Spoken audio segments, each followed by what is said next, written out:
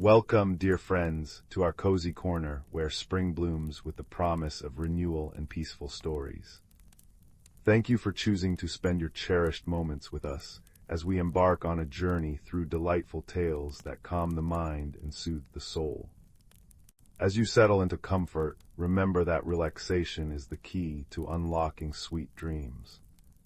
May the stories you hear tonight be a gentle lullaby, guiding you to a restful slumber and a wonderful start to your day ahead. Story 1.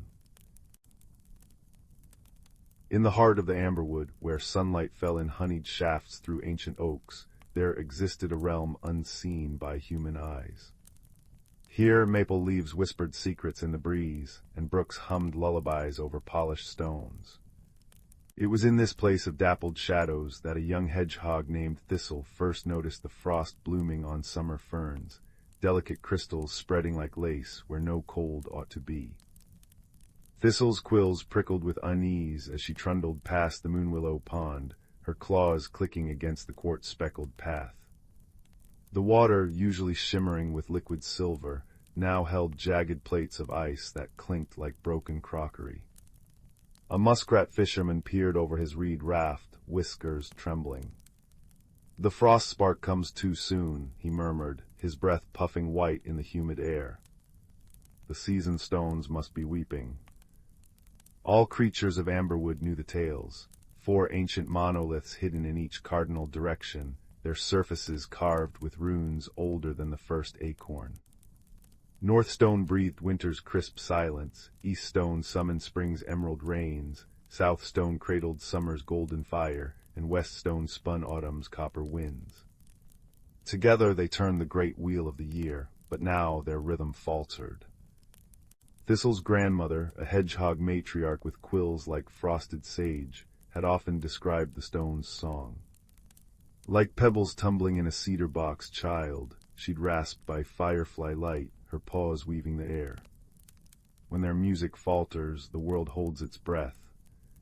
Remembering this, Thistle packed a satchel of millet cakes and elderberry cordial, tied a cloak of woven thistle down about her shoulders, and set off toward the North Stone. Her journey unfolded through landscapes that seemed to sigh with unease. In the glimmer glade, fireflies traced panic spirals instead of their usual languid dances, casting jittery light over toadstool villages. A family of field mice paused in their dandelion fluff harvesting to warn Thistle of brittle icicles hanging from July honeysuckle. "The willow folk say a shadow nibbles at the stone's roots," squeaked the smallest mouse, clutching a snowflake-shaped icicle like a cursed jewel. By twilight, Thistle reached the foothills where the northern pines grew dense as bare fur. Her nose twitched at the scent of frozen sap and something deeper, a tang like storm-charged air. There, between twin cedars draped in ice-locked moss, stood the North Stone. But where there should have been smooth obsidian veined with silver, Thistle found a jagged crack splitting the monolith's face. From the fissure seeped a viscous blue light that pooled on the forest floor, its edges creeping outward to frost every blade of grass. A rustle stirred the pine needles. From the shadows emerged Bramble, a snowshoe hare whose left ear bore a notch from an old wolf encounter. His winter-white fur clashed oddly with the summer greenery around them. "It's the same at East Stone," he said, paws leaving melted tracks in the frost. "Spring rains flood autumn orchards, and the salmon run upstream 2 moons early." His nose quivered as the cracked monolith emitted a low, wounded hum that vibrated in Thistle's teeth. Together they sought counsel from Elder Moonshadow, a great horned owl who roosted in the hollow of a lightning-struck sequoia. The ancient bird's feathers held the gray softness of wood smoke, her eyes twin pools of liquid night. "The stones are bound by roots deeper than mountains," she intoned, her voice echoing as if from a vast cavern. "But the taproot weakens where the mycelium veins fray. To mend them, you must brew starlight with memory." Thistle's heart sank. But how? "A question for the moss keepers," Moonshadow interrupted, preening a feather back into place. Follow the weeping birches west until you hear the lichens sing. The weeping birches stood sentinel along a forgotten trail, their papery bark peeling to reveal glyphs that shimmered like fish scales. As moonlight filtered through their trembling leaves, a melody rose, not with sound, but as a vibration in the earth beneath Thistle's paws. It led them to a grove where mushrooms glowed cobalt in the gloom, their caps forming a perfect spiral. At the center sat a venerable tortoise, her shell etched with symbiosis patterns, nibbling moon-pale fungi. "Ah," rumbled the tortoise, amber eyes glinting. "The veins hunger." She explained that the mycelium veins, a living network binding all roots in Amberwood, thrived on shared memories. Each season we mosskeepers trade stories to feed the earth's memory, but the veins grow thin where creatures forget.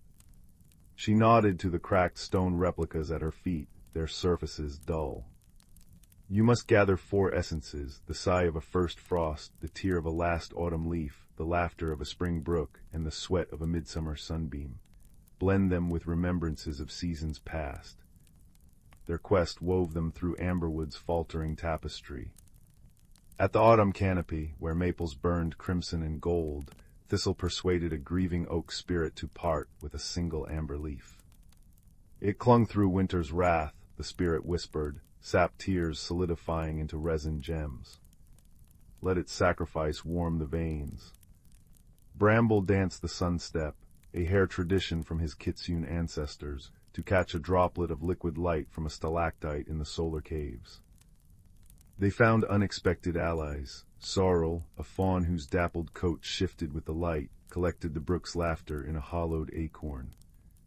"It giggled when I slipped on the pebbles," she said, offering the vessel whose contents chimed like wind chimes.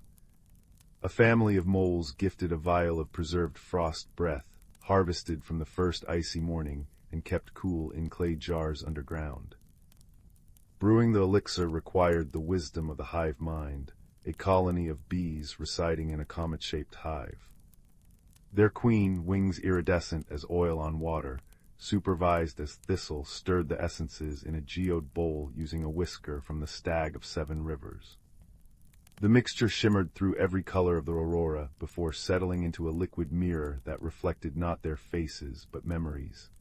Thistle's grandmother placing acorns in offering circles, Bramble's ancestors tracing migratory paths in the snow, generations of moss keepers humming to saplings. Returning to the North Stone, they poured the elixir into the crack. The liquid light seeped downward, following root tendrils into the earth. A vibration built beneath their paws, not the stone's pained hum, but a resonant chord that shook dew from spiderwebs. Across Amberwood, 3 other monoliths pulsed in harmony. As the stones healed, the forest exhaled. Ice on Moonwillow Pond dissolved into mist that hung like gauze over the water. Maple seeds helicoptered down in time with their true season, and the Glimmerglade fireflies resumed their waltz, casting buttery light over relieved toadstool folk. At the Grand Sycamore, where all woodland paths converged, creatures gathered beneath bioluminescent fungi lanterns. Elder Moonshadow presided as Thistle placed the last ingredient, a song composed of every season's voice, into the mycelium vein's heart. The earth thrummed with gratitude, sending up shoots of luminous moss that spelled ancient runes of thanksgiving. When the celebrations faded into contented murmurs, Thistle found herself at the Moonwillow's edge once more. The pond now mirrored a sky dusted with summer stars, its surface occasionally rippling as carp wrote poems with their fins. Bramble joined her, nibbling a clover cake. "Do you think they'll remember?" he asked, watching a young frog leap between lily pads. Thistle smiled as fireflies reflected in the water like submerged stars. "The veins remember for them, and will remind those who forget." Somewhere deep below, the mycelium veins pulsed warmly, a slow, steady heartbeat cradling the promise of spring rains, summer's embrace, autumn's release, and winter's rest. And in that rhythm Amberwood slept, its creatures dreaming of frost that would only come when called. Story 2. In the quiet valley of Whistlethorn, where cobblestone paths wound between cottages with thatched roofs like tousled hair, there lived a young baker named Juniper, whose cinnamon rolls could make a grumpy badger smile. Each morning she opened her shop's shutters to a chorus of blue-winged finches, their feathers catching the dawn light like scattered sapphires. The village hummed with gentle magic weather vanes that sang in the rain, hedgehogs that delivered letters in tiny copper helmets, and lanterns shaped like dandelion puffs that floated above the streets at night. The mystery began on a misty midsummer's eve when Mrs. Figwart's prize-winning quilts started appearing in peculiar places. A star-patterned coverlet draped itself over the old stone well.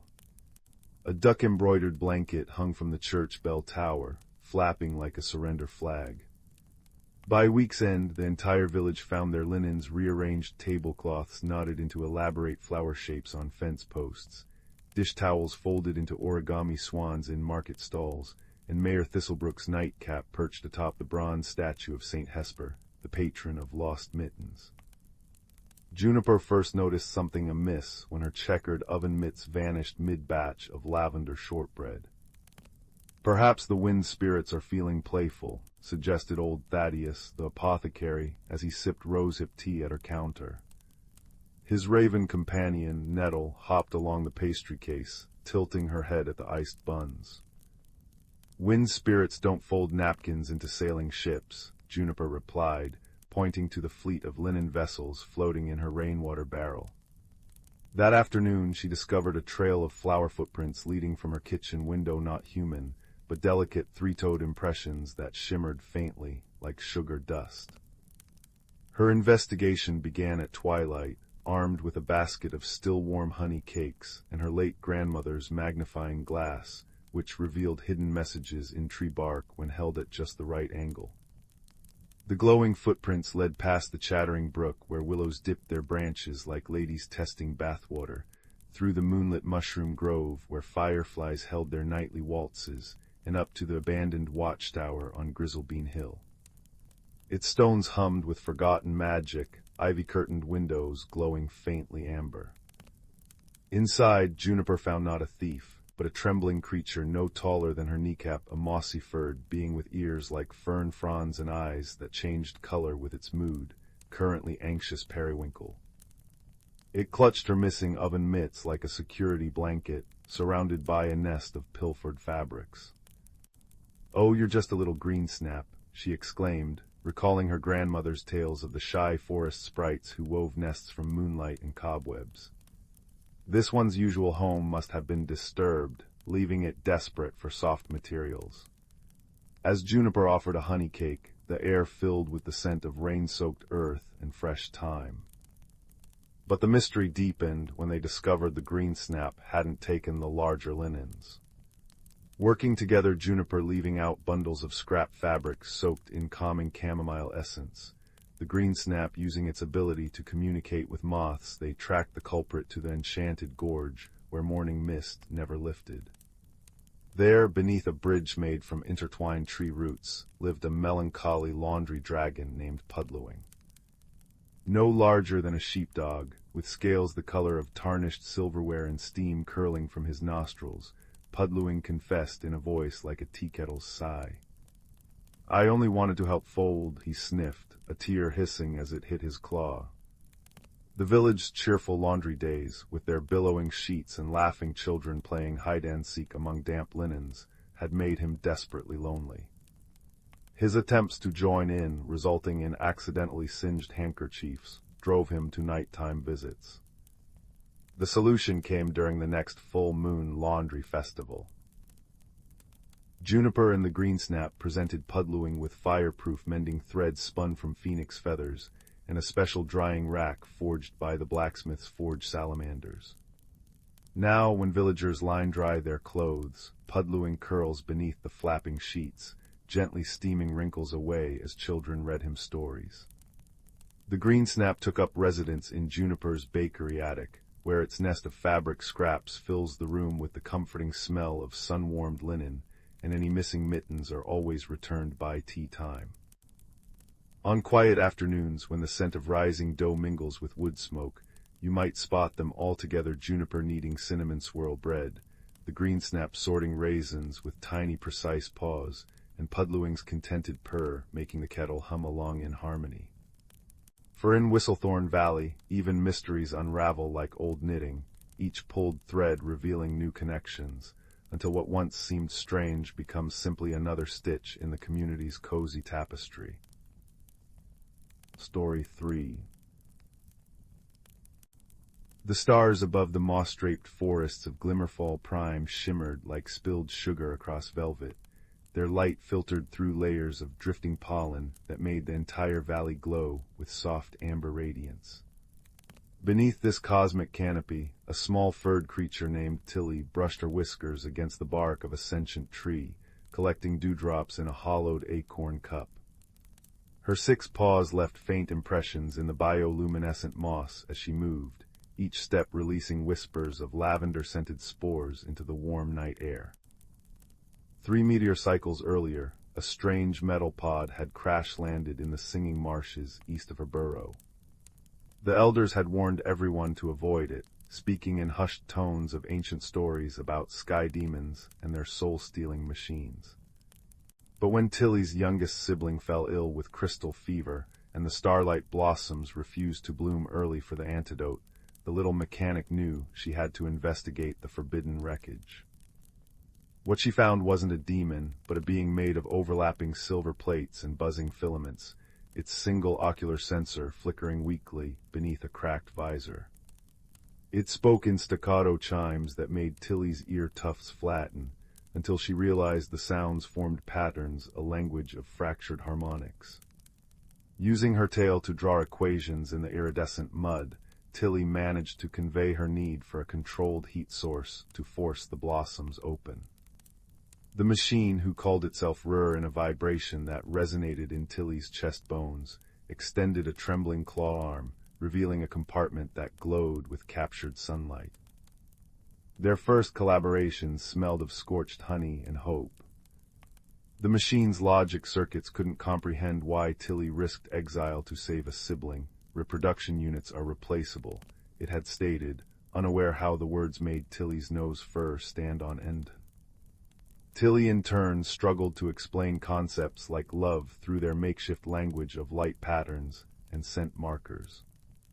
When Rur accidentally melted her favorite wrench trying to optimize it, their partnership nearly dissolved in a haze of offended pheromones and misaligned data streams.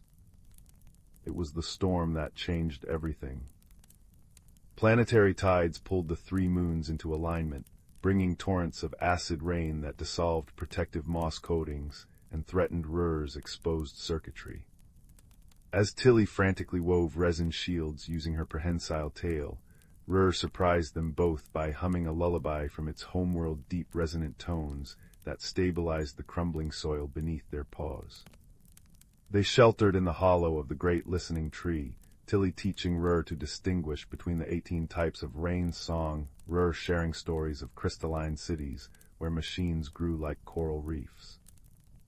When the rains ceased, they discovered common ground in their love of broken things.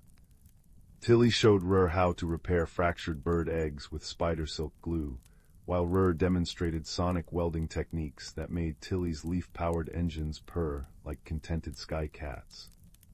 Together they mended the pod's damaged thrusters using sunglass filaments and the iridescent shells of water beetles, their progress marked by the gradual return of Rur's ability to produce its species' equivalent of laughter, a sound like wind chimes dancing in zero gravity. The true test came when Rur's homing beacon finally activated, its harsh red light clashing with Glimmerfall's natural turquoise twilight. As the pod systems whirred to life, Tilly found herself scattering anxiety pheromones that made nearby dream lilies snap shut. Rur's normally precise movements became jerky, its cooling vents emitting bursts of cinnamon-scented steam that Tilly now recognized as distress signals. You could stay, Tilly suggested through a combination of scent markers and carefully angled ear positions, trying to ignore how her nose quivered. We could build a better beacon. One that doesn't that doesn't smell like burning metal. Rur's ocular sensor dimmed. My collective expects reports on viable energy sources. Your atmospheric bioluminescence represents 173% efficiency gain over current systems. A claw hand hovered over the launch sequence. Compliance is mandatory. But when the moment came, it was Rur who hesitated, its normally precise gestures gone tentative.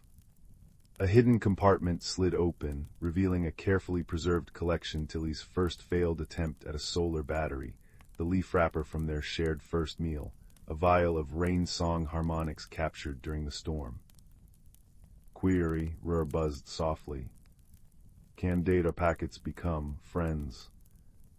The launch fire that night burned gold and green, fueled by glimmerfall pollen and the strange perfect chemistry of unlikely bonds. As Rur's pod ascended through layers of singing clouds, Tilly stood waving with all six paws, watching until the ship became just another star winking in the velvet sky. In her burrow, a new device hummed part organic circuitry, part machine logic, programmed to decode signals from a very specific frequency. When the first message came, a sequence of chimes that formed the exact vibration pattern of Tilly's laughter, the starlight blossoms overhead burst into early bloom, filling the air with the scent of distant worlds and possibilities.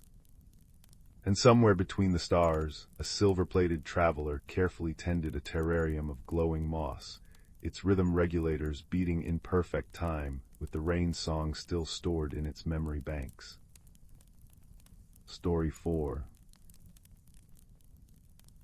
The Lantern of Whispering Woods. In a valley cradled by ancient hills, where willow branches trailed like grandmothers knitting and rivers hummed lullabies over polished stones, there lived a girl named Leela. Her world was one of quiet wonders, a cottage with a mossy roof, a garden where sunflowers nodded knowingly, and a forest that stretched beyond sight, its depths murmuring with secrets. But Leela often felt a loneliness as persistent as the drip of winter icicles, for while she loved her home, she longed for a friend who understood the language of rustling leaves and the songs of hidden streams. One evening, as twilight painted the sky in lavender and apricot, Leela wandered to the edge of Whispering Woods. The air smelled of pine resin and impending rain, and her boots sank into spongy earth still damp from morning dew. Beneath a gnarled oak, half hidden by ferns, she spotted a curious glimmer. Brushing aside the foliage, she discovered an old lantern, its glass panels frosted with age, and a handle shaped like twisting vines. Though it seemed untouched for decades, the lantern hummed faintly, as if a star had been trapped inside. "Hello there," Leela whispered, her breath fogging the glass. To her astonishment, the lantern flickered to life, casting a silver-blue glow that pooled around her feet like liquid moonlight. Shadows shifted, and the forest before her seemed to unfold. Trees stepped aside, revealing a path paved with luminous pebbles, and fireflies arranged themselves into arrowheads, beckoning her forward. Heart drumming, Leela stepped into the woods and into another world. The hidden realm of Whispering Woods was a tapestry of living light. Mushrooms glowed amber and peridot, their caps dusted with bioluminescent pollen. Rivers flowed upward, defying gravity to water clouds that blossomed like cotton flowers. And there, perched on a toadstool, was a creature no taller than Leela's knee, a hedgehog with quills like frosted silver and eyes as bright as blackberries. He held a tiny satchel made of spider silk and waved a paw. "Took you long enough," he chirped, voice like a cricket's fiddle. "I'm Thorn, keeper of the forgotten path, and you, lantern-bearer, are just in time." "In time for what?" Leela asked, kneeling. Thorn's whiskers drooped. "The heart tree is dying, its roots bind our world to yours, and without it both realms will fade. The lantern chose you to help mend what's broken." He pointed a claw toward the forest's core, where a colossal tree once stood. Now its branches hung skeletal, and its bark wept sap the color of ashes. Thus began Leela's journey, a quest to revive the heart tree with 3 sacred gifts: the dew of dawn's first sigh, the song of the unseen wind, and a thread of falling starlight. Guiding her, Thorn proved a loyal companion, his prickly exterior hiding a wit as sharp as his quills.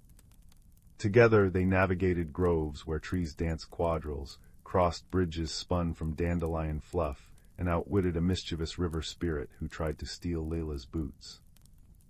Their first trial led them to the Meadow of Mornings, a slope where every blade of grass held a dewdrop mirroring the sky. The dew must be collected before sunrise, Thorn explained, but the field is guarded by the hush hawks, birds who steal voices from the unwary. Layla hesitated, watching shadowy shapes circle overhead. Then she smiled. "We don't need silence, we need distraction." She opened the lantern, releasing its glow into the meadow. The light splashed across the grass, startling the hush hawks into chasing the shimmering patches. As the birds swooped and croaked, Layla and Thorn gathered the dew in acorn cups, their laughter blending with the waking dawn. Next, they sought the song of the unseen wind in the cavern of echoes, a labyrinth where breezes curled into melodies only the pure of heart could hear. But the cavern's walls were slick with ice, and the deeper they went, the more the cold gnawed at their courage. "I can't feel my paws," Thorn muttered, his quills clattering. Layla hugged him close, sharing warmth. "Listen," she urged. "The wind isn't just in the air, it's in us." She hummed a tune her mother used to sing, her breath swirling in frosty ribbons. The cavern trembled and the wind wrapped around her melody, weaving a song so tender it melted the ice. A single crystal note floated into Thorn's satchel, glowing like a captured sigh. The final task was the most perilous, capturing a thread of falling starlight. This required climbing the celestial stair, a spire of rock where the sky dipped low enough to touch. But the stair was watched by the weeping spider, a beast whose tears turned hope into stone. "Leave this to me," Thorn said, though his tiny legs shook. He scurried up the rocks, taunting the spider until it chased him, its 8 eyes blazing. Layla lunged for the starlight just as the spider's claw grazed Thorn's tail. With a cry, she flung the lantern's light at the creature, not to harm, but to illuminate the spider's own tears, revealing they were not venom, but loneliness. "You're not a monster," Layla said softly, offering a dewdrop. "You're just alone." The spider's sobs stilled. In gratitude, it wove a ladder of silk to the highest peak, where Layla plucked a thread of starlight from the dusk. With the 3 gifts gathered, Layla and Thorn stood before the heart tree. Its roots pulsed weakly, like a faltering heartbeat. Working together, they sprinkled the dew on its branches, let the wind's song flutter through its leaves, and lace the starlight through its bark. The tree shuddered, then bloomed, not with leaves, but with luminescent butterflies that soared into the sky, stitching the realms back together. As the world healed, Thorn pressed a paw to Layla's hand. "You saw kindness where others saw thorns. That's why the lantern chose you." "But what happens now?" she asked. "Now," he said, grinning, "you visit whenever you carry the lantern, and perhaps I'll visit you too." Years later, villagers would speak of Layla, the girl who talked to hedgehogs and sang to the wind. Her loneliness had melted like morning frost, for she'd learned that friendship could be found in the most unexpected places, and that every ending was a beginning in disguise. On quiet nights, if you passed her cottage, you might glimpse a silver-blue glow in the window and 2 shadows laughing, one small and spiky, the other with wild hair and a lantern held high. And in whispering woods, the heart tree thrived, its branches a bridge between worlds, reminding all who dared believe that even the quietest heart could change the world, one gentle step at a time. Story 5. The Starlight Quilt. Beneath the eaves of a crooked little cottage at the forest's edge lived a boy named Theo, whose pockets were always full of acorn caps and whose hair perpetually smelled of pine resin. Each evening, as fireflies painted the meadow gold, he'd press his nose to his attic window, watching twilight blade into the treetops. There was a particular restlessness in Theo's heart, a sense that beyond the firefly glow and the owl's twilight song, something luminous waited to be found. One crisp autumn night, while searching for his grandmother's missing thimble, Theo discovered a cedar chest hidden beneath a moth-eaten tapestry. Inside lay a quilt unlike any he'd seen, patches of indigo velvet stitched with silver thread, corners adorned with tiny bronze bells, and embroidered constellations that seemed to shiver when touched. As he shook it out, a single star-shaped maple leaf drifted from its folds, releasing a scent of crushed mint and distant thunderstorms. The moment Theo wrapped the quilt around his shoulders, the attic walls dissolved like sugar in tea. He stood in a meadow of luminous grass, each blade tipped with starlight. Above him swirled a sky alive with constellations that dripped silver trails like wet paint. A river of liquid moonlight wound through the field, and on its banks sat a creature no taller than Theo's knee, a being woven from willow switches and dandelion fluff, with eyes like polished river stones. "You're early," it said, voice crackling like a hearth fire. "The wishing hour isn't for 7 glimmers yet." Theo's fingers tightened in the quilt's impossibly soft folds. "Where am I?" "The starlight cloister," the creature replied, plucking a tuft of its own fluff to spin into a floating lantern. "Where night's first draft gets woven before being sent above. I'm Pippin, 3rd assistant to the Star Carter." It gestured to a distant hill where enormous silver wheels turned against the sky, their spokes catching strands of starlight like cotton candy. "Though I suppose you're here about the dimming." As Pippin spoke, Theo noticed patches where the celestial tapestry above grew threadbare, constellations missing eyes, star clusters fraying at the edges. A shiver ran through the quilt against his back. "Every time someone stops believing in wishes," Pippin sighed, "another stitch comes undone. Used to be we'd mend them with children's laughter, but—" It pointed to a crumbling archway where star fragments pattered down like metallic rain. The forgetting spread too far. Over the next nights, though time flowed strangely under the quilt's magic, Theo and Pippin journeyed through the cloister's fading wonders. They gathered fallen stardust in walnut shells, its warmth seeping through the cracks to tickle Theo's palms. They drank dewdrop tea with the moon's librarian, whose beard contained entire weather systems. They even met the fabled Star Carter, an ancient tortoise with a shell mapped in galaxies, who showed Theo how to spin comet tails into luminous thread. Yet with each adventure, Theo noticed Pippin growing quieter. The creature's dandelion fluff developed bald patches, its willow switch fingers shedding bark. "It's the dimming," Pippin admitted one evening as they rested in the clockwork orchard, where trees grew pocket watches instead of fruit. "We're made of stories, you see, when memories fade." It plucked a dying leaf from its arm, revealing brittle wood beneath. Theo hugged his knees, the quilt's bells chiming softly. Back home he'd always felt too ordinary, a boy who mixed up his left and right shoes, who burned toast without meaning to. But here Pippin had shown him how to read the wind's handwriting, how to brew starlight into temporary glue for mending constellations. "What if," Theo ventured, tracing the quilt's constellation patches, "we brought new stories here?" Their plan unfolded like origami. 1. Collect whispers of forgotten dreams, found in the hollows of old trees. 2. Blend them with the scent of rain-soaked pages, distilled in the librarian's hourglass. 3. Spin the mixture into thread using the Star Carter's oldest wheel. 4. Stitch new constellations into the fraying sky. The challenges came thick and fast. The dream whisperers, shy, translucent beings living in hourglass-shaped homes, required convincing through a dance of shadow puppets. The rain scribe demanded payment in perfectly round pebbles from the moon's dry rivers. Worst of all, the act of stitching itself made Theo's fingers bleed silver, each prick a reminder of how human hands weren't meant to handle celestial thread. Yet as they worked, something magical happened.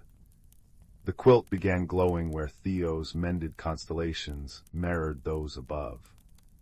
Pippin's fluff regrew, threaded through with gold. And in the sky, new star patterns emerged, a rabbit balancing a teacup, a bridge made of musical notes, a tree with roots in the clouds. On the final night, as Theo secured the last stitch in a constellation shaped like his grandmother's cottage, their entire cloister shuddered. The crumbling archway reversed its decay, stones clicking into place like a puzzle solving itself. Starlight poured through the renewed tapestry, drenching them in liquid silver. Pippin laughed, a sound like walnuts cracking open, and pressed something into Theo's hand, a tiny quilted star filled with captured starlight. For remembering, it said. Then softer, you'll visit. The quilt's bells chimed thrice. Theo blinked awake in his attic, dawn painting the floorboards peach. The quilt lay neatly folded, though its patches now bore his constellations. In his palm glowed Pippin's star, warm as fresh bread. That evening, when the first fireflies emerged, Theo didn't watch from his window. Instead, he spread the quilt beneath the old maple tree and whispered stories to the twilight, tales of willow-switch creatures and starlight rivers. Neighbors swore the tree began glowing faintly as he spoke. Years later, when Theo had children of his own, they traced the quilt's peculiar constellations while he recounted the cloister's wonders. And if sometimes, on particularly clear nights, a dandelion seed drifted through closed windows to dance above their beds, well, that was simply the wind's doing. Wasn't it? Story 6. In the velvet-hued valley of Willowbrook, where chimney smoke curled into shapes of sleeping dragons and the river sang lullabies against its pebbled bed, there lived a girl named Leela with hair the color of storm clouds and eyes that noticed things others didn't. The village clock tower had just chimed 7 honeyed notes when the first strange thing occurred. All the milk in Widow Hemsley's pantry turned to lavender honey overnight. Tastes better than my usual cuppa, the old woman admitted next morning at the mossy market square, licking her whiskers. But I'd rather like to know how my cream jug became a hive. Leela crouched by the cobblestone fountain, watching fireflies stitch golden patterns in the twilight air. Her friend Bramble, a hedgehog who wore tiny spectacles and could read the memories of stones, nudged her ankle with his cold nose. The willow by the mill pond, he whispered in his rustling leaf voice. Its shadow grows teeth when the moon rises. They found the tree weeping amber sap onto star-shaped mushrooms below. Leela pressed her palm against the bark and felt a heartbeat that wasn't entirely plant. It's frightened, she realized, as the wind carried down a scattering of acorn caps filled with starlight. The village elder, a clockmaker named Mr. Thimbleton, whose beard housed nesting sparrows, examined the peculiar happenings over steaming mugs of chamomile tea. When magic goes askew, he murmured, polishing a gear-shaped cookie on his sleeve, it's often because something needs mending that can't be seen. His workshop hummed with tilting towers of clocks, each ticking a different season's rhythm. 3 mysteries unfolded like origami birds over the next nights. One every morning revealed new constellations knitted into misses. Pengrave's prize, rose bushes. 2, the bridge over Clover Stream developed a habit of disappearing unless travelers sang it a compliment. 3, all the shadows in the schoolhouse began pooling under Teacher Greenbrier's desk to form a velvety puddle that purred. Leela and Bramble tracked clues with the help of a family of river otters who collected shiny secrets in their underwater vault, a sleepy barn owl who dreamt maps of forgotten pathways, the eastern wind which occasionally paused its journey to braid Leela's hair while whispering riddles. They discovered all disturbances radiated from the abandoned observatory on Stargazer Hill, its copper dome tarnished green, its telescopes crusted with swallow nests. The night they decided to investigate, the moon hung heavy as a silver coin in a wishing well. "Mind the third step," croaked the stone gargoyle at the entrance, who'd been waiting 43 years for someone to ask his advice. It's developed a taste for left shoes. Inside, dust motes danced quadrilles in their lantern light. Bramble's quills trembled as they passed a mural depicting the village's ancient guardian, a creature woven from starlight and shadow who'd slept beneath the hills for centuries. The air smelled of forgotten birthdays and the quiet moment before a snowflake lands. In the great rotunda they found the source curled like a comma on the celestial mosaic floor, a trembling shadowling no larger than a teapot, its form flickering between solid and smoke. Moonlight from the cracked dome painted its tears silver. "SHHH," Leela breathed, kneeling slowly. "We brought ginger biscuits." The creature hiccuped a tiny supernova. Through a combination of cookie offerings, Bramble's ability to speak in gemstone vibrations, and Leela humming the lullaby the river taught her last Tuesday, they pieced together the tale. The shadowling was last of the star-dappled ones, celestial caretakers who balanced light and dark.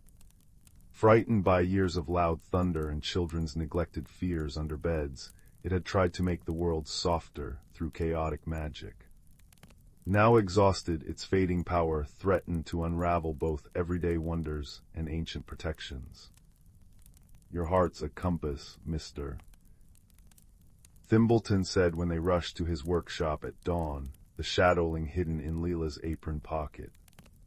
But even compasses need adjusting. He produced a music box that played the sound of a caterpillar's first steps, wound with a key shaped like an acorn. The solution required starlight harvested in Widow Hemsley's best thimble. A courage-infused quill from Bramble, gently given.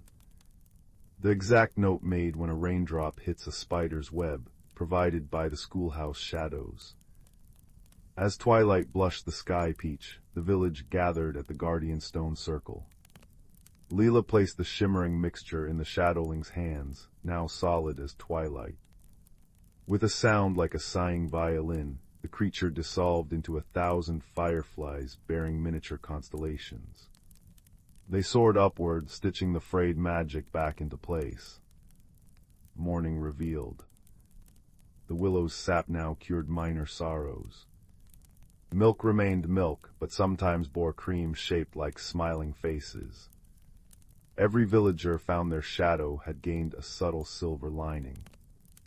Years later, when children asked about the faint star patterns in the old bridge's wood or why hedgehogs sometimes hum in harmonic minor keys, elders would smile and say, "Even mysteries need naps. Now off to bed, the best stories grow in dreams." And if you ever visit Willowbrook during the Persade showers, you might glimpse a dark-haired woman and a spectacled hedgehog picnicking under the willow, sharing ginger biscuits with the twilight air. The crumbs left behind taste faintly of constellations, and if you're very quiet, you'll hear the wind practicing its lullabies, always slightly out of tune, but filled with good intentions. Story 7. The old clock tower had always whispered secrets to those who listened closely, but no one ever stayed long enough to hear its stories. That is, until a quiet girl named Layla discovered the loose brick behind the third stair of its spiral staircase. Her fingers, still smudged with charcoal from sketching maple leaves in her notebook, brushed against something colder than the autumn air, a tarnished silver compass no larger than a hazelnut, its needle quivering like a curious insect. The moment Leela pressed it to her palm, the world bloomed in layers.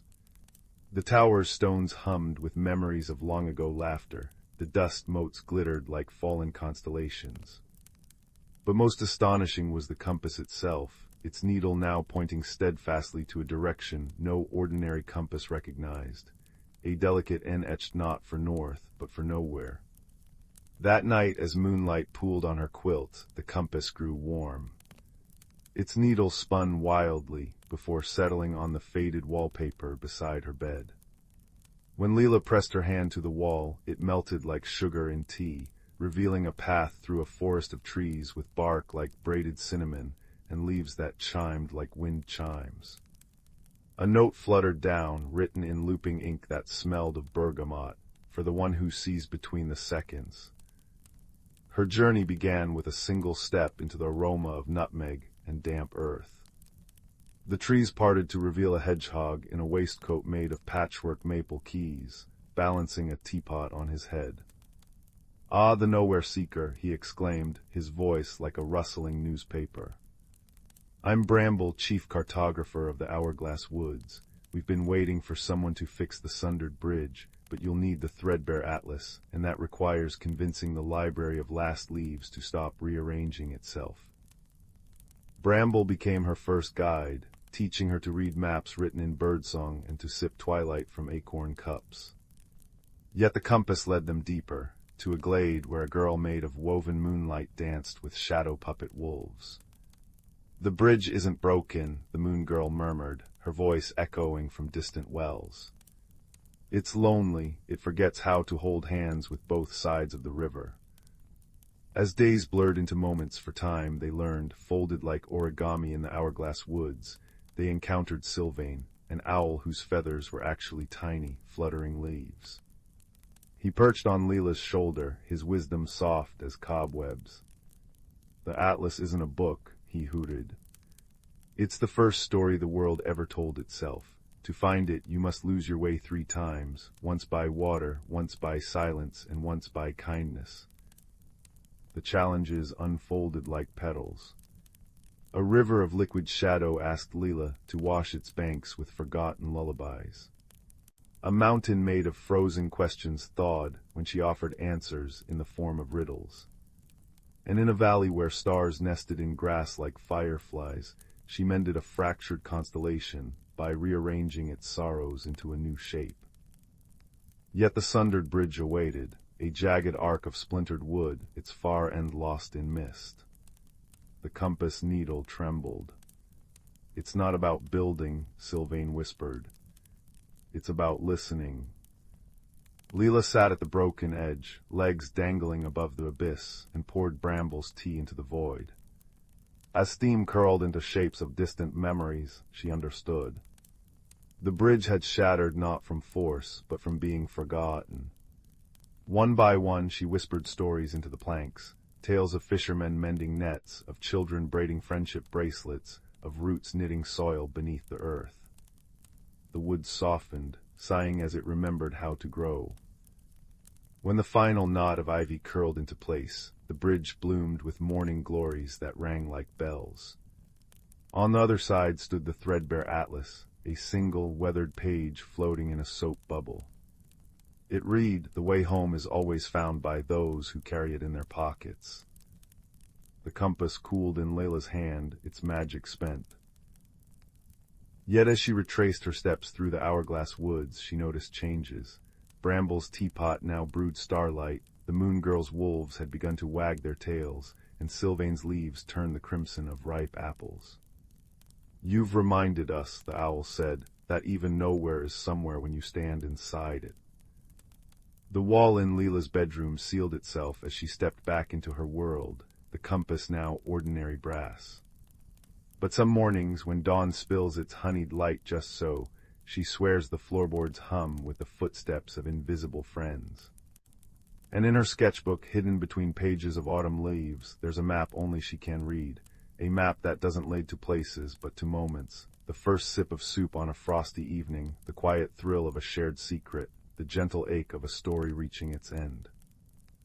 For Leela learned that the truest magic isn't in compasses or bridges, but in the spaces between breaths, the nowheres we build, stitch by stitch, from the thread of attention and care. And whenever the world feels too small, she closes her eyes and breathes in deeply, savoring the faintest hint of cinnamon and bergamot, carried on the wind from a place only the heart can chart. Story 8. In a village nestled between whispering pines and a brook that sang lullabies over smooth stones, there lived a young bookbinder named Sylvie, whose hands could mend torn pages, but whose heart feared torn routines. Each morning she traced the same path through the cobblestone square, past the baker's cinnamon-scented chimney, under the clock tower's bronze chimes, into her workshop where leather-bound volumes sighed like old friends. Change came softly that autumn, not with a storm but with a single maple leaf that fluttered persistently against her window pane, its edges glowing like molten copper even in moonlight. The leaf led her eyes to what she tried not to see, the ivy on her workshop walls curling inward protectively, the inkwells drying up overnight, the faint tremor in her fingers when she tried to glue a spine. "It's just the season shifting," insisted her neighbor, a retired cartographer named Orrin, who now grew luminous mushrooms in teacups. But Sylvie noticed how the village children's laughter now carried a silvery echo, how shadows pooled differently under the willow trees, how the world seemed to hold its breath between one moment and the next. One twilight, as Sylvie organized her dwindling stock of parchment, a book fell from her highest shelf, a volume she didn't recognize, bound in cloth that shifted from moss green to dawn pink depending on the angle. Its pages unfolded into a map of their valley, but not as it was. Here, the river branched into spirals, the forest formed concentric circles, and where her workshop stood bloomed a great tree with roots like woven thread. A pressed maple leaf marked the northern woods, its veins pulsing faintly. "Ah," said Orrin the next morning, tracing the map's contours with a mushroom-stained finger. "The veil of unspooling, they say whatever you carry too tightly, regrets, fears, even talents, gets unraveled there so you can weave it back wiser." He poured her mint-steeped tea that swirled itself into constellations. "But you'd need a guide who remembers both tangling and untangling." The guide arrived at sundown, a fox with fur like ember smoke, one ear tipped with white. It pawed gently at her bootlace until she followed, past the last lantern's glow into woods, where ferns unfurled guidance in bioluminescent curls. The air tasted of elderflower and possibility. Yet with each step Sylvie's worries crystallized, her father's unfinished manuscripts gathering dust in her attic, the way customers increasingly sought printed books over hand-bound ones, the terrifying freedom of blank pages. In a clearing where trees formed a cathedral arch, the fox halted. Moonlight pooled in a stone basin filled with liquid starlight, or perhaps it was the other way around. "Drink," came a voice neither male nor female, older than the hills and as fresh as new sap. Sylvie realized the fox's shadow now held the shape of a woman spinning thread. "Taste what you've been afraid to swallow." The starlight water carried shocking warmth, not burning, but like sunlight held tenderly in palms. Visions flickered, her father laughing as she inked her first clumsy letters, the comforting weight of a bone folder smoothing paper, the hidden thrill she'd felt at 12 when rebinding a water-damaged novel into something wholly new. But layered beneath were darker threads, sleepless nights fearing irrelevance, resentment toward bustling printers, grief for pages no longer touched with reverence. When Sylvie opened tear-damp eyes, the clearing had transformed. The stone basin now overflowed with ribbons of every hue, no, not ribbons, but book bindings, silk, leather, even woven strands of dandelion fluff. The foxwoman gestured to a loom made of birch branches. "What will you make from the unraveled?" Her first weave was clumsy, all tight knots and clashing colors. The loom rejected it, the threads snapped, falling as autumn leaves. The second attempt tried too hard to recreate what she'd lost, a perfect mirror of her old workshop. It crumbled like overcooked gingerbread. The fox watched patiently as twilight deepened into a velvety purple, fireflies blinking like scattered punctuation marks. On the third try, Sylvie let her hands remember instead of her mind. She wove the silk of spiderwebs taught by her mother, the resilience of oak bark paper from her apprenticeship days, threads spun from the luminous mushrooms Orrin grew. When she reached for the fear, the cold dread of obsolescence, she found it had softened into something pliable, almost sweet, like beeswax waiting to seal a letter. The loom hummed approval as the tapestry grew, not a recreation, but an evolution. There were spaces left open for unknown futures, patterns that changed when viewed from different angles, a central panel that glowed gently, awaiting new stories. Dawn found Sylvie back in her workshop, but nothing was quite the same. The ivy had retreated to reveal walls embedded with smooth river stones that glinted like hidden secrets. Her tools had rearranged themselves, a jar of iridescent beetle wing veneers beside the traditional marbled papers, a new shelf holding empty volumes bound in bark and starlight-infused resin. Outside, Oren stood admiring a mushroom spiral that perfectly mimicked the map's concentric forest. He offered her a steaming cup. Chaga and lavender, for boldness softened by grace, I think. As weeks passed, the village discovered subtle shifts. Children found storybooks where the endings changed to match their hopes. Gardeners traded vegetables for handcrafted journals to document sprouting miracles. And Sylvie's workshop became a crossroads, for elders wanting their memories bound in scented cedar, for artists experimenting with animated pop-up pages, even for the maple tree that shed leaves inscribed with gentle riddles. On the first snowfall, the fox returned, accompanied by a young apprentice printer nervous about his craft's soulless reputation. Sylvie served him rosehip tea and spoke of how press type could dance with hand-drawn illuminations. Outside, their mingled laughter sent up a puff of breath that crystallized into temporary constellations, a fleeting masterpiece like all living stories. The brook continued its lullaby, the pines their whispering. But now, when the wind turned, you could hear the rustle of pages being tenderly turned, and the soft, contented sigh of a world learning to hold its stories both loosely and lovingly. Story 9. In the velvet-hued valley of Willowbrook, where chimney smoke curled into shapes of sleeping dragons, and the cobblestones remembered every footstep, there came a winter when the teacups began singing. Not the rowdy tavern songs that made apples ferment in their barrels, but soft, shivery melodies that left frost patterns on windows. Young Leela first noticed it while scrubbing the hearth in her aunt's bookshop, a porcelain cup trembling on its shelf, its handle quivering as it hummed a tune like wind through icicle teeth. By week's end, the entire village murmured with peculiarities. Milk pitchers filled with starlight instead of cream. Bootprints appearing on ceilings. The great copper weather vane at the town square spun not with the wind, but with the rhythm of distant laughter. "The frost fairies are restless," declared old Granny Heddleworth, her knitting needles clicking like beetle mandibles. But Leela, whose braids perpetually smelled of pine needles and curiosity, noticed the clues others missed, how the singing always began near the abandoned clock tower, how the frost patterns formed tiny arrowheads pointing northwest. Her investigation began with a lantern carved from a wintermelon, its light smelling faintly of candied rind.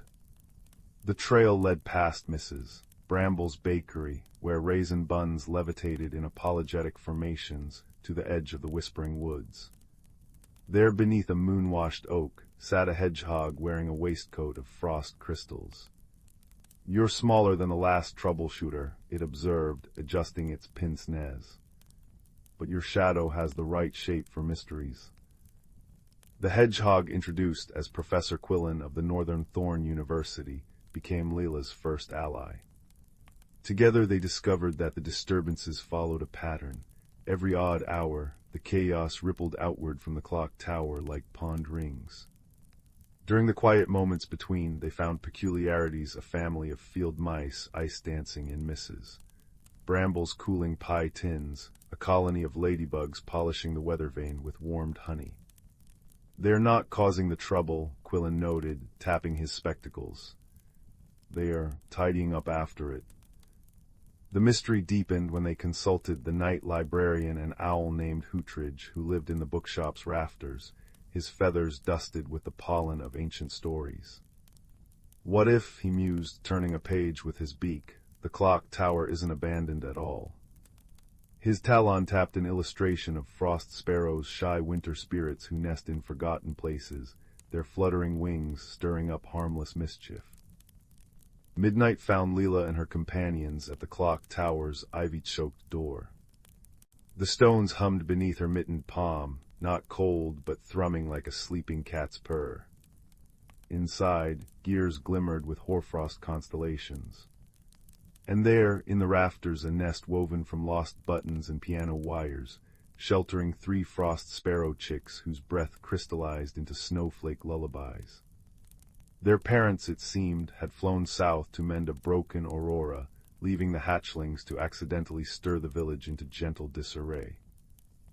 The solution came not through magic, but compassion. Mrs. Bramble baked seed cakes that steamed like tiny geysers, keeping the chicks fed. The mice knitted minuscule scarves from dandelion fluff. Even Granny Heddleworth contributed, her needles clicking out a snug blanket patterned with cloud formations. By the time the parent sparrows returned trailing ribbons of green and violet light, the clock tower chimed again, its hands kept steady by a family of enthusiastic pill bugs who'd taken a liking to gear mechanics. Years later, when travelers asked about Willowbrook's weather vane, now spinning tales instead of wind directions, or the teacups that occasionally harmonized with passing songbirds, villagers would smile and say, "All homes have hearts, even those we think are empty." And if you linger near the clock tower at twilight, you might glimpse a young woman with pine-scented braids, reading aloud to a hedgehog in a frost-trimmed waistcoat, while owl wings turn the pages of a story that hasn't quite ended, only paused for tea. Story 10. The Whispering Locket in the Heart of the Woods. Beneath a crescent moon that dripped silver light through ancient pines, there existed a village where chimney smoke curled like sleepy cats stretching their paws. In this hamlet of cobblestone cottages and herb gardens lived a girl named Tessa, whose hands always smelled of rosemary from tending her grandmother's healing plants. She wore a locket older than the oaks, a bronze teardrop with vines etched into its surface, that hummed faintly when the wind blew from the east. One twilight, as Tessa bottled lavender tinctures by the hearth, the locket sprang open with a click that made the fire shiver. Inside gleamed not a portrait, but a miniature forest where tiny bioluminescent foxes darted between trees, no taller than her thumbnail. A voice like creaking branches whispered, "Find the root where shadows dance double. Bring the light that remembers." The next morning, Tessa packed ginger biscuits and a flask of dandelion tea into her patched satchel. Her journey began at the Weeping Stone, a mossy monolith where villagers left offerings of honeycomb for the forest spirits. Today, the honeycomb lay untouched, crystallized and brittle. "The woods are hungry," said a voice. Tessa turned to find a hedgehog in a waistcoat woven from birch bark, clutching a thimble-sized lantern. "I'm Bramble," he said, adjusting his spectacles. "You've come about the fading magic, I presume. The firefly's lanterns dimmed 3 moons ago. Even the river refuses to sing." As they trekked into the thickening trees, Bramble explained that the Heartglow, a crystalline core deep in the forest, was failing. Without it, the seasons would unravel. Snow in midsummer, droughts in spring, memories leaching from old folks' minds like spilt milk. Their path twisted into a grove where trees grew in perfect spirals. A figure materialized, a boy with hair like burnt caramel and eyes that flickered amber. He balanced on a root, tossing acorns at a cluster of glowing mushrooms that chimed when struck. "You're late," he said, landing soundlessly. "I've been waiting since the crows flew west." "Kale," Bramble sighed. "Must you always test the patience of hedgehogs?" "Absolutely." Kale plucked a leaf from Tessa's hair, his fingers leaving a trace of warmth. "The Heartglow's sickness comes from the hollow wisp, a creature made of forgotten fears. It feeds on doubt. And you, little healer," he tapped her locket, "carry a map of memories in here. Clever." The trio pressed onward as the air grew thick with the scent of petrichor and uncertainty.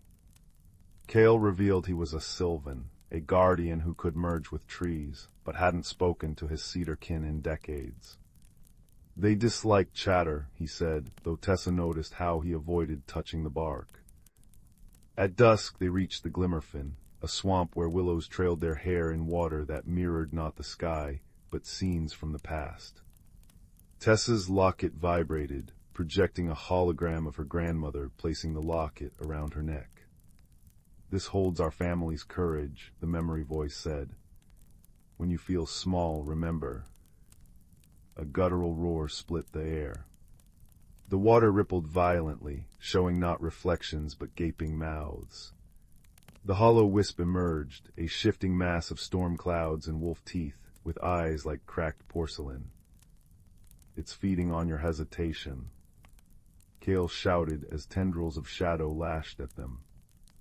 Bramble's lantern flared, creating a protective circle. Tessa gripped her locket. Instead of fear, she poured memories into it. Her grandmother's laughter, the first time she healed a wounded sparrow, the villagers trusting her with their remedies. The locket blazed gold, piercing the wisp with beams of light that smelled of chamomile and safety. The creature howled, dissolving into mist that left behind a single obsidian shard. Bramble inspected it. "This is a shard of the heartglow itself, corrupted. The wisp was born from its fractures." 2. The Symphony of Roots. Deeper they ventured, where trees wore scarves of ivy and owls held counsel in hollow trunks. Kale grew quieter, his glow dimming whenever they passed blighted oaks sweeping black sap. "The corruption is spreading," Bramble fretted. "We must reach the heartglow before the new moon." They rested in a cave behind a waterfall that sang in 7 harmonies. Tessa brewed pine needle tea while Kale traced the cave paintings, ancient depictions of sylvan and animals dancing around a glowing orb. "My ancestors tended the heartglow," he murmured. "But when its light began to falter centuries ago, some sylvans abandoned it, said it was beyond saving."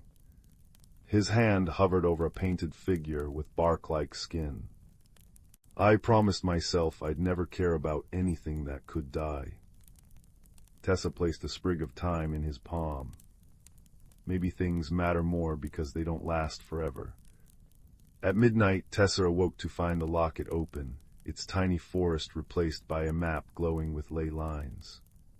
They followed the path into a valley where flowers bloomed in reverse, closing at dawn, opening under starlight. The air thrummed with energy, lifting their hair like invisible hands. A fortress of intertwined thorns rose before them, pulsating with sickly green light. Within its center throbbed the heartglow, a geode the size of a carriage, its crystals gone murky as pond scum. Corruption crept up its surface like black veins. "The last trial," Bramble said gravely. "The wisp was merely a symptom. To heal the heartglow, someone must enter its core and confront the source of the rot." Kale stepped forward. "I'll go." "No," Tessa said. "The locket responds to human memories. This is my task." Before they could protest, she pressed her palm to the geode. The world dissolved. 3. The Garden of Echoes. Tessa stood in a monochrome garden, where statues of previous heartglow guardians stood frozen mid-step. At the center grew a tree with mirrors for leaves, each reflecting a different version of herself. Tessa the farmer, Tessa the wanderer, Tessa alone, Tessa surrounded by friends. A child's voice giggled. "Which path is true?" The hollow wisp materialized as a girl made of smoke, wearing Tessa's face. "You're afraid of choosing wrong," it crooned. "What if you fail? What if they leave?" It gestured to mirrors showing Kale vanishing into trees, Bramble turning to dust, her village crumbling. Tessa's locket grew hot. "These are maybes," she said firmly. "But this," she clutched the locket, "is real, the love my grandmother gave me. The trust Bramble and Kale showed, however it ends, today matters." The wisp shrieked, clawing at her. Tessa didn't flinch. She sang the lullaby her grandmother taught her, a melody woven with the creak of rocking chairs and the crackle of hearths. The mirrors shattered into stardust. In the final mirror stood her true self, holding a seed of pure light. She planted it at the tree's roots. Color flooded the garden. The guardian statues stirred, nodding to her as the tree burst into blossom. Epilogue: The First Fireflies. The Heartglow's rebirth sent a pulse through the forest like 1,000 church bells made of sunlight. Rivers leapt over rocks in laughing arcs. Trees shed their corruption, revealing bark gilded with fresh moss. By the time they returned to the village, the Locket's magic had faded to a gentle warmth. Kale stayed, teaching children to speak to saplings. Bramble opened a library in an oak stump, ink made from berry juice. On Midsummer's Eve, Tessa found a sapling sprouting where the weeping stone once stood. Its leaves tinkled like wind chimes when touched. Beneath it lay a new locket, silver this time, empty and waiting. For new memories, Kale said, appearing beside her. That night, as fireflies scribbled light poems above the cottages, Tessa understood that magic wasn't an unbroken thing, but a mosaic, fragile, luminous pieces held together by courage and the hands of friends. And in her window, the locket glimmered, a tiny star keeping watch over the sleeping world. Story 11. In the velvet hush of twilight, where the last amber light clung to pine needles like molten honey, a young hedgehog named Thistle paused beneath a grandfather oak. Her nose twitched at the scent of impending frost, a silver-sharp tang cutting through the familiar perfume of damp soil and cedar resin. It was wrong, this chill creeping into the forest in high summer. The fireflies knew it too, their golden dances faltering as they clustered anxiously in the meadow-sweet blossoms. Deep in the hollow beneath the oak's roots, the council of whispers was already gathering. Thistle could hear the soft rustle of mole fur against parchment maps, the murmur of badgers debating in low, earthy tones. But it was to the canopy she turned, where a single amber eye glowed among the branches.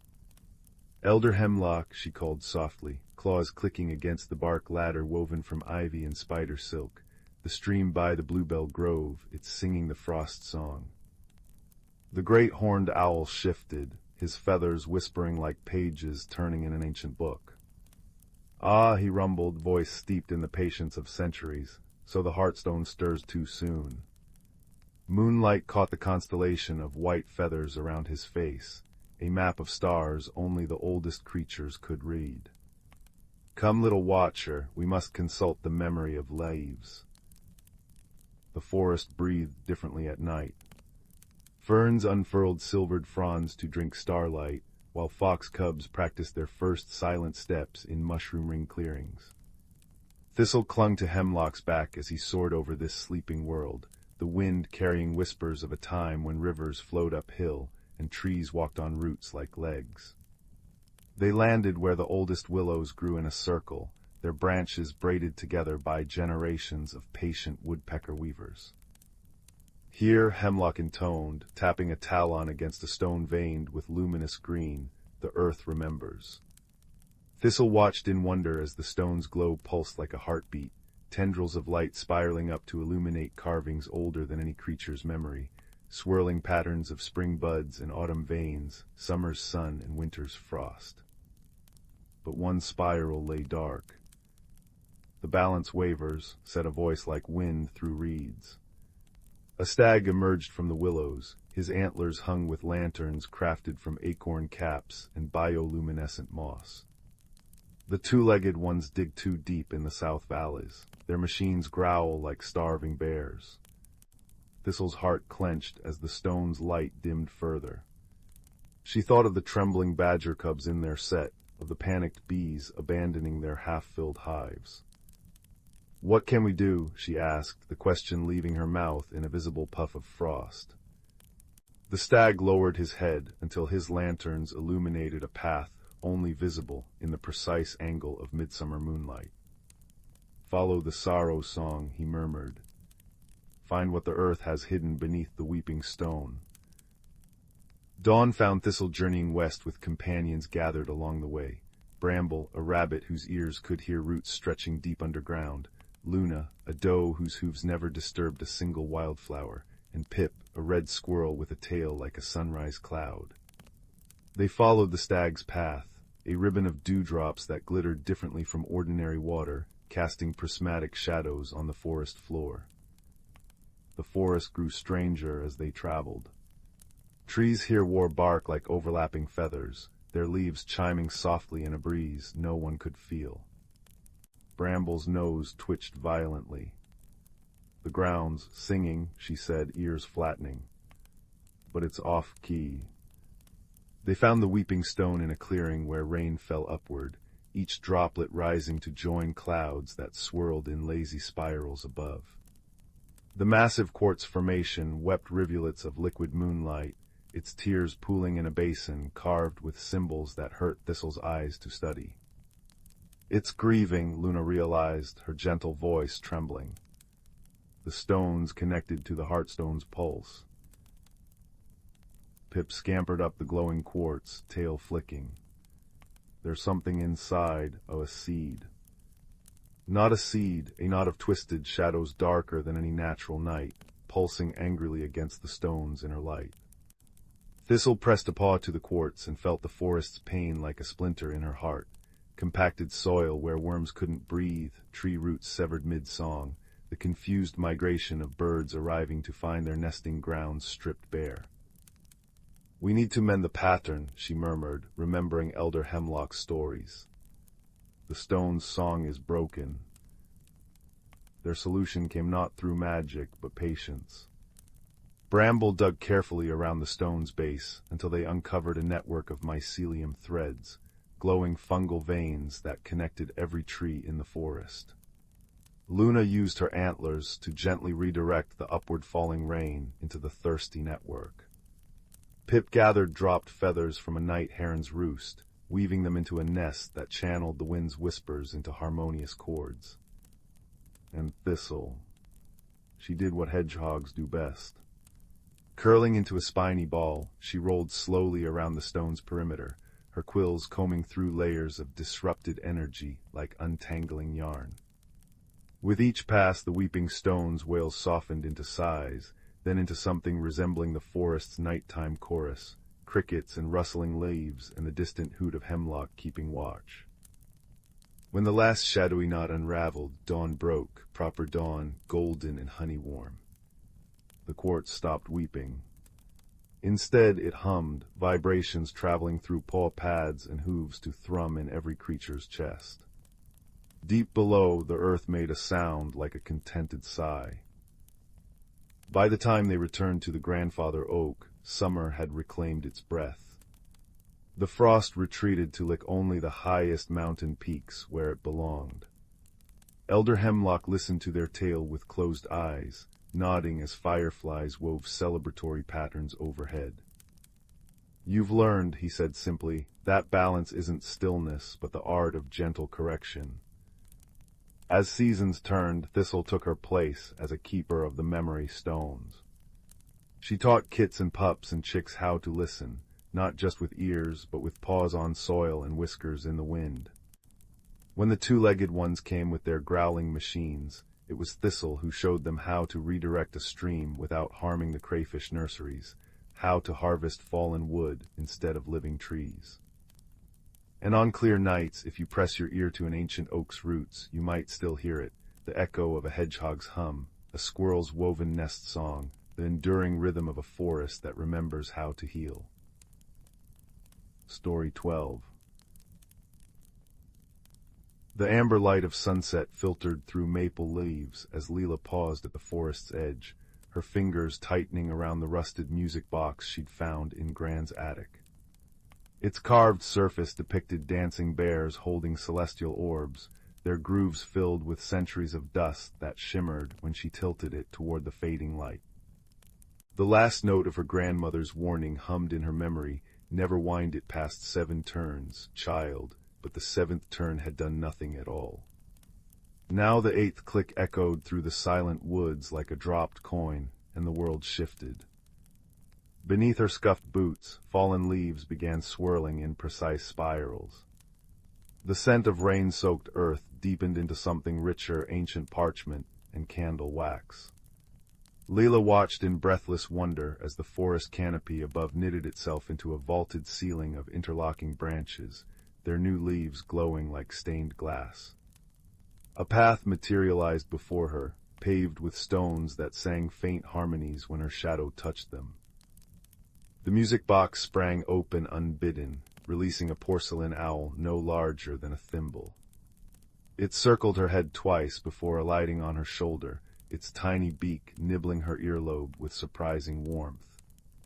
"You've done it, then," it hooted in a voice like wind through chimney flutes. The moonlit market's been waiting.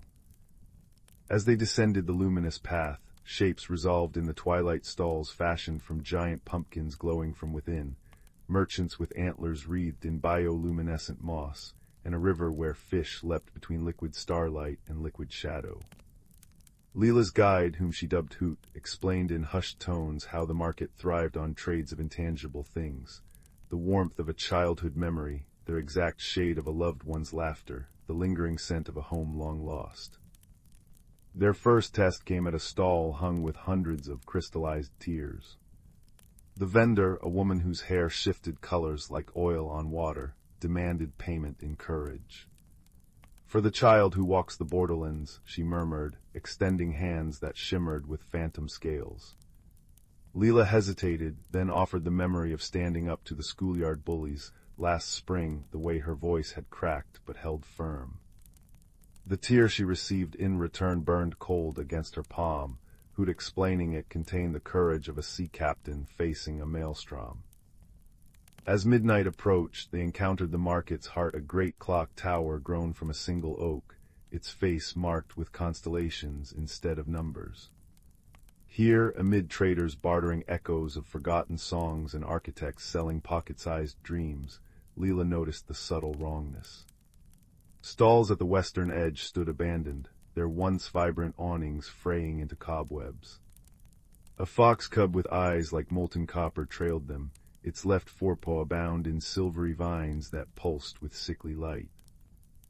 The blight began 3 moons past, Hoot confessed as they sheltered under a mushroom cap during a shower of liquid amber.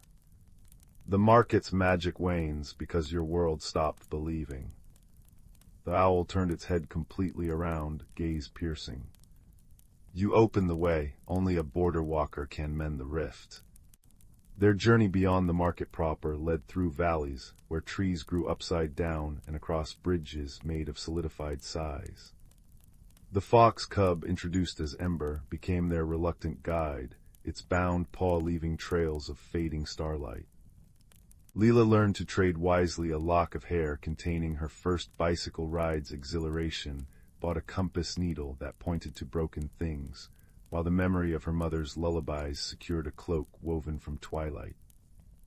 The blight source revealed itself in a clearing where the northern lights lay tangled in thorned vines. At the center stood a fractured mirror reflecting not images, but absences, the space where a favorite doll had sat on a shelf, the silence where a grandfather's stories once resonated. The music box in Leela's hands grew warm, the dancing bears beginning their celestial waltz. "It's not about belief," Leela realized aloud, her breath frosting in air that tasted of unsent letters. "It's about holding space for what's been lost." With Ember's teeth snapping the cursed vines and Hoot gathering scattered starlight in its wings, Leela wound the music box 13 times, once for each memory she'd traded, twice for those she'd regained, and a final turn for the courage to release both. The melody that emerged wove through the clearing like visible sound, golden notes settling on the corrupted mirror until its surface stilled into a pool of liquid mercury. Dawn found Leela back at the forest's edge, the ordinary woods buzzing with crickets and the distant chime of breakfast dishes. In her pocket rested 3 gifts, a maple key that would always find fertile soil, a handkerchief infused with the scent of midnight rain, and the music box now silent, its purpose fulfilled. The real magic, she understood as she crunched home through frost-kissed grass, wasn't in keeping mysteries hidden, but in carrying their light into the waking world. Years later, when her own granddaughter would discover the music box beneath creaking floorboards, Leela would smile at the child's impatient whining. "Wait for the ninth turn," she'd whisper, stirring honey into tea as the first maple leaves of autumn tapped their secrets against the frosted window pane. Story 13. In the heart of the whispering woods, where willow branches swayed in conversations only the oldest stones could understand, there lived a young hedgehog named Thistle. Her spines carried dewdrops like crystal beads each morning, and her paws knew the softness of moss before the first birdsong. The forest breathed in cycles older than memory, spring's emerald laughter, summer's golden hum, autumn's amber whispers, winter's silver hush, all held in balance by an ancient secret woven into the roots of the great oak. One mist-drenched dawn, Thistle noticed the air tasted wrong. Autumn leaves, usually crisp as cinnamon, drooped like damp parchment. The creek's song gurgled thickly, its waters clouded with silt. Worst of all, the star moss, a constellation of bioluminescent green that guided night travelers, had begun to fade. When she pressed her nose to the earth, the soil murmured uneasily of a crack in the world's oldest melody. Her mentor, a silver-whiskered badger named Bramble, met her at the Moon Hollow. His den smelled of dried herbs and honeycomb, walls lined with maps drawn in firefly ink. "The everbloom sleeps uneasy," he rumbled, claws tracing a carving of a tree whose branches held 4 glowing fruits. Long ago the first roots shaped a crystal from starlight and sap. It pulses beneath the great oak, keeping seasons in step. But listen. Through the earthen floor came a sound like a plucked string snapping. Bramble's eyes grew shadowed. Something has disturbed its rhythm. If the crystal fractures, summer may freeze mid-breath, winter might forget to thaw. Thistle's quest began with a cloak spun from cobweb silk and a lantern made of a hollowed acorn filled with reluctant glowworms. Her path wound through the veil of violets, where petals clung to her fur like grateful hands. She met Clover, a rabbit whose ears could hear rainfall 3 valleys away. "The winds are lost," he fretted, nose twitching. "East carries the scent of frostbloom flowers, but it's not yet winter." Together they discovered a family of fireflies, trapped in a spider's web spun from unnatural silver threads. "It stings," cried the smallest firefly, its light dimming. Thistle used a fallen hawthorn thorn to carefully cut the strands, which dissolved into smoke smelling of burnt sugar. The freed fireflies circled her head, their restored glow painting her face with buttery light. "Beware the hollow where shadows walk without masters," they chimed before darting skyward. Guided by their warning, Thistle and Clover found a glade where autumn and winter waged a silent war. Maple leaves in fiery red crumbled to ash mid-fall, while snowflakes melted into ghostly shapes. At the center stood a fox with fur like rusted autumn, her paws leaving frost prints. "Fern," breathed Clover. "She's the grove's sentinel. Why does she tremble so?" Fern's voice was a rasp of dry leaves. "The everbloom's heart is wounded. A shard broke loose when the earth shook." She nodded to a nearby split in the ground, where jagged crystal teeth glinted. "I've tried to guard the rift, but my magic, it's tied to the crystal's pulse. Without it, I cannot hold back the chaos." The journey deeper into the woods became a tapestry of strange beauty. They drank from a spring that tasted of forgotten memories, crossed a bridge of woven ferns that hummed when stepped upon, and encountered a council of owls perched on stone tablets etched with moon glyphs. The eldest, a great horned owl named Sorrel, offered wisdom. "To mend what's fractured, you must sing the song the roots first taught the world.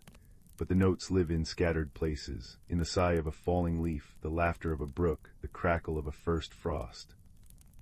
Thistle's company grew. Fern joined them, her frost weaving protective paths over unstable ground. A trio of otters, their coats gleaming with river pearls, navigated them through flooded tunnels where luminescent fish darted like living arrows. Even the trees leaned closer, creaking warnings when danger neared. At last, beneath the great oak's colossal roots, they found the everbloom, a geode taller than 3 badgers, its interior swirling with liquid light and hues no season had ever named.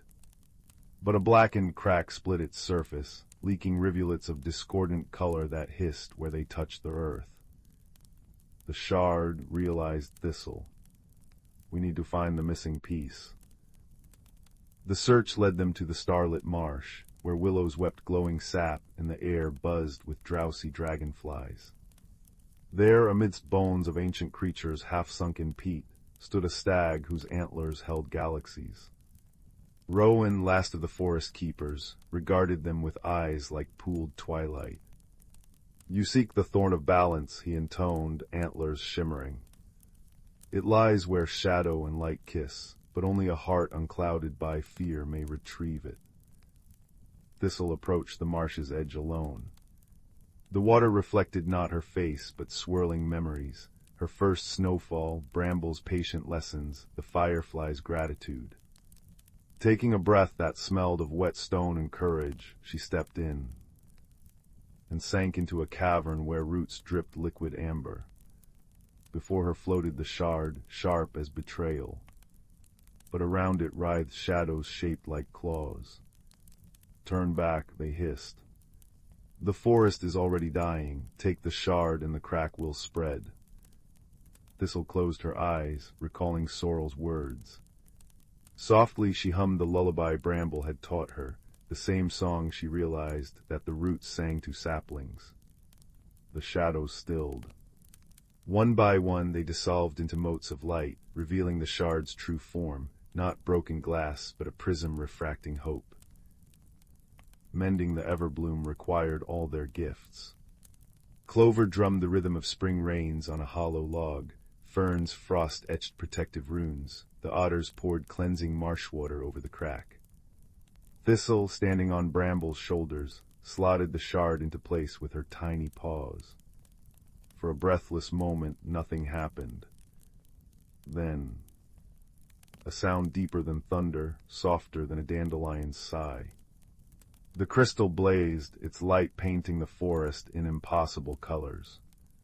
Outside, dawn broke with snowflakes melting into cherry blossoms, autumn leaves blazing anew. The star moss erupted in verdant fireworks, guiding home every lost creature. In the years that followed, Thistle became a storyteller at the seasonal councils. Her tale of fractured light and mended bonds was passed down through firefly generations, whispered by brooks etched into birch bark. The whispering woods learned to listen closer, to the tremble in a sapling's leaves, the odd silence where a stream should chuckle. And on the clearest nights, when the everbloom's light pulsed gently through the soil, the creatures would gather beneath the great oak. They'd sip nectar from honeysuckle cups, watching Thistle's now graying spines glitter in the crystal's glow. "Harmony isn't perfection," she'd remind the young ones as fireflies traced stories in the air. "It's listening when the world whispers, and remembering we're all notes in the same song." High above, the stars swayed in agreement, their light catching on dewdrops, frost, and the quiet, enduring magic of a forest that had learned to heal itself. Story 14. The Whispering Stones of Willowmere. Beneath a sky quilted with twilight stars, where fireflies danced in the damp evening air, there stood a village cradled by ancient willows. Their branches swayed like grandmothers rocking sleepy children, leaves murmuring secrets to anyone who paused to listen.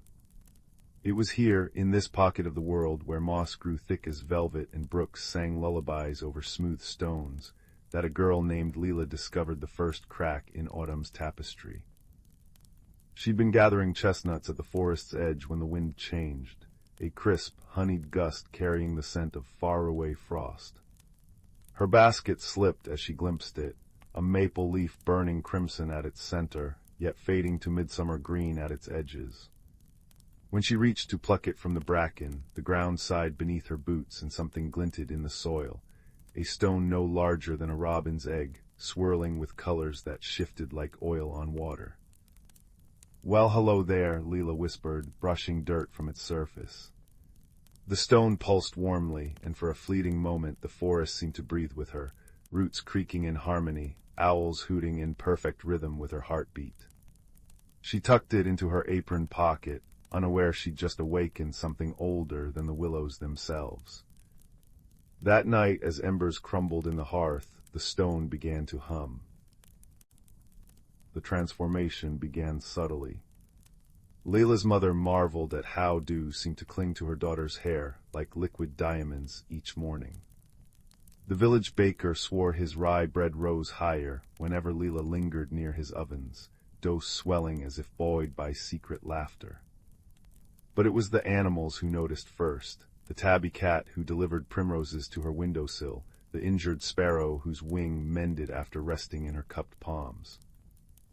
"It's the stone," confided old Tomas, the reclusive clockmaker, when Leela visited his workshop brimming with pendulum swings and the cinnamon scent of oiled gears.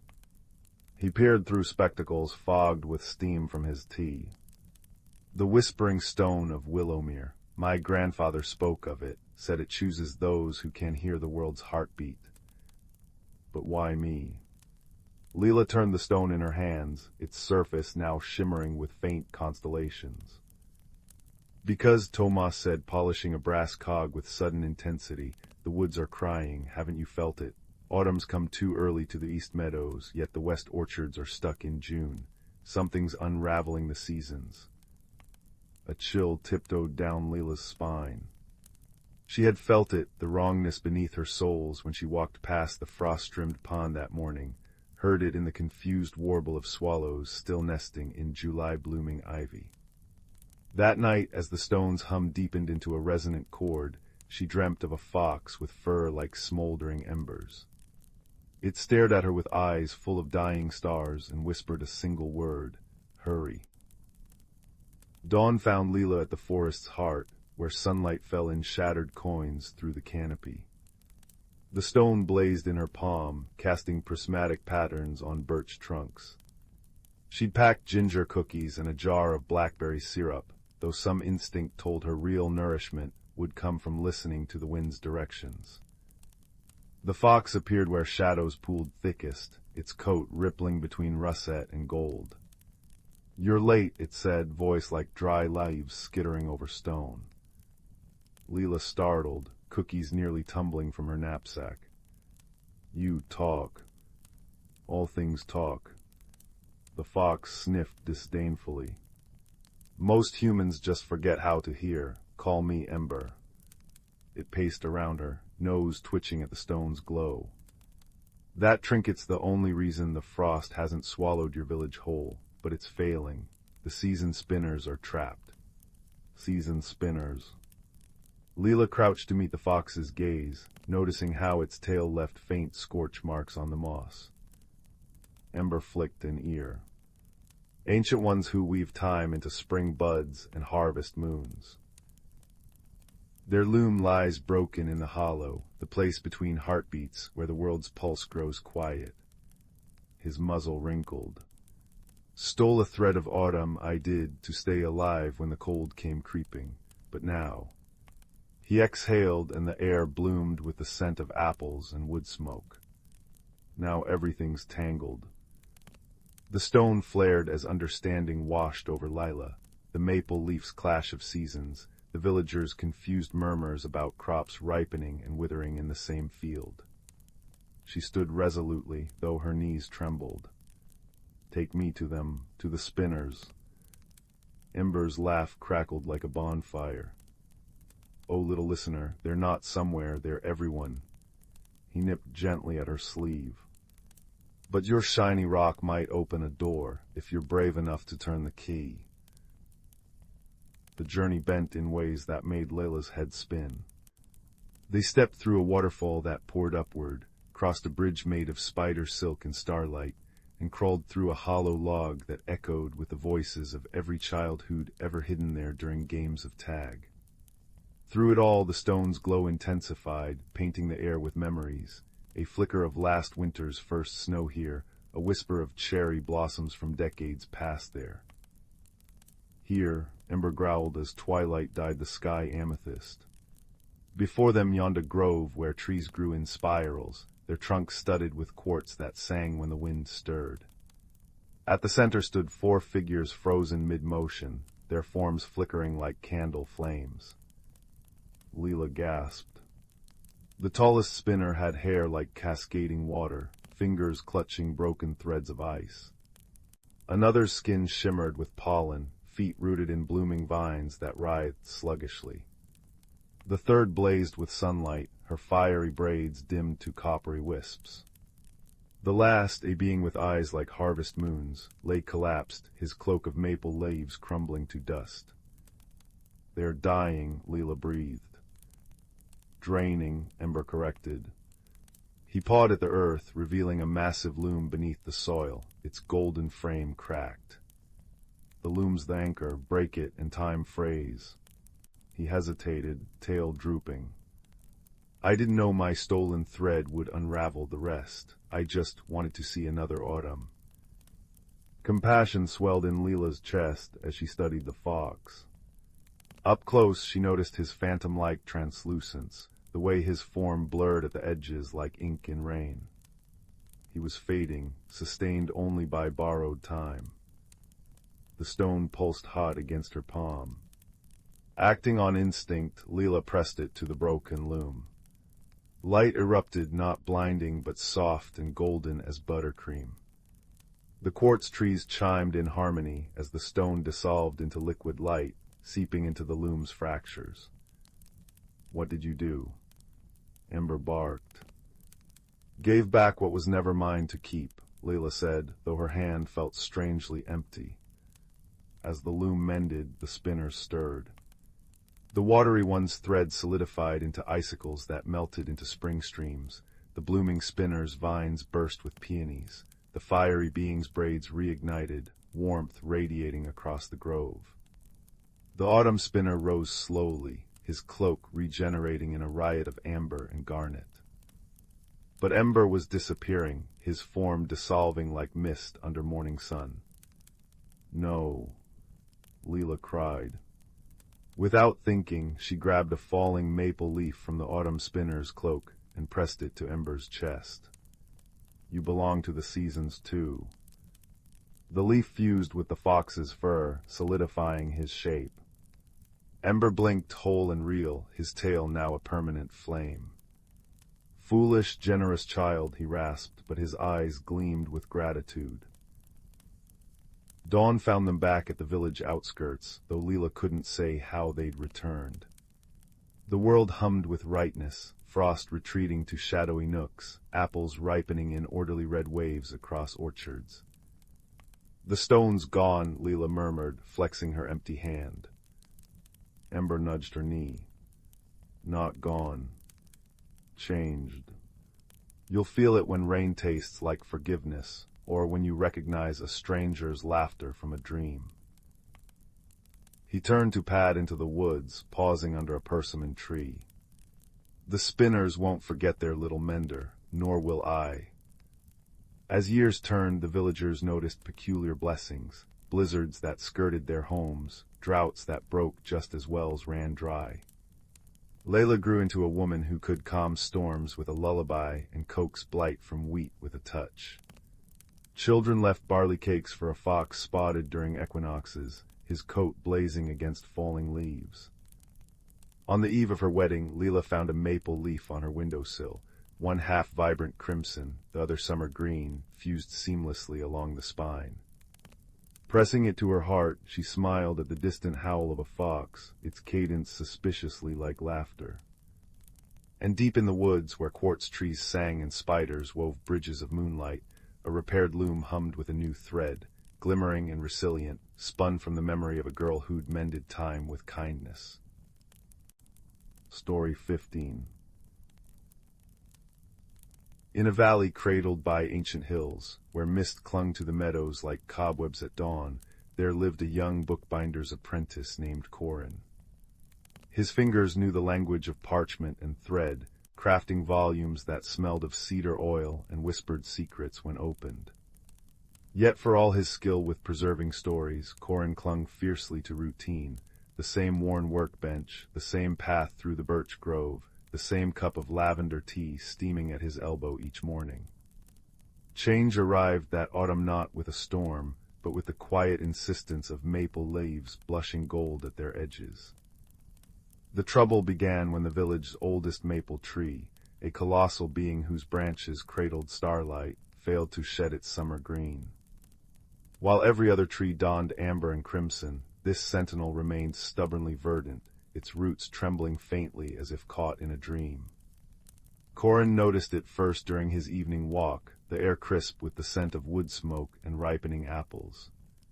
A single leaf fluttered down, emerald despite the season, landing in his palm with a faint chime like a dropped coin. That night, as Corin mended a grimoire's cracked spine by candlelight, the leaf began to glow. Tendrils of light spiraled upward, weaving a vision in the air, a younger version of himself, trembling before his father's empty bookbinding workshop, vowing never to let anything vanish again. The memory dissolved, leaving the room heavy with the scent of rain-soaked earth. When Corin blinked, the leaf had transformed into a silver key, its teeth shaped like unfurling ferns.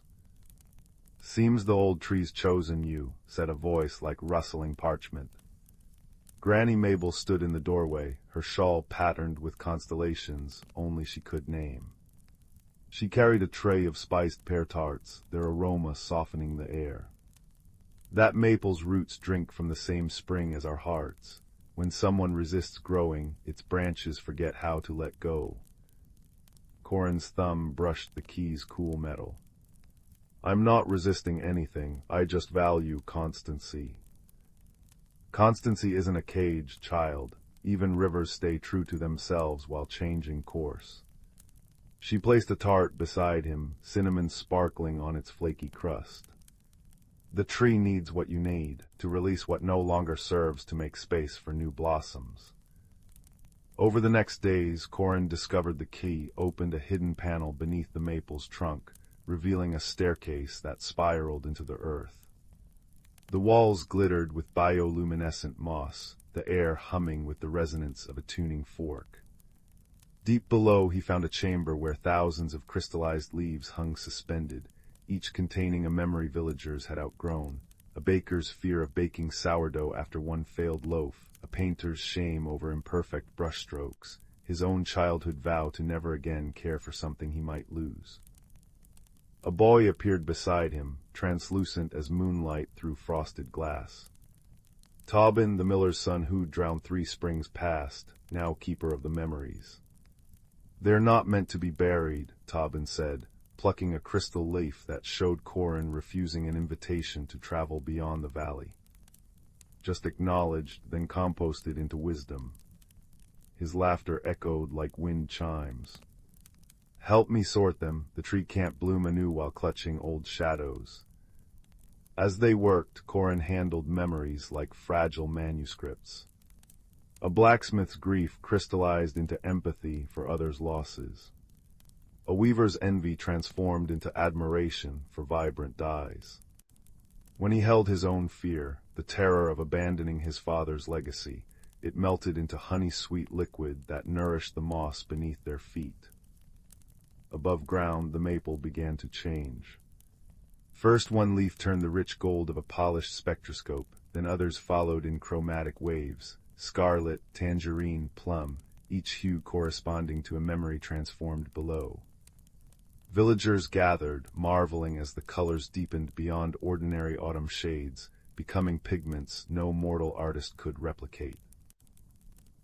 Children tucked the radiant leaves into their buttonholes, elders brewed tea from them that tasted like forgiveness. On the final night, Corin stood before his father's old workbench, the key now fused into its wood grain. Where once there had been meticulous order, new tools appeared, a gilder's brush tipped with phoenix feathers, parchment made from lily petals, ink that shifted colors with the viewer's heartbeat. His hands trembled as he bound his first original tome, its pages blank until opened. When Granny Mabel peered inside, she saw her own childhood memory of learning constellations from her grandfather, now woven into a tale that made her chuckle wetly. "You've made remembering into an act of courage," she said, pressing her forehead to his. "The deepest magic isn't in preserving moments, but in letting them breathe through us as we grow." By winter's first snowfall, the maple stood bare and magnificent, its branches cradling ice crystals that prismed dawn light across the valley. Corin still took lavender tea at his bench each morning, but now travelers came bearing stories to be bound, shepherds who'd followed comet trails, minstrels with songs that healed blighted crops. His shelves grew crowded with volumes that hummed softly, their spines blooming with lichen when someone needed solace. Tobin visited often, solid enough to sample pear tarts now, his form flickering between seasons. "You've made forgetting beautiful," he told Corin one twilight, as fireflies mimicking crystallized memories danced around them. "But I think you've really discovered how to carry love forward without drowning in its shadow." When spring returned, the maple produced seeds shaped like tiny books, their pages detailing each villager's most cherished growth from the past year. Children planted them along the riverbank, where saplings rose with leaves that changed color not by season, but in response to kind acts, blushing pink when someone shared a secret hope, shimmering silver when a grudge was released.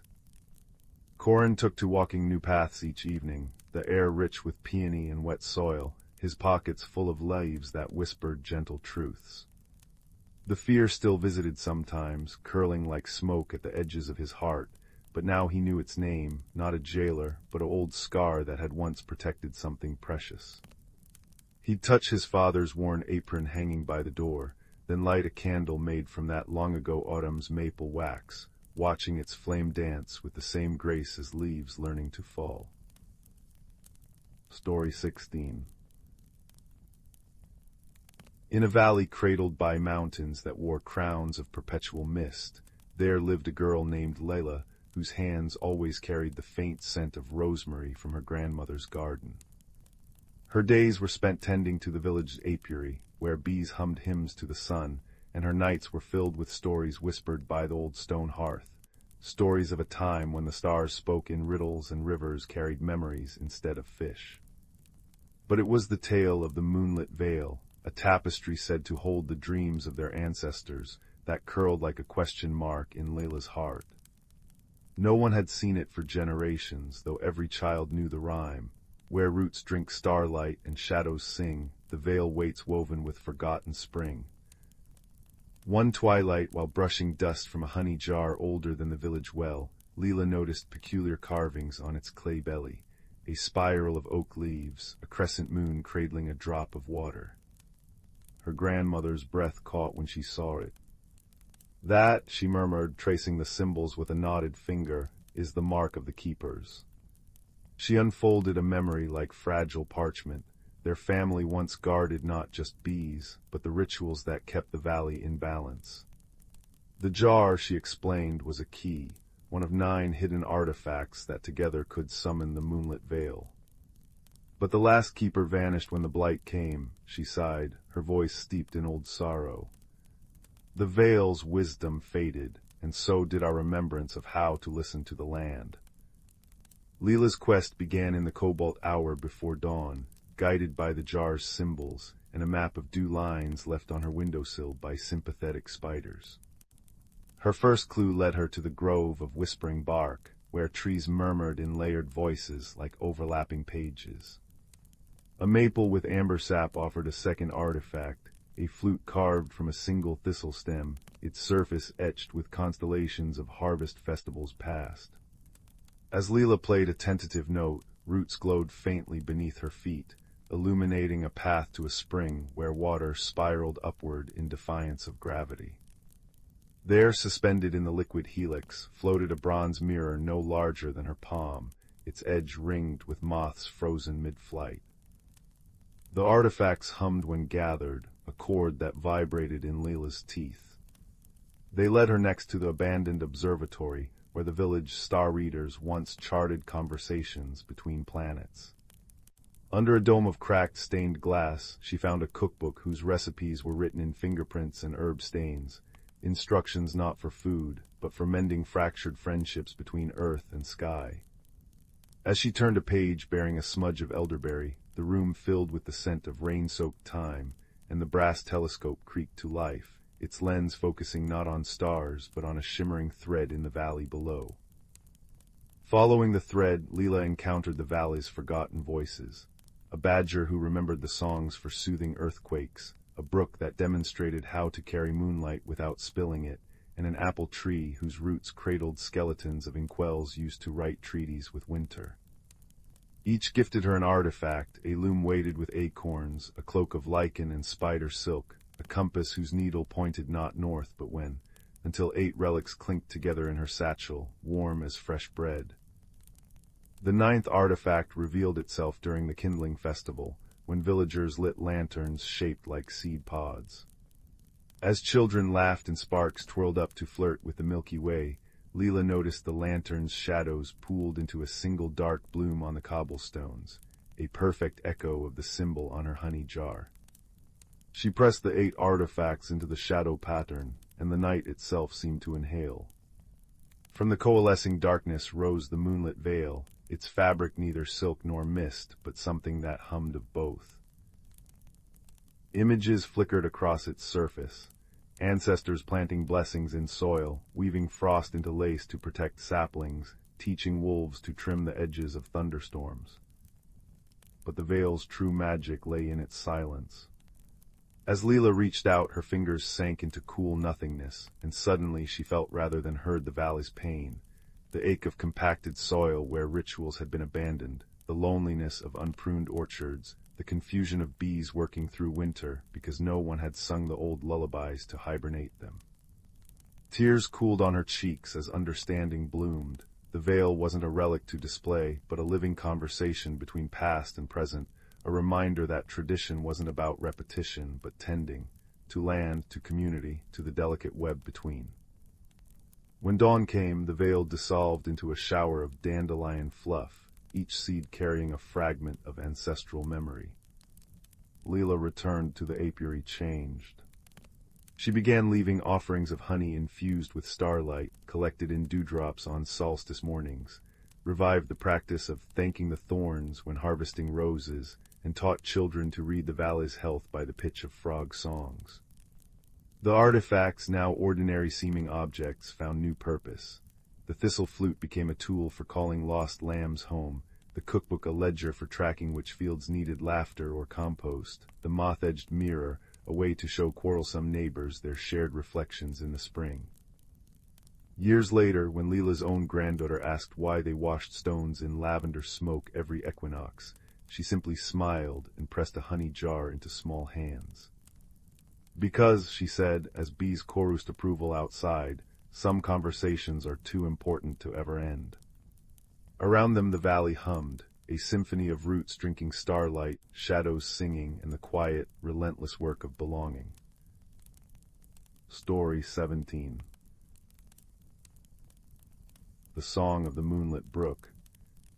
In a valley cradled between 3 misty mountains, where willow trees dipped their fingers into glassy ponds and fireflies danced like living constellations, there lived a girl named Leela, with eyes the color of storm clouds, and a heart tuned to the rhythms of the earth. Her cottage, crowned with a thatched roof mossy with age, stood at the edge of a village where chimney smoke curled into the sky like cursive script. But Leela's true home was the forest, the ancient, whispering grove of pines and silver birches known as the Whispering Woods. It was said that the trees there remembered the songs of stars, and that the brooks carried secrets from the world's first dawn. Layla's grandmother, a woman with hands knotted like tree roots and a voice like wind through reeds, had often told her of the moonlit brook. Its waters, she'd whispered one frosty evening, tracing a map on Leela's palm with a calloused finger, shine brighter than liquid mercury, and whoever drinks from it gains the gift of understanding the language of all living things. But the brook hides itself. It only appears to those who listen not with their ears, but with their bones. When her grandmother passed, she left Leela two things: a music box carved from elderwood, its surface etched with constellations, and a single silver key that hummed when held to the light. The story begins on an autumn night, when the moon hung low and heavy as a ripened peach. Leela, now 12, sat by her hearth, tracing the music box's engravings. Firelight glinted off the key around her neck, casting prismatic shapes on the walls.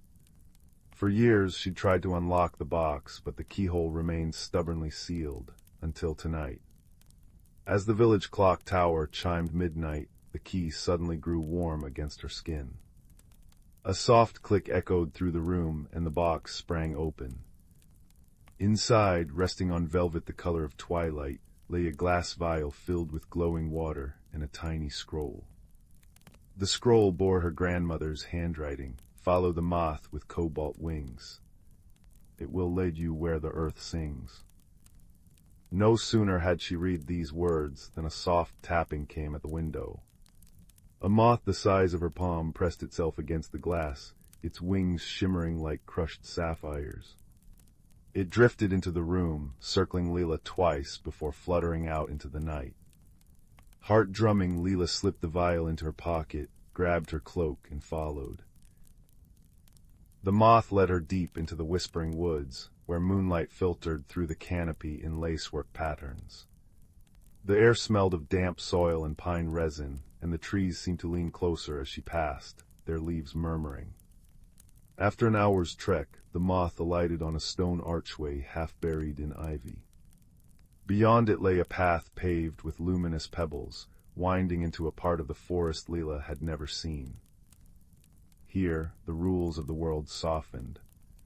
Ferns curled into spirals that glowed faintly blue, and mushrooms pulsed like tiny lanterns. A fox with fur like polished silver trotted past, pausing to study Leela with eyes that held galaxies. She felt the vial in her pocket grow warmer.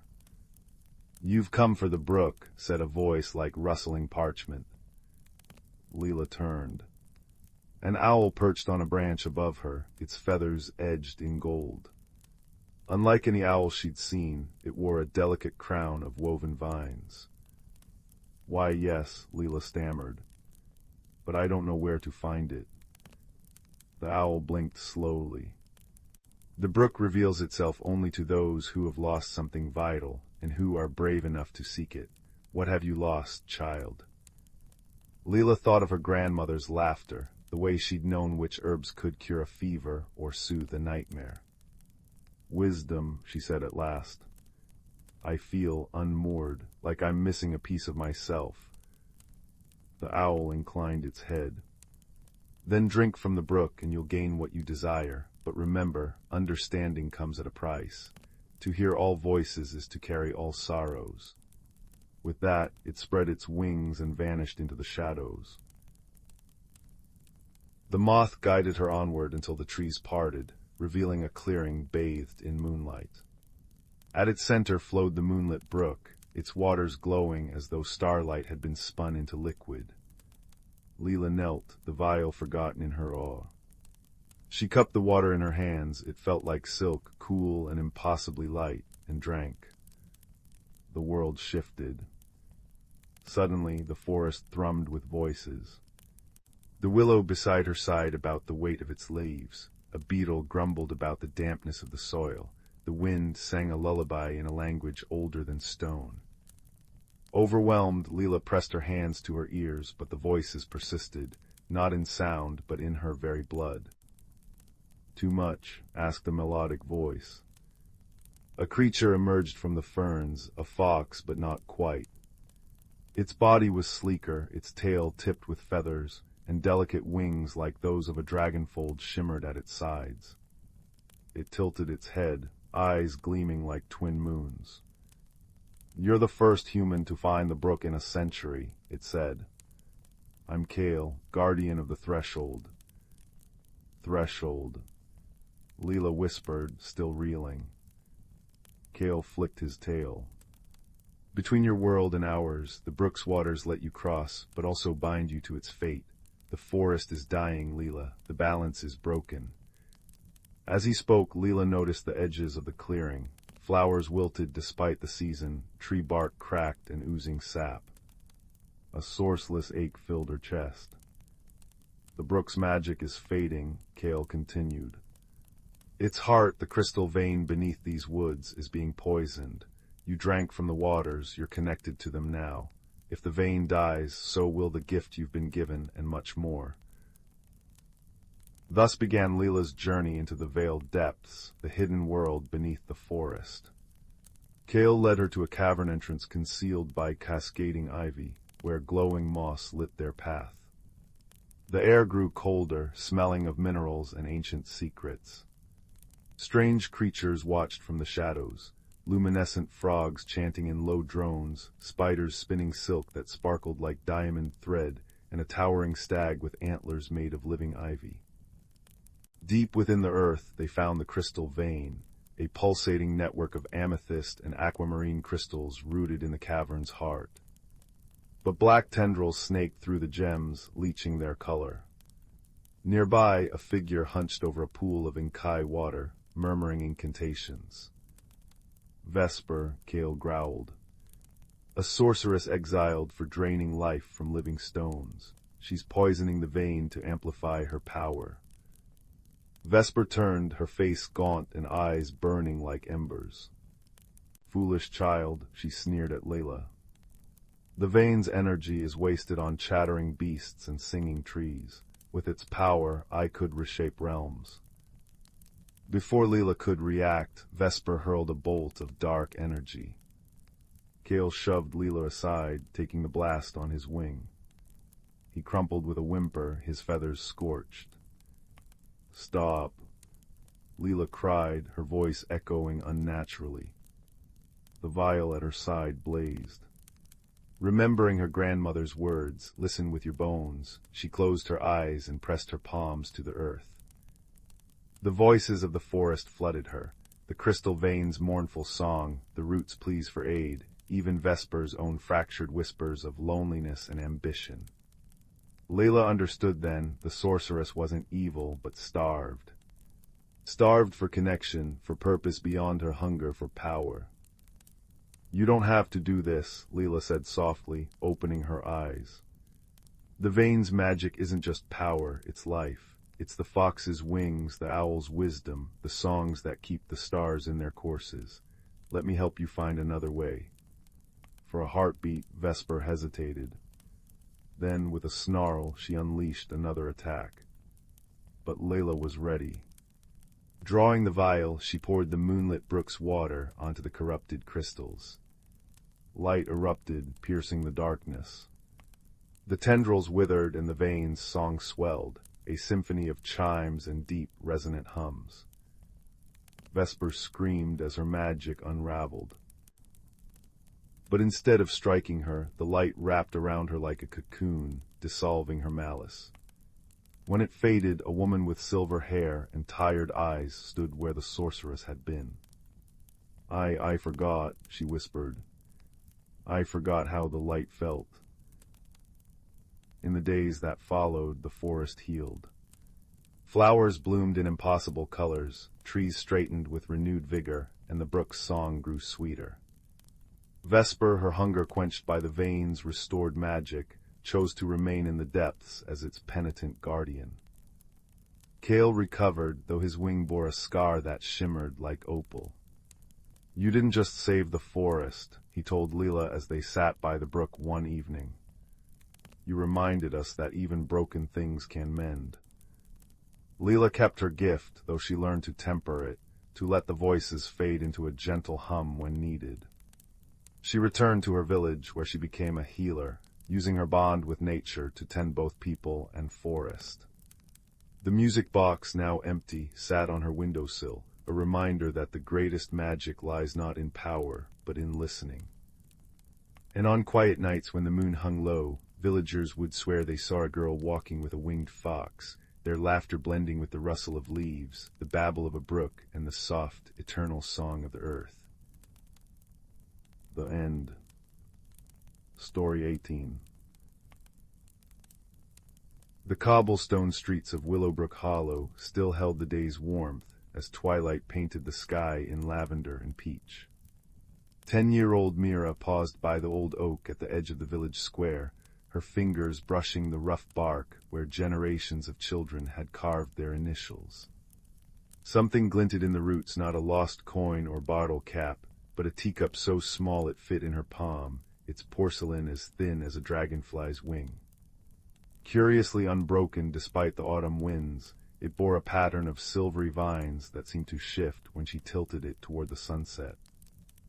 That night, as crickets sang their vespers beyond her attic window, Mira discovered the cup's secret. Moonlight streaming through the glass jar of fireflies on her dress spool transformed the delicate vessel.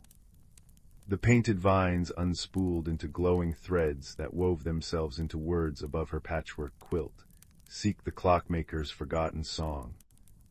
Her journey began at first light with a knapsack of gingerbread and a compass that stubbornly pointed northwest regardless of which way she turned. The autumn woods greeted her with cinnamon-scented air and carpets of amber leaves that crunched like toasted sugar. It was there, beneath a hawthorn tree heavy with blood-red berries, that she met her first companion, a badger in a waistcoat darned with acorn buttons. "You've business with temporal harmonics, I presume?" the badger inquired, adjusting his spectacles. His name was Thistle, and he spoke with the crisp precision of a mathematics professor, though pine needles perpetually clung to his left ear. "The clockmaker's song isn't a melody, child. It's the rhythm that kept our valley in balance before the great forgetting. Without it, seasons stutter, rivers flow backward, and memories, well." He gestured to a maple tree nearby, its branches simultaneously bursting with spring buds and autumn flames.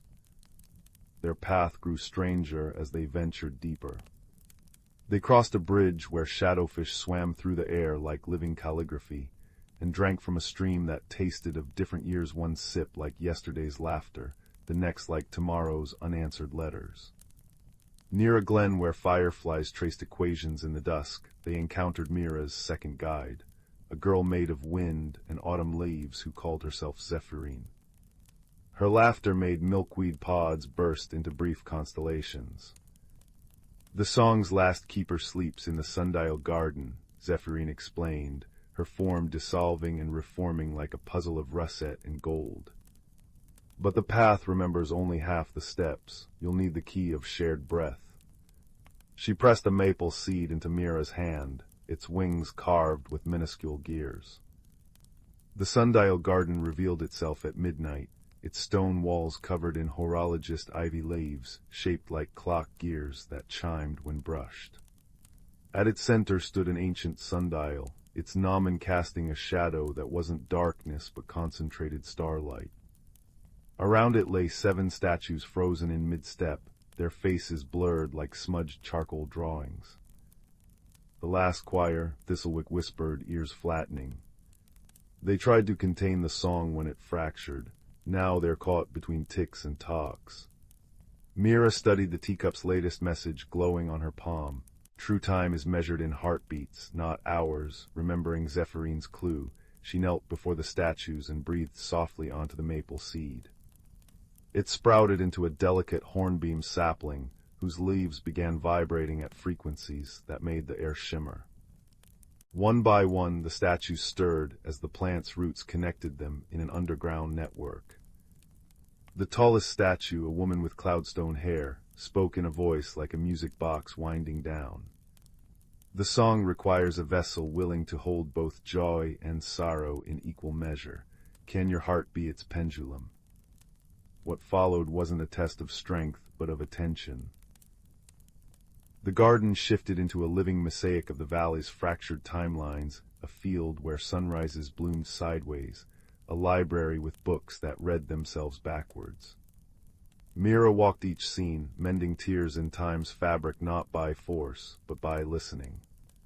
She helped a fox cub disentangle from a thicket of frozen moments, shared her gingerbread with a river spirit choked by too many yesterdays, and let a lonely hourglass weaver pour his memories into her teacup until its silver vines glowed with his stories.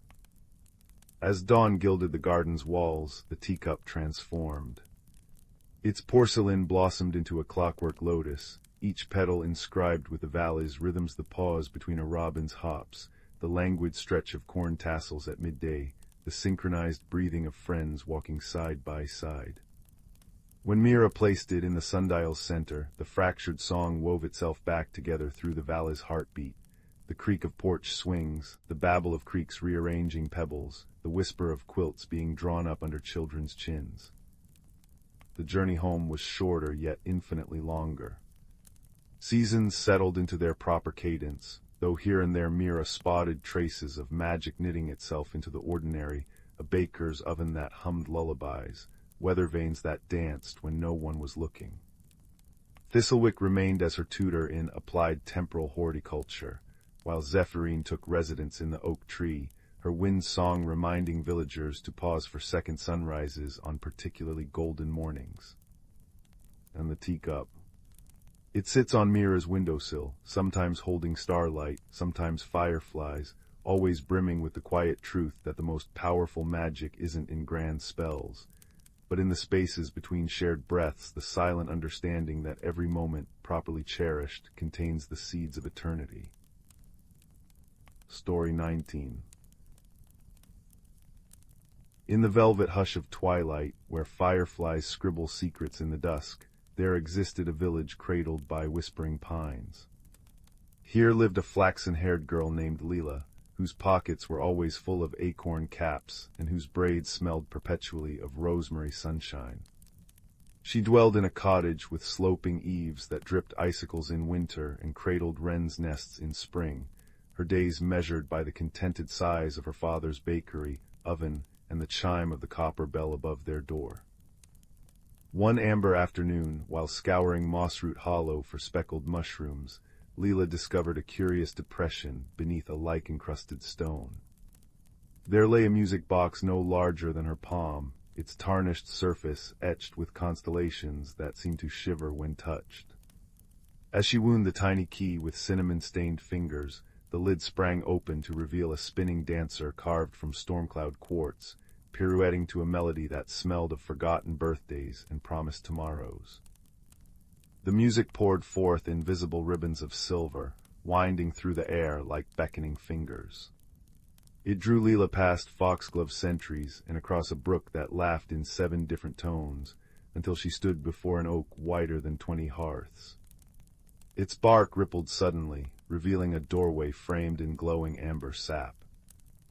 Beyond threshold's veil stretched the Glimmerhalder, a realm where willows trailed starfish-shaped leaves that chimed in the breeze, and rivers ran thick with liquid moonlight. Yet beneath the beauty hummed discordance. The once vibrant crystal flowers at Leela's feet were fading to smoke-gray translucence, their usual prismatic songs reduced to weary whispers. "You've come for the sundering," spoke a voice like wind through a keyhole. From behind a bush of shivering cobalt ferns emerged a fox, though no ordinary vulpine. His fur shifted colors like oil on water, one ear permanently folded from some ancient scuffle, and around his neck hung a pendant of knotted shadows. "I'm Tindra," he said, bowing with a dancer's grace, last apprentice of the Lumini. Thus began their peculiar alliance. Tindra explained that the Glimmerhalder's essence was sustained by harmony crystals, living jewels born from acts of compassion. But the crystals were crumbling, stolen by a shadow that slithered through the western vales. The fox's magic, which manifested as silvery threads he could pluck from the air like harp strings, had become fragile as cobwebs, leaving him unable to confront the darkness alone. Their journey wove through wonders and perils. They sipped dawn nectar from tulips that bloomed hourly, crossed plains of grass that sang epic poems in rustling couplets, and narrowly escaped quicksand that hungered for laughter. When Leela's courage faltered as they entered the obsidian thickets, where trees grew in spirals and the air tasted of burnt honey, Tindra taught her to truly listen to the world's hidden rhythms. "All magic is echoes," he murmured, pressing a paw to the shuddering ground. "The land remembers what minds forget." Through his guidance, Leela discovered her own latent gift, an empathy so profound she could sense the fading memories within the crystals. A violet shard nestled in a thrush's abandoned nest pulsed with the remembrance of a child saving a fallen fledgling. An indigo fragment wedged in a dry stream bed hummed with the echo of enemies sharing water during drought. The thief, when they finally cornered it in the cavern of whispers, was no monster but a quivering mass of half-formed darkness, a wisp of neglect, sustained by forgotten kindnesses. "It's starving," Leela realized aloud, her throat tightening as she sensed the creature's hollow anguish. While Tindra's instinct was to banish the entity, Leela knelt, pouring into the trembling shadow every remembered kindness she'd absorbed from the crystals. The transformation was not instantaneous. The wisp recoiled, unused to gentle touch, its form rippling like ink in storm water. But as Leela sang a lullaby her mother once crooned, notes taking shape as golden moths that settled on the darkness, the creature began to shimmer. What emerged was something entirely new, a being of opalescent light, its core containing all the compassion it had once stolen. "You've not just saved our world," Tindra marveled as the restored crystals bloomed anew, "you've transformed the very nature of the sundering." The reborn wisp, now christened Lumen, became guardian of the Glimmerhalda's memories, ensuring no act of love would ever fade into oblivion. As autumn's first chill gilded the mortal world, Leela found herself once more before the great oak, Tindra's farewell gift warm in her palm, a tiny music box, its new dancer carved from harmony crystal that chimed softly when moved. "The Glimmerhalda thrives in balance now," the fox had said, his eyes holding constellations, "but remember, little prism, the truest magic grows in ordinary soil." Back in her sun-dappled village, Leela noticed changes subtle yet profound. The bakery's bread seemed to heal hearts as well as hunger.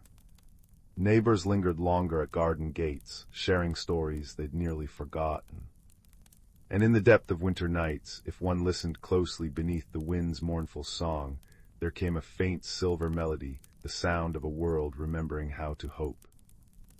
Years later, when gray streaked Leila's braids and her own children begged for stories, she'd open the music box. As the quartz dancer spun, she'd describe a fox with moonlight in his fur and a shadow that learned to shine. "The bravest magic," she'd whisper, tracing the constellations on the box, "isn't in grand gestures, but in listening to the world, to each other, and to that quiet voice that says try understanding when others shout fear." Outside, the old oak creaked contentedly, its hidden doorway glowing faintly for those who knew to seek it.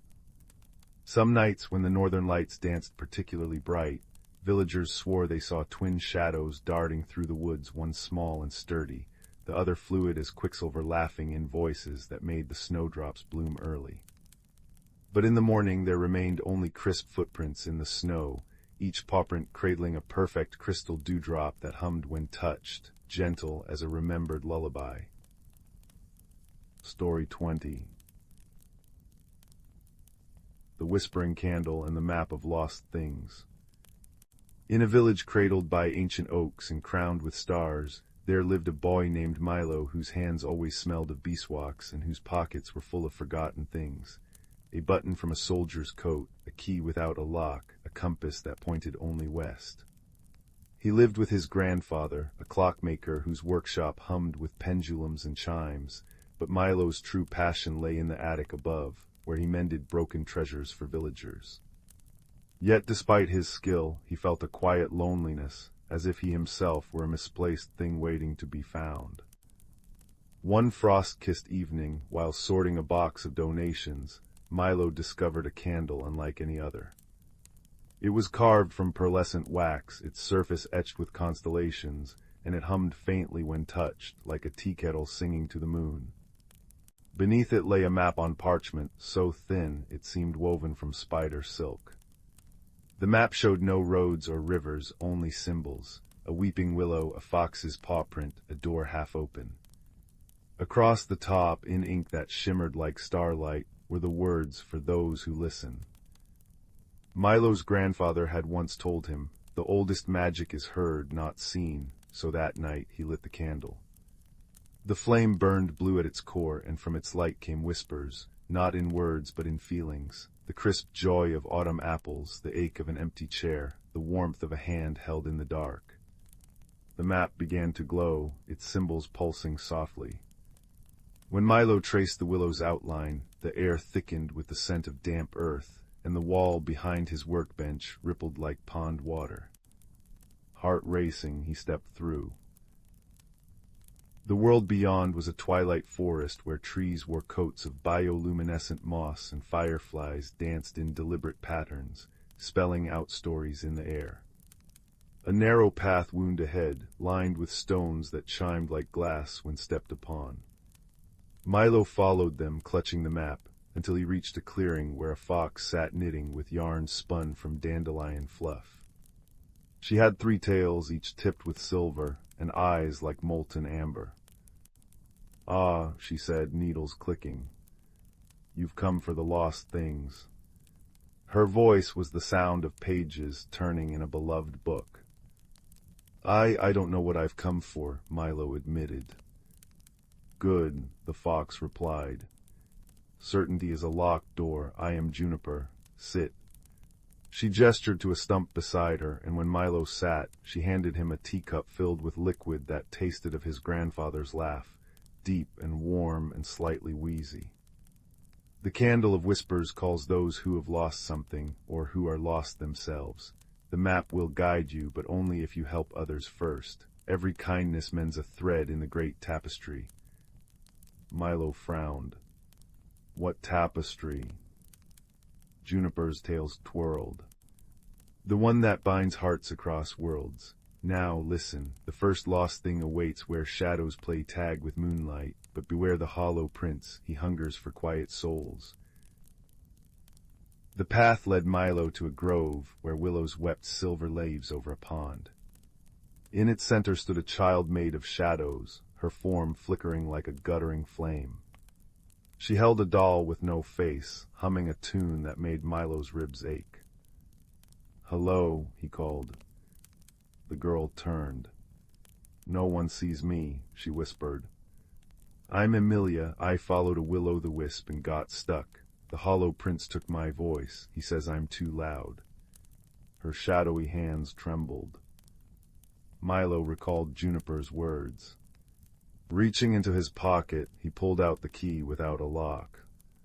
"Maybe this can help." Emilia touched the key, and it dissolved into light, reforming as a tiny whistle. She blew, and the sound was clear and bright, shattering the gloom. The pond's water solidified into stepping stones, leading to a door in the largest willow. Emilia's voice returned in a rush of giggles. "Thank you, your turn, take this." She handed him a prism that glowed with dawn colors. "For remembering the quiet ones." As Milo journeyed, he encountered others. A badger grieving a swallowed star, a river spirit tangled in fishing nets, an old tortoise whose shell bore the weight of unsent letters. Each time he offered something from his pockets. The button became a seed to grow the badger a new star. The compass guided the river spirit home. The letters flew from the tortoise's shell as paper birds, lightening his load. With every act, the map revealed new paths, and the candle's flame grew brighter. But the hollow prince found him on the 3rd night. He rode a stag with antlers of ice, his cloak stitched from silence itself. "Little mender," he hissed, "you steal what's mine. These lost things belong in the dark."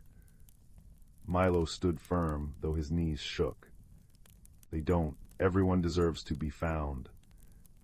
The prince lunged, but Milo threw the prism Emilia had given him. Light exploded, painting the forest in rainbows. The stag reared, throwing the prince into a thicket of singing ferns that wound around him, harmonizing so loudly he couldn't curse. Exhausted, Milo reached the map's end, a hilltop where a single oak tree held a door in its trunk. Inside, a chamber glittered with jars containing swirling memories, a soldier's pride, a widow's unfinished goodbye, his own childhood laughter, lost when his parents died. The hollow prince had hoarded them all. Juniper appeared beside him. To reclaim what's yours, you must leave something greater. Milo thought of the lonely boy who'd entered this world. Then he placed the candle of whispers into the empty space where his laughter had been. Let everyone find their lost things. I don't need this magic anymore. The jars shattered. Memories rushed back to their owners, and the chamber filled with a chorus of reunited voices. Milo's laughter returned too, warmer and richer, woven with the joy of those he'd helped. When he stepped back into the attic, the candle was gone, but the map remained, now blank. That night, villagers awoke to find lost treasures on their doorsteps. A locket reunited with its portrait, a diary's missing page, a soldier's medal polished bright. And Milo. He slept deeply, his pockets empty but his heart full, lulled by the distant, friendly chatter of a fox knitting under the stars. Years later, as an old man, Milo would tell his grandchildren, the world is full of invisible threads. Tug one gently, and somewhere, someone's life mends. And if they listened very closely, they might hear the soft click of needles, weaving on. Story 21. In the velvet-hued valley where twilight lingered like a contented cat, there nestled the village of Willowbrook, a place where chimney smoke curled into lullabies and cobblestones remembered the footsteps of every child who skipped upon them. It was here, beneath the dappled shade of ancient maple trees, that young Mira first noticed the peculiar happenings. It began with the spoons. Every morning, the villagers awoke to find their teaspoons missing. Not the sturdy iron ones, mind you, but the delicate silver spoons engraved with tiny constellations, the ones perfect for stirring honey into chamomile tea. In their place would be curious offerings, a sprig of moonlit lavender, a polished river stone still damp from the creek, or a single pearl button that hummed faintly when held to one's ear. The village elders clucked their tongues, the blacksmith checked his locks twice, and old Granny Thistle, who kept a pet hedgehog in her apron pocket, declared it the work of well-mannered ghosts with a sweet tooth. But Mira, whose curiosity was as bright as her copper braids, noticed patterns others overlooked. The missing spoons always vanished from windowsills, where they'd been left to dry after supper. The gifts left behind smelled faintly of elderberries and stardust. And every night at precisely 7:30, the village lanterns would dim for exactly 13 seconds, as if something small and swift had briefly sipped at their light. "It's not ghosts," Mira murmured to her shadow one evening, tracing the teeth marks, surprisingly dainty, left on a half-eaten shortbread cookie that had appeared in her mother's sewing basket. Ghosts don't nibble. Her investigation led her to Granny Thistle's cottage at the edge of the Whispering Wood, where the hedges grew in geometric spirals, and the rain barrel collected rainwater and stray comet tails. The old woman was kneading dough that glimmered with cinnamon dust when Mira arrived, her pet hedgehog Bramble snuffling at a bowl of crystallized clover. "Ah," said Granny without turning around, "the spoon detective arrives. Put the kettle on, would you? The bubbles should dance clockwise." As they sipped lavender-steeped milk from bowls, Mira shared her observations, the timetable of disappearances, the glittery residue on a substituted acorn cap, the way Mrs. Butterpost's tabby cat had taken to staring intently at the empty air above her spice rack. Granny Thistle's eyes crinkled like well-loved parchment. "What you need," she said, tapping the side of her speckled teacup, "is a perspective shift, literally." From her apron, she produced a vial of something that swirled like liquid shadow. "One drop in each eye, don't worry, it washes out with starlight." The world bloomed strangely when Mira applied the drops. Suddenly she could see the velvet-soft glow of spiderwebs strung between fence posts, the drowsy dreams of napping toads rising like soap bubbles from their heads, and there, a trail of tiny footprints that glittered like crushed opals, leading into the woods. Following the trail, Mira soon found herself in a clearing where the air smelled of burnt sugar and possibility. A family of fireflies arranged themselves into an arrow pointing upward. There, nestled in the crook of a birch tree, was a nest woven from stolen spoons, their handles twisted into an elegant spiral. Perched atop it was a creature no taller than Mira's thumb, a magpie with feathers like polished pewter and eyes that held entire galaxies. "Oh," breathed Mira. The magpie froze, a silver thimble clutched in its beak. What followed was not a chase, but a conversation, though not in words. The magpie, who Mira later learned was named Silvertail, hopped onto her outstretched palm and poured a series of images into her mind. Lonely nights watching villagers laugh over steaming teacups, longing to be part of the clinking, clattering warmth, leaving gifts in hopes someone might notice him. The spoons, he explained through a memory of moonlit windows, reminded him of his mother's songs when he was a nestling, songs about constellations that tasted like peppermint. Mira's heart folded itself into a gentle shape. "But you can't keep stealing," she whispered. "Though," she added, eyeing the thimble, "Mrs. Willoughby has been needing a new needle threader." The solution unfolded like a map in sunlight.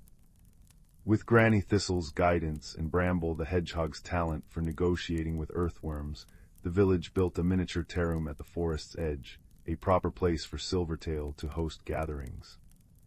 The mice donated acorn-capped saucers, children left out thimbles of blackberry syrup, and the baker crafted poppy seed cakes smaller than coins. In return, Silvertail and his feathery cousins became keepers of lost things, returning missing mittens and runaway buttons with theatrical flourish. As for the spoons, they became weather vanes, twirling above rooftops to show not which way the wind blew, but which way kindness might wander next. On quiet evenings, if you pressed your ear to their handles, you could hear the faintest clinking of teacups in the treetops, and the satisfied chuckle of a bird who'd finally found his flock. Years later, when travelers asked about the twinkling cutlery dancing above Willowbrook's chimneys, villagers would smile and say, "Oh, those, they're just our reminders." Reminders of what? But the answer would already be around them, in the smell of shared apple tarts cooling on windowsills, in the way every hedgehog hole had a tiny welcome mat, and in the warm certainty that no one, no matter how small or feathery, ever had to steal belonging. They only needed to ask. And somewhere in the maple branches, a certain magpie would ruffle his starlit wings, thinking how clever humans were to finally understand what birds had always known. That home isn't a place you take, but a song you build together. One spoon, one story, one shimmering moment of being seen at a time. Story 22. In a quiet village nestled between velvet green hills, there lived a shy baker's child named Leela, whose hands could never quite keep still. While kneading dough for cinnamon buns one chilly autumn evening, she discovered a curious thing, a thimble tarnished and forgotten, wedged between flour sacks. It was unremarkable save for a tiny inscription, so the seams the eye can't see. When she slipped it onto her finger, the world rippled like pond water, and Lyra gasped, for suddenly every stitch, seam, and thread in the room glowed silver, pulsing like veins of starlight. That night, beneath a quilt patched by generations, Leela pricked her thumb on the thimble's edge. A single drop of blood bloomed on the fabric, and the stitches beneath her fingers began to move. The embroidered swallows on her pillow fluttered to life, chirping softly as they circled her head. "Little seamstress," one trilled, "you've awakened the stitcher's eye, but take care, what's mended in haste may unravel hearts." Before she could ask what this meant, the birds dissolved into threads, leaving only a faint shimmer in the air. The next morning, Leela noticed peculiarities everywhere. The frayed hem of old Tomas' coat whispered of his loneliness.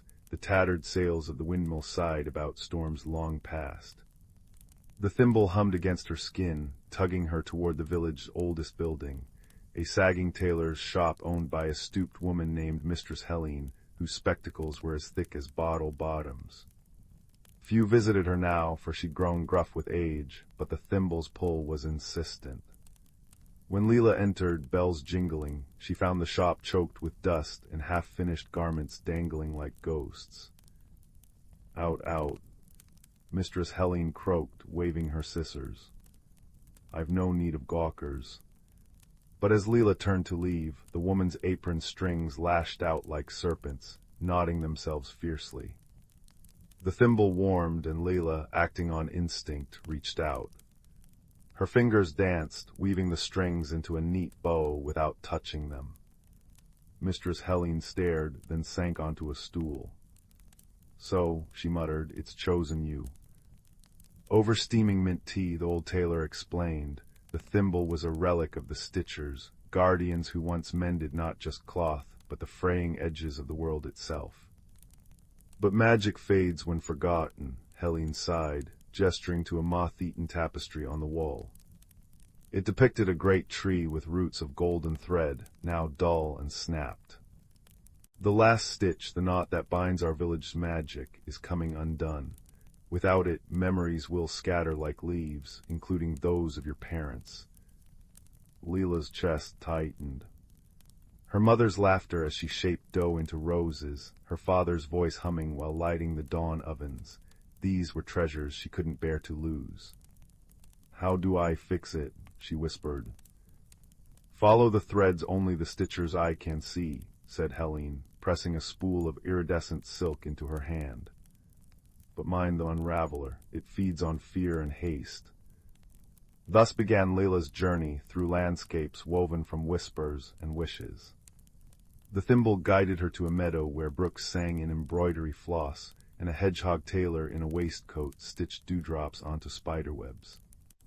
Ah, a stitcher, he squeaked, offering a needle forged from a dragonfly's wing. Beware the valley of unfinished dreams, threads there snap if tugged too roughly. In a forest of quilted trees, she met a band of raccoons unraveling sweaters into yarn balls. Their leader, a jovial rogue with a monocle, traded her a thistle button for a snippet of her cinnamon-scented hair ribbon. For luck, he winked. And a hint, mend with your ears, not just your fingers. The deeper Leela ventured, the thinner the world became. Patches of sky peeled back, revealing void beneath.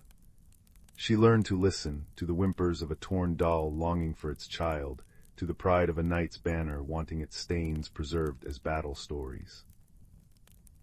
Each repair strengthened her silk thread, now glimmering like a comet's tail. At last, in a glen where shadows writhed like tangled yarn, she found the last stitch, a colossal knot in the hollow of an ancient oak. But guarding it was the unraveler, a shapeless thing of scissors and sighs, its voice a chorus of forgotten promises. Leave, it hissed. Why labor for those who will never notice? Your parents didn't see your loneliness. The village ignores old Helene. Let it all fray. Leela faltered. The thimble cooled on her finger. Then she remembered the hedgehog's needle, the raccoon's button, Mistress Helene's trembling hands. Maybe some don't see, she said, but that doesn't mean their threads don't matter. Drawing a breath, she stepped forward. Show me your snarls. The unraveler recoiled, but Leela's fingers moved, not to fight, but to trace the knot's story. She saw the village's first stitcher weeping as her sister drifted away, the grief that twisted magic into a weapon. You're just a hurt that wasn't mended, Leela murmured. Gently she wove the silk thread through the knot, not pulling but easing, each loop a question, each twist an apology. The unraveler's screeches softened to sobs, then sighs, until it dissolved into a single teardrop sewn into the stitch. Light blazed. The tree's roots reglowed, threads arcing across the valley to mend sky and soil. Back in the village, Mistress Helene's tapestry bloomed anew, and Leela's parents paused mid-need, struck by sudden memory. A morning years ago, their daughter quiet at the corner table, stitching her loneliness into a doll's dress. That evening they surprised her with a cinnamon bun shaped like a rose. Years later, when travelers asked about the silver-haired woman who kept the village stories in her quilts, locals would smile. Go to the tailor's shop, they'd say. Their two old friends, one small and flower-dusted, the other tall and needle-thin, would offer you tea and a tale, their laughter stitching the air with constellations unseen. And if you looked closely, you'd spy a raccoon's button on the windowsill, a hedgehog's needle in the pincushion, and a very ordinary thimble, resting content where it belonged. Story 23.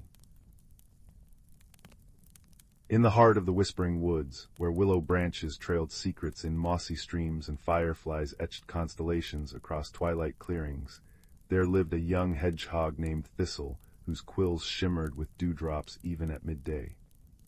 Each morning she followed the same ritual, nosing open her acorn-wood door to taste the air's shifting flavors, her small paws memorizing the braille of roots beneath them. Autumn had lingered too long that year. The maple leaves clung scarlet past their time, and the first frost refused to silver the bracken. The forest held its breath.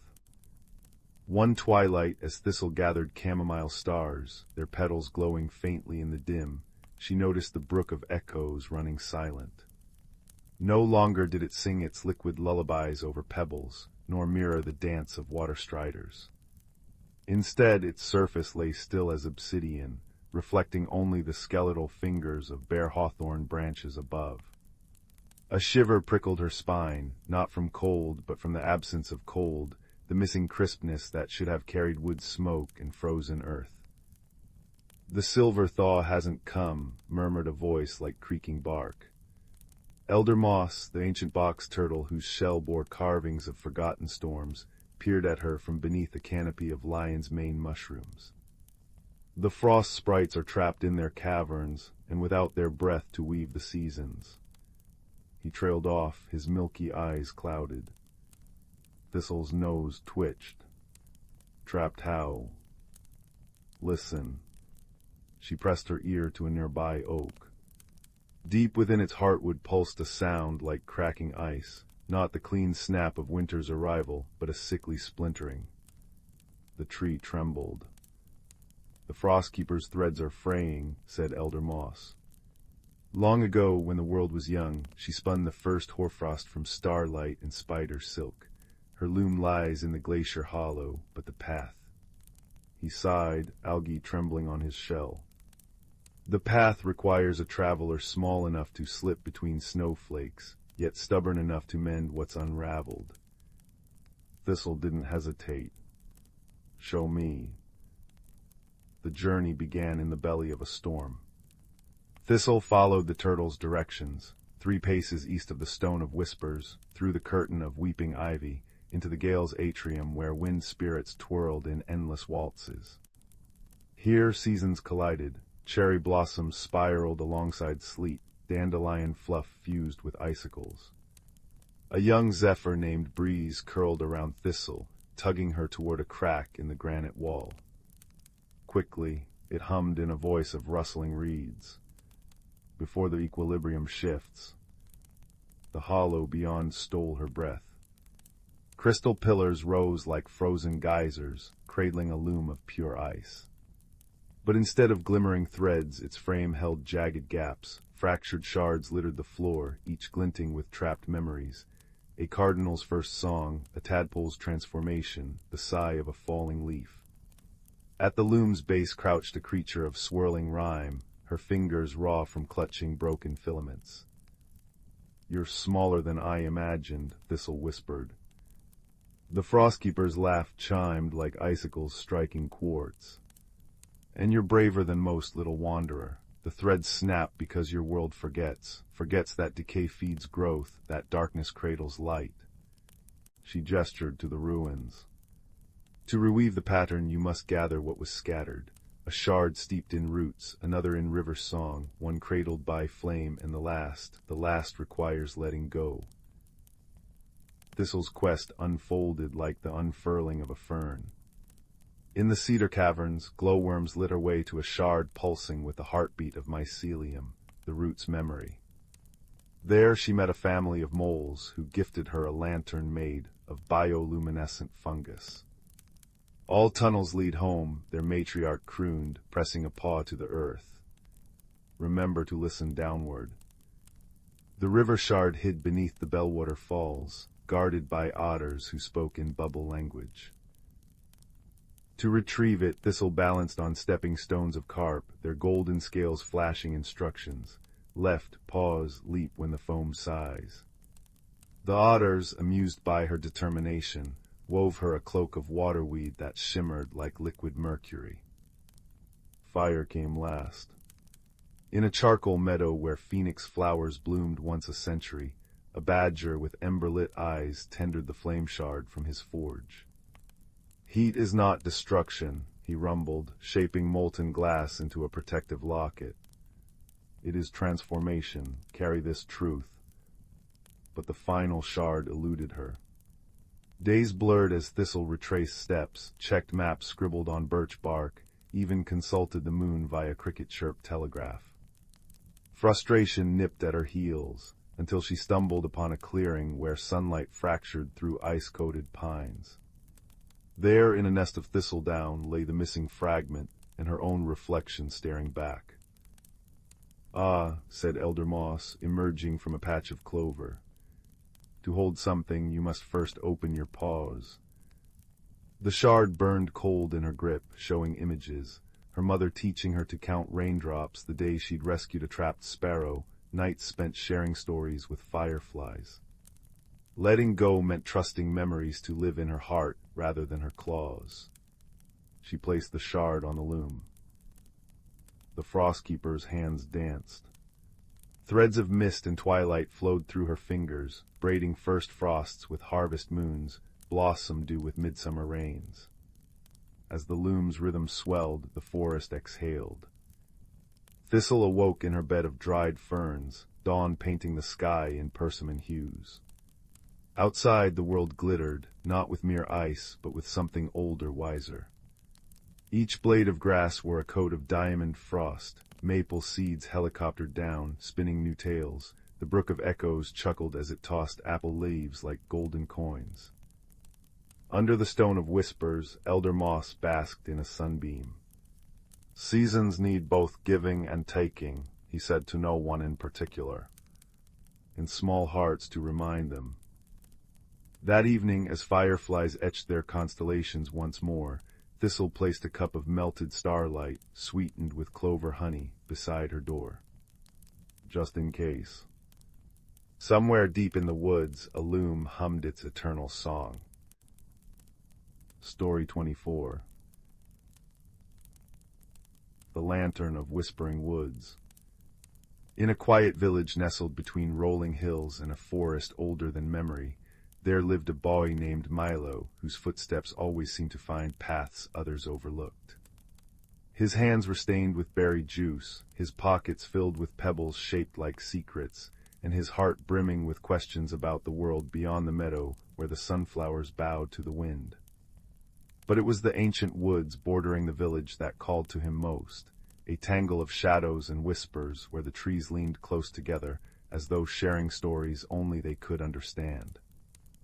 One chill autumn evening, as amber leaves pirouetted from the branches, Milo discovered something peculiar in his grandmother's attic.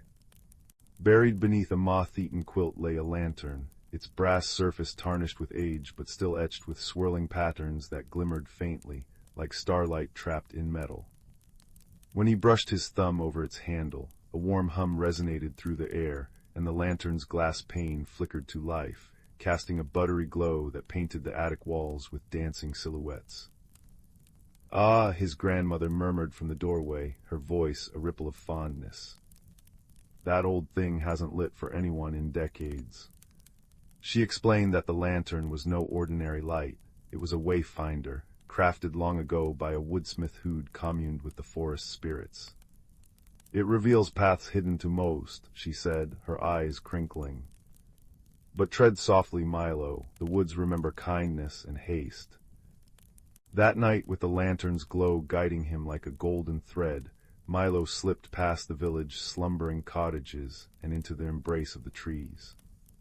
The forest air tasted of pine resin and frost, and the crunch of leaves beneath his boots echoed like distant applause. As he ventured deeper, the lantern's light pooled around him, illuminating not just the forest floor but something more, a shimmering ribbon of moss that glowed silver, winding between the oaks like a beckoning finger. Milo followed, his breath curling in the air, until the trees parted to reveal a clearing bathed in moonlight. There, nestled among roots as thick as castle walls, stood a village unlike any he'd ever seen. Tiny cottages fashioned from acorn caps and birch bark clustered around a central fire pit, where flames crackled in hues of violet and emerald. Winged creatures no taller than his knee flitted between mushroom stools, their laughter like wind chimes, while foxes with coats of liquid starlight curled sleepily beside the fire. But the most astonishing sight was the creature sitting alone on a toadstool at the clearing's edge. A hedgehog, her quills frosted with what looked like powdered quartz, knitting a scarf with needles made of twigs. She peered at Milo over spectacles balanced precariously on her snout. "Well," she huffed, her voice as crisp as autumn leaves. "Took you long enough." Milo blinked. "You expected me." Of course, the Wayfinder doesn't wake for just anyone. She set down her knitting and gestured to the lantern. "That light's been dim since the guardian tree fell ill. No new paths have bloomed in moons, and the old ones." She waved a paw at the silvery moss trail, which was fraying at the edges like threadbare cloth. "Fading, without them, the whispering woods can't breathe its magic into the world." The hedgehog introduced herself as Thistle, last keeper of the Glimmer folk, and explained that the forest's heart lay in an ancient tree deep within the woods, a tree whose roots cradled the first seeds of the forest and whose branches once brushed the clouds. But its light had begun to dim, and with it, the magic that sustained both the hidden world and the ordinary one beyond. "The guardian's song is faltering," Thistle said, her whiskers drooping. "Without it the balance unravels. Seasons might stall, rivers forget their courses." She fixed Milo with a piercing look.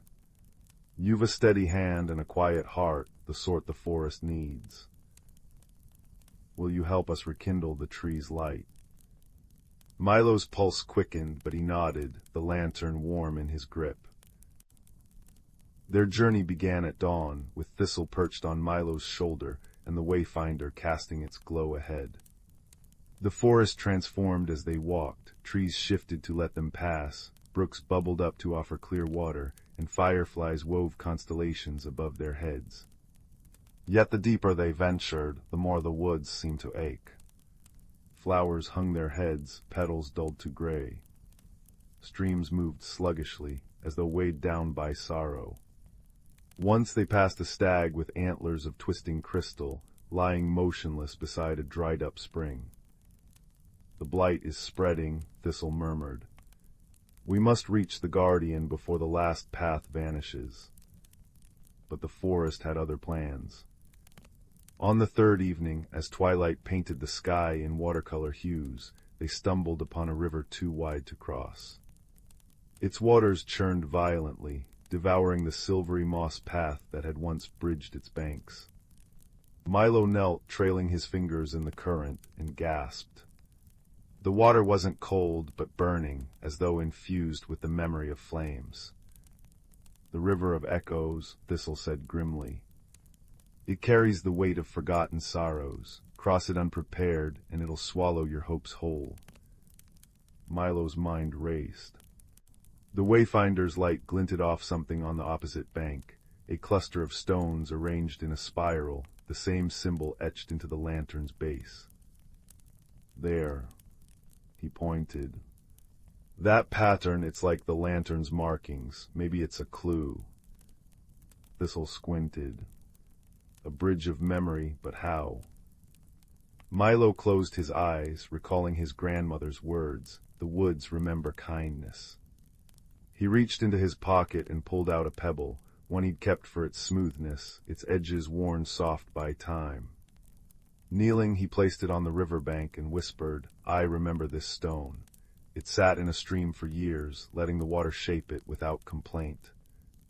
The pebble shimmered and the raging water stilled around it, forming a single stepping stone. Thistle's eyes lit up. Oh, the river values what's been cherished. Together they began placing treasures from Milo's pockets onto the bank, a robin's feather he'd found after it molted. I remember how it caught the sunlight. A walnut shell hollowed out by patient ants. I remember watching them work as a team. Even a crumpled leaf veined with gold. I remember the tree that let it fall gently. Each memory transformed into a stone, and soon a path emerged across the river. As they reached the far bank, the stones dissolved, their treasures returning to Milo's pocket. "Nothing truly cherished is ever lost," Thistle said softly. "The forest keeps what matters." The guardian tree stood in a valley where the air thrummed with the low, resonant hum of a heartbeat. But the great tree was a shadow of itself, its bark ashen, leaves curled like clenched fists, and the luminous sap that once flowed through its roots reduced to a sluggish trickle. At its base knelt a figure robed in twilight, her hands pressed to the tree's trunk. She turned as they approached, revealing a face carved from weathered wood, her eyes two pools of liquid amber. "Keeper," the figure intoned, her voice echoing with the weight of centuries. "You bring a child to witness the end." Thistle bristled. "We bring a friend, Sylvana, and he's brought the Wayfinder." Sylvana, spirit of the guardian, studied Milo.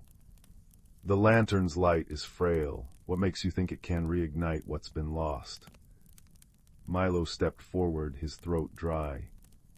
"Because it's not just the lantern, it's the stories it helps us see. The paths, the glimmer folk, the river, they all matter. If the guardian's song fades, won't the world forget how to wonder?" For a long moment, Sylvana was silent. Then she gestured to the tree. The blight began when the bonds between creatures frayed.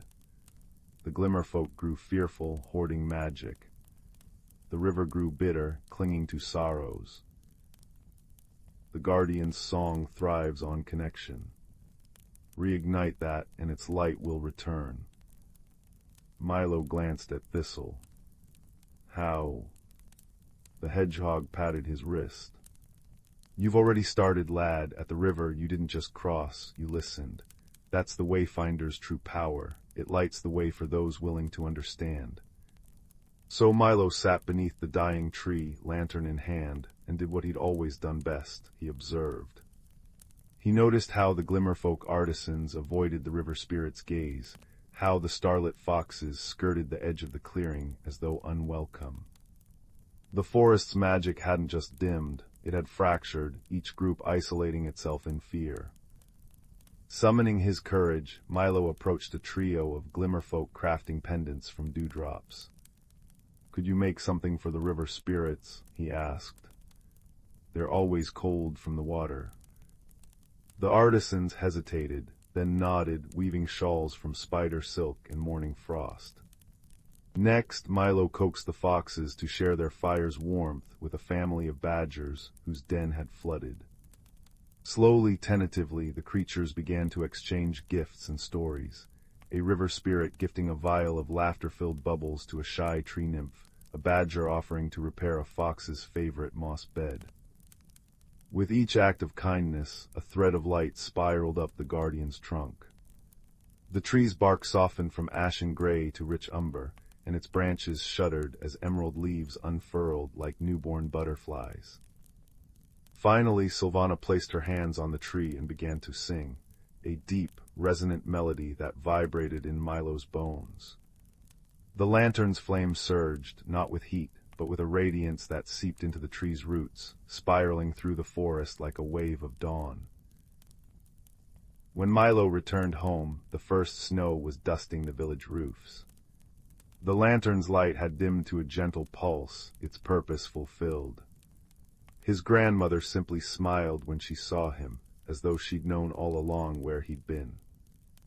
In the years that followed, Milo became a bridge between worlds. He'd leave honey cakes for the glimmerfolk at the forest's edge, and guide lost hikers away from fragile paths with cleverly placed pebbles. Sometimes, on nights when the wind carried the scent of blooming nightshade, he'd spot Thistle waving from a sun-dappled clearing, her quartz-dusted quills twinkling like a constellation come to earth. And though the village children never quite believed his tales of starlit foxes and rivers that remembered, They listened, their eyes wide as he described the guardian tree, a giant whose branches now brushed the clouds once more, its leaves whispering songs of courage and kinship to anyone who paused to listen. On the eve of his adulthood, Milo stood at the forest's edge, the wayfinder's light now a steady, quiet glow in his window. He'd learned that magic wasn't in grand spells or hidden realms, but in the choice to listen, to the rustle of leaves, to the friend who speaks in prickly tones, to the memories that shape us like rivers smooth a stone. And somewhere in the whispering woods, a hedgehog smiled, her knitting needles clicking as she crafted a new scarf, its pattern a perfect replica of the lantern's swirling light. Story 25. Once in a village hugged by misty blue mountains, there lived a curious girl named Leela with hair the color of storm clouds and a laugh that made raindrops pause mid-fall. Every evening she'd sit by her window watching fireflies sketch constellations above the meadow, until one night they gathered into an arrow pointing westward. Where the last firefly hovered, a path unfurled like a bolt of moonlight silk, winding into the forbidden bramblewood. The trees parted for Leela as if remembering her name, their barks shimmering with veins of opal. Soon the air turned sweet as candied violets, and she emerged into the Valley of Whispers, a place her grandmother's stories had never dared to describe.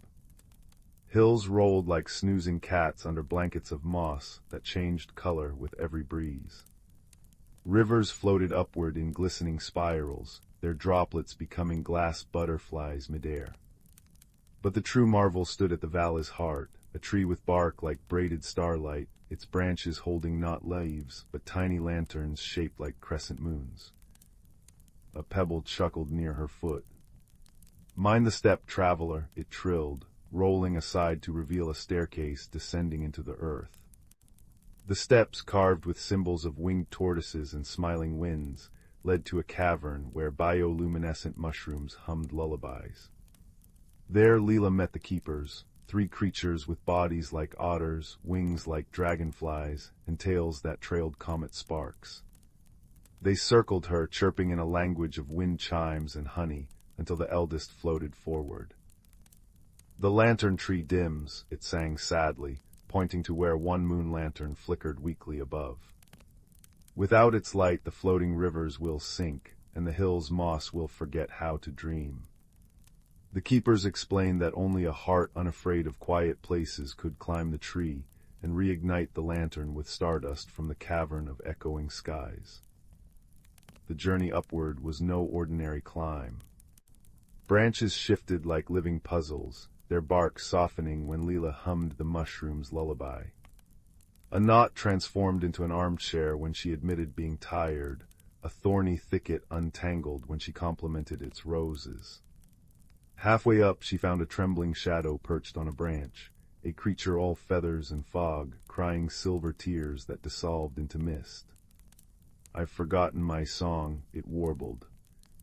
"Without it, I can't fly home to the cloud valleys."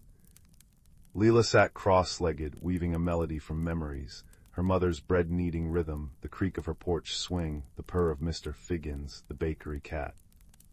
The shadow creature's feathers solidified into iridescent down, and with a grateful trill it soared upward, carving a path through the branches with its newfound song.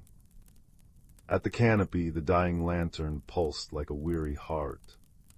The cavern of echoing skies wasn't a place, Leela realized, but a state, the stillness between breaths. She closed her eyes, letting the valley's whispers fill her, the keeper's hum, the shadow creature's song, the chuckling pebbles' rhyme. When she exhaled, stardust streamed from her palms into the lantern, kindling a light that made the entire valley gasp awake. Rivers spiraled upward in jubilant coils, hillsides erupted in mossy rainbows. Back in the cavern, the keepers presented her with a seed pod that glowed like captured twilight. "Plant it where your heart needs reminding," they chimed. The return path felt different, shorter, yet fuller. The bramblewood now waved with familiar warmth, and there, by her window, grew a sapling with opal bark and one moon lantern blooming defiantly bright. Years later, villagers would swear the meadow fireflies danced closer to Leela's cottage than anywhere else. Children left worried whispers under her sapling and returned to find them transformed into maple seeds or seashells, gentle answers from a valley that never truly leaves those who listen. And on nights when the world felt too loud, Leela would curl in her sapling's glow, smiling at the faint sound of dragonfly wings humming a lullaby only the brave of heart could hear. Story 26. In the velvet-hued valley, where twilight lingered longer than anywhere else, there stood a village woven into the roots of ancient oaks. Chimneys puffed cinnamon-scented smoke through leaf canopy rooftops, and every windowsill bloomed with starflowers that glowed faintly as dusk approached. It was here, between the cobblestone lanes and the whispering brook that carried conversations from the mountain's peak, that the first strange thing occurred. The moonbell petals began ringing at noon. Young Milo noticed it first while tending the garden of his guardian, a retired star cartographer named Mistress Nettle.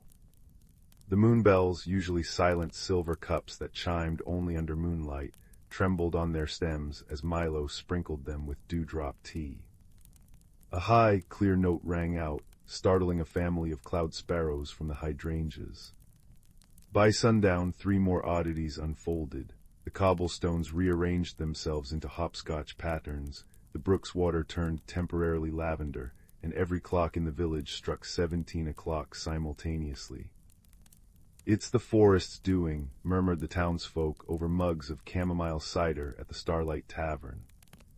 The Whisperwoods never playful without reason.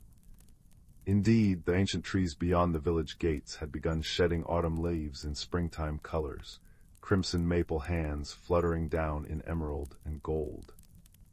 Milo, whose curiosity was as boundless as his patchwork satchel, resolved to investigate.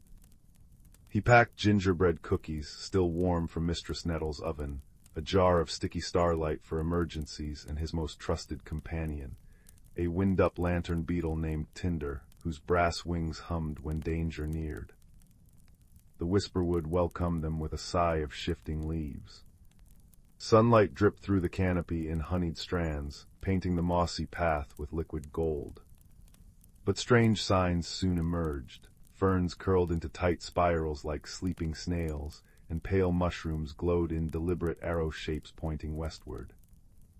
"Someone's leaving us breadcrumbs," Milo whispered, brushing his fingers over a mushroom's bioluminescent gills. Tinder's wings buzzed in agreement, casting prismatic light over the trail.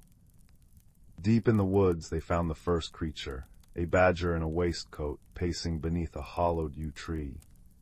His pocket watch, which doubled as a compass, spun wildly.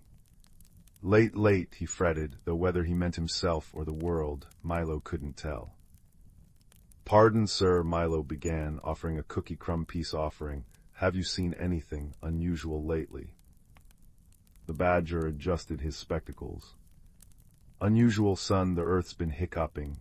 Yesterday the eastern thicket forgot how to be sideways. Today the river's flowing uphill to apologize to the mountain. Something's tugging at the threads of this place." He leaned closer, smelling of peppermint and old books. "Seek the weeping stones, mind the thistles, they've been reciting limericks." Guided by chattering thistleballs, there once was a rose from Quint.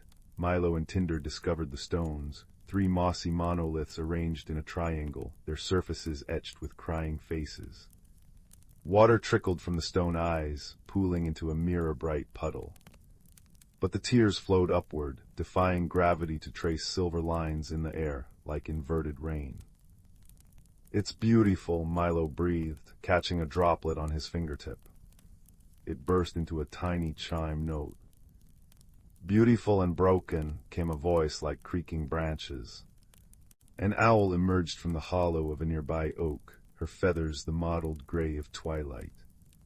One eye gleamed amber, the other was a polished moonstone.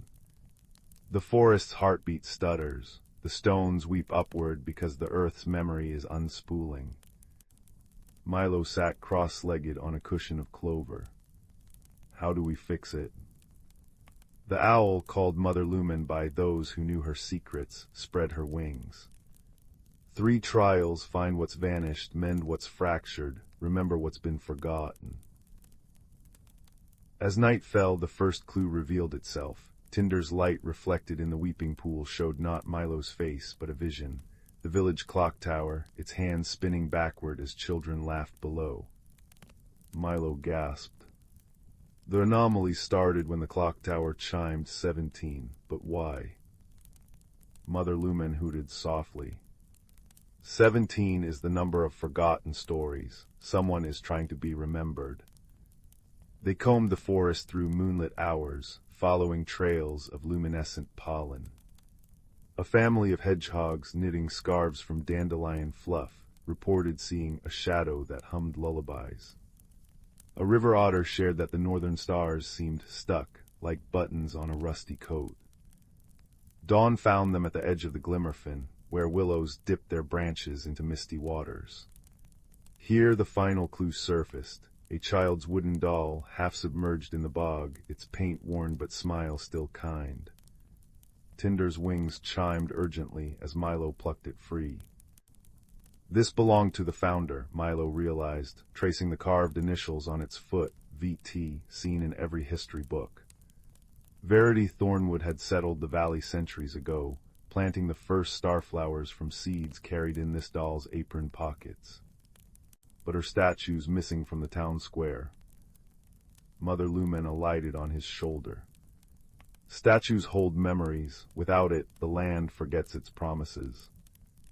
They raced back to the village where chaos had blossomed mildly. Rooftops now sported grass carpets, several chickens floated gently above their coop, and the bakery's sourdough loaves had begun harmonizing in baritone. At the clock tower's base, Milo found the truth. The founder's statue hadn't vanished but sunk into the earth up to its waist, buried by decades of layered soil and neglect. "She's been here all along," Milo whispered, brushing dirt from Verity's stone eyes. "We stopped noticing her." With help from badgers, owls, and villagers wielding polished mirrors to reflect the dawn light, they excavated the statue. As Verity's carved hand emerged holding her starflower staff, the forest exhaled. Gravity righted itself, chickens descended softly into nests, the brook's lavender hue faded to clear, and moonbells resumed their nocturnal serenades. But the greatest marvel came when Milo placed the recovered doll at the statue's feet. Stone fingers trembled, then glowed warm as sunlight. From Verity's mouth drifted a long-forgotten lullaby, the same melody the shadow had hummed, woven from gratitude and the gentle magic of being remembered. That evening, as fireflies conducted constellations above the freshly baked apple pies, Mother Lumen explained to the gathered villagers, magic thrives on attention. Even stones dream of being seen. Milo, now cradling a drowsy Tinder, added sleepily, and sometimes fixing big trouble starts with noticing small wonders. The stars twinkled their agreement as the clocks, properly rested, struck 7 gentle oak clocks. And in the Whisperwood the stones wept downward once more, their tears nourishing the roots of tomorrow's mysteries. Story 27. The old general store at the edge of Mossberry Hollow had always smelled of cinnamon dust and possibilities. Its warped wooden floors creaked stories beneath every footstep, and the tarnished bell above the door sang with a voice hoarse from decades of greeting customers. Yet it was here, between shelves of mismatched teacups and towers of folded quilts, that shy little Juniper first discovered the world wasn't quite as ordinary as it seemed. It began on a drizzly afternoon when Mrs. Bramble, the shopkeeper with laugh lines as deep as tree rings, asked Juniper to organize the button collection. The glass jars clinked like wind chimes as she arranged them by color, until a peculiar glint caught her eye. There, wedged between mother-of-pearl discs and brass military buttons, lay a single button made of wood so ancient it had turned to stone. Carved into its surface were 7 intersecting circles that seemed to shift when stared at directly. "Ah, the traveler's token," Mrs. Bramble murmured, appearing as suddenly as a sunbeam through storm clouds. Her knitted shawl whispered against Juniper's arm as she leaned closer. They say it belonged to a star that fell in love with earthbound things. Press it to any fabric, child, and it'll show you the threads between places. Juniper's thumb brushed the curious carving. Before she could ask questions, the button leapt from her palm like a dropped coin, embedding itself in the hem of her patchwork skirt. The shop walls dissolved into swirling mist as 7 silken threads materialized around her, some glowing gold as honey in sunlight, others shimmering silver like minnows in moonlight. A quiet hum filled the air, the sound of distant roads whispering their secrets. Thus began Juniper's invisible education in the art of thread walking. The crimson thread led to a library where books bloomed like flowers each spring, their pages unfurling petals of handwritten stories. The indigo strand carried her to tide pools where snails composed symphonies using seashell horns. But it was the faded yellow thread, fragile as cobweb and twice as elusive, that called most persistently. It tasted of wood smoke and loneliness, and it always disappeared before she could follow. The mystery unraveled one frost-kissed morning, when Juniper found a badger cub whimpering in the thorny embrace of blackberry vines. His left paw bore a scar shaped remarkably like the button's 7-circle pattern. "You smell of the old paths," the badger sniffed, once freed and wrapped in Juniper's scarf. "I'm Thistle of the sundered clan. Our lanterns went dark when the thread between hearths frayed." His nose twitched toward the phantom yellow strand only Juniper could see. Guided by Thistle's quiet wisdom and a mischievous map mouse named Pippin who lived in his fur, Juniper learned the fading thread connected to the Wanderlight, a celestial flame that once danced between every home's hearth. "Greedy hands trapped it in a clockwork cage," Pippin explained, tail quivering with outrage. "Now connections between kin grow cold, and the world forgets how to listen." Their pilgrimage through hidden valleys and upside-down forests brought them to a tower built from frozen music. There, suspended in a cage of clicking gears, pulsed the Wanderlight, its warm glow reduced to a sickly flicker. The cage's inventor, a lonely clockmaker with mirrors for eyes, stood guard. "I captured it to study connection," he confessed, his voice creaking like unoiled hinges. "But the light dies in isolation, doesn't it?" Juniper's fingers found the wooden button at her hem. As Thistle reasoned with the clockmaker about shared warmth and Pippin nibbled at the cage's rusty joints, she noticed something wondrous. Every kindness they'd offered on their journey, the honey left for weary bees, the mended spiderweb, the lullaby sung to a trembling sapling, had woven itself into the button's carvings. The 7 circles now glowed with collected starlight. "Connection isn't something to possess," Juniper said gently, pressing the button against the cage. "It's something to grow." The accumulated warmth of 100 small kindnesses melted the gears into liquid sunlight.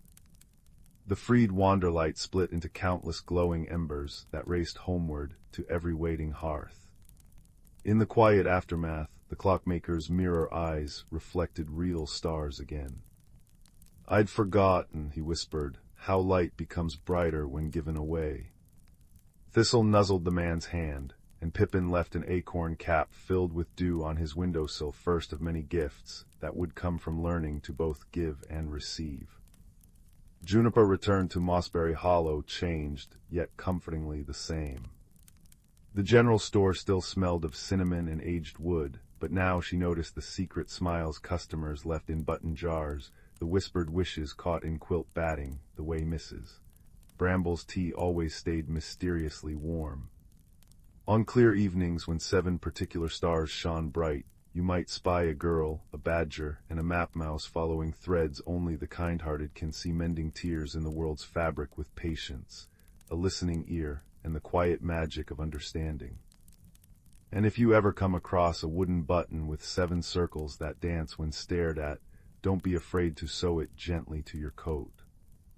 The roads between moments are always smoother when walked together, and every ending is simply a new thread waiting to be chosen. Story 28. In a small village nestled between whispering pines and a brook that sang lullabies over smooth stones, there lived a quiet child named Tansy whose greatest treasure was an old patchwork quilt. This was no ordinary blanket, but one that had been passed down through 7 generations of their family, each square stitched by loving hands during moments of joy and sorrow alike. Its fabric held the faint scent of lavender from great-grandmother's linen chest and the crispness of winters when it had been draped over fevered brows. One chilly autumn evening, as Tansy traced the quilt's fraying edges by firelight, a peculiar thing happened. A moss-green patch shaped like an oak leaf began to glow.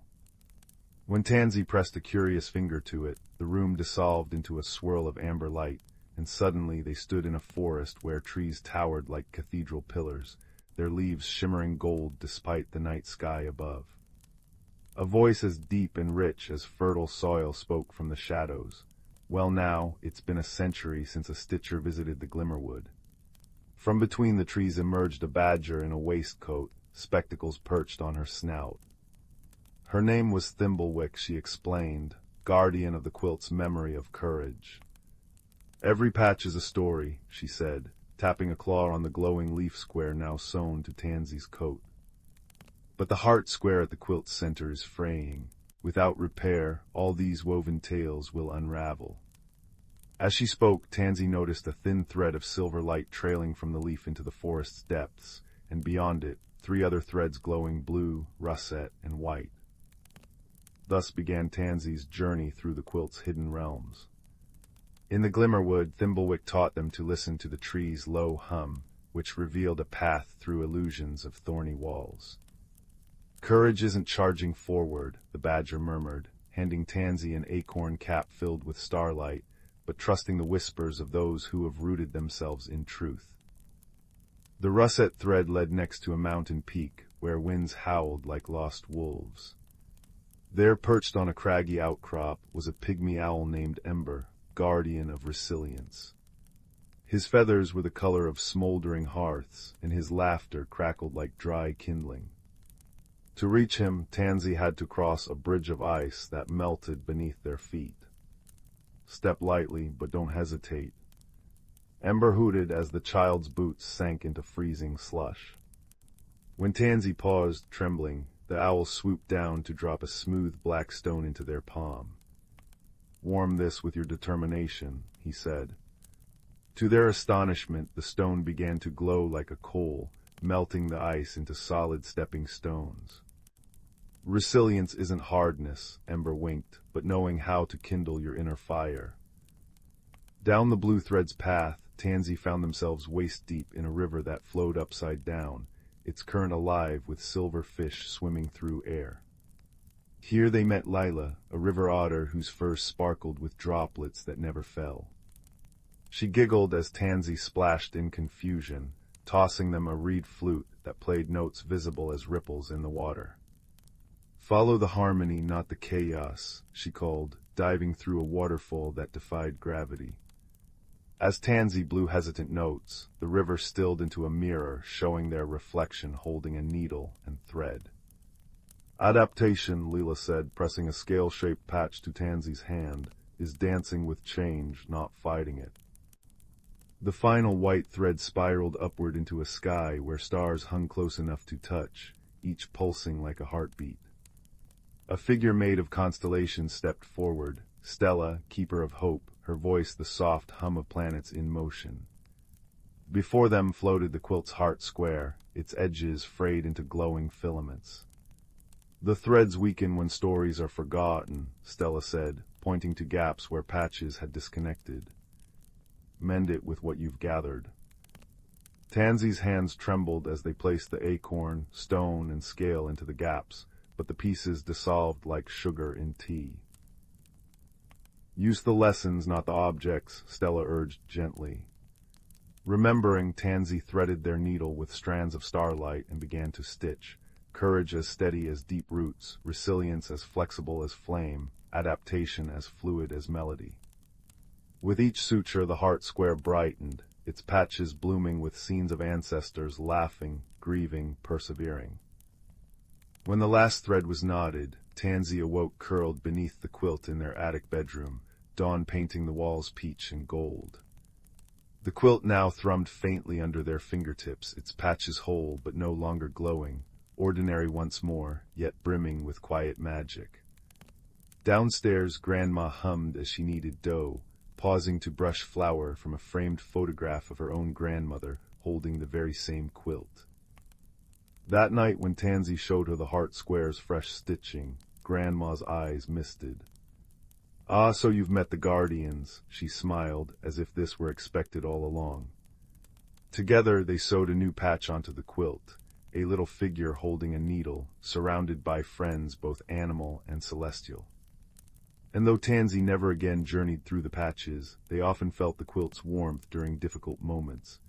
A badger's steadfastness before exams, an owl's spark during setbacks, an otter's playfulness in times of change, and always the quiet assurance of stars stitching light into darkness.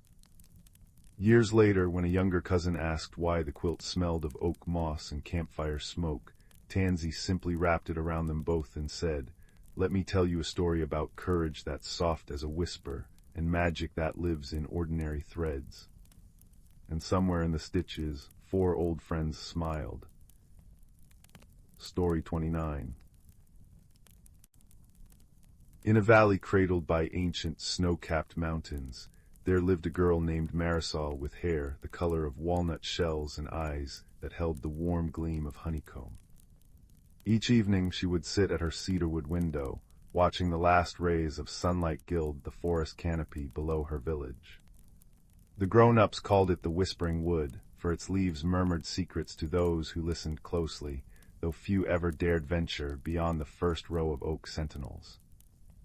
One crisp autumn afternoon, while chasing a paper kite that had escaped its string, Marisol discovered a curious sight beneath a carpet of crimson maple leaves. A silver brooch shaped like an unfurling fern gleamed in the dappled light, its surface etched with symbols that seemed to shift like liquid mercury when tilted toward the sun. As her fingers brushed the cool metal, a sensation like raindrops dancing on a still pond rippled through her, and the forest's whispers suddenly sharpened into words. "She's found the key," rustled the birches. "Will she help?" sighed the willows. "The veil weakens," groaned the pines. Marisol fastened the brooch to her cloak, her breath curling in the air like question marks. That night, by the amber glow of her oil lamp, she traced the fern's delicate grooves and noticed something new, a tiny compartment hidden in the stem. Inside lay a scroll no larger than her thumb, unfurling to reveal a map inked in iridescent colors that shimmered like dragonfly wings. At its center, where the oldest trees were drawn, a symbol pulsed faintly, a crescent moon cradling a drop of dew. 3 dawns later, Marisol stood at the forest's edge, her woolen scarf damp with morning mist. The brooch hummed against her collarbone as she stepped beneath the arching branches, and the world shifted. Sunlight fractured into prismatic beams that illuminated floating pollen like gold dust. Mushrooms glowed softly along the path, pale blue caps ringed with bioluminescent spores that drifted upward to join the constellations of fireflies. The air tasted of elderflower and petrichor, and beneath it all, a deep, resonant vibration that Marisol felt in her molars, like the earth itself was breathing. She hadn't walked long when a voice like wind chimes called out, "You're trampling the twilight lilies, you know." Perched on a mossy stone was a creature no taller than her knee, a fox with fur the color of apricot marmalade, except where its left ear and paw shimmered as though dipped in starlight. Its eyes, wide and luminous, reflected the forest like twin pools collecting rainwater. "I'm sorry," Marisol breathed, kneeling. "I didn't see them." The fox tilted its head. "Most don't. I'm Tindra. You've brought the key." It nodded at her brooch. "Which means you're either very brave or very lost." "Both, maybe." Marisol showed Tindra the map. "Do you know what this symbol means?" The fox's starry paw twitched. The moonwell, it's where the veil between worlds is thinnest, but the path isn't safe anymore, not since the gloom took root. As they journeyed deeper, Tindra explained, the whispering wood existed in layers like the rings of a tree. Mortals walked the outermost circle, unaware of the luminous world within. The moonwell anchored this hidden realm, its waters weaving magic into roots and rivers. But something had poisoned it. Trees wept amber sap where their bark split open, and patches of the forest floor crumbled into voids that smelled of burnt sugar. The gloom feeds on fear, Tindra said as they skirted one such void. A hairline crack ran through the fox's shimmering ear. It twists memories into thorns. Marisol's fingers tightened around the brooch. How do we stop it? The moonwell's guardian could, but she vanished when the gloom first appeared. Tindra's tail drooped. Without her song, the veil frays. Soon the gloom will spill into your world too. That night, as Marisol slept curled beside Tindra in a hollow tree, she dreamed of a woman with hair like cascading water. She stood in a grove of crystal trees, her voice weaving through them in a wordless melody that made the stars tremble in recognition. When the dream woman turned, her eyes were milky white, and black vines crept up her throat. Find the threads, she whispered, dissolving into mist. Mend the loom. The next morning they discovered the first thread, a strand of light caught in a spiderweb, thrumming like a plucked harp string. Marisol's brooch warmed as she gently disentangled it.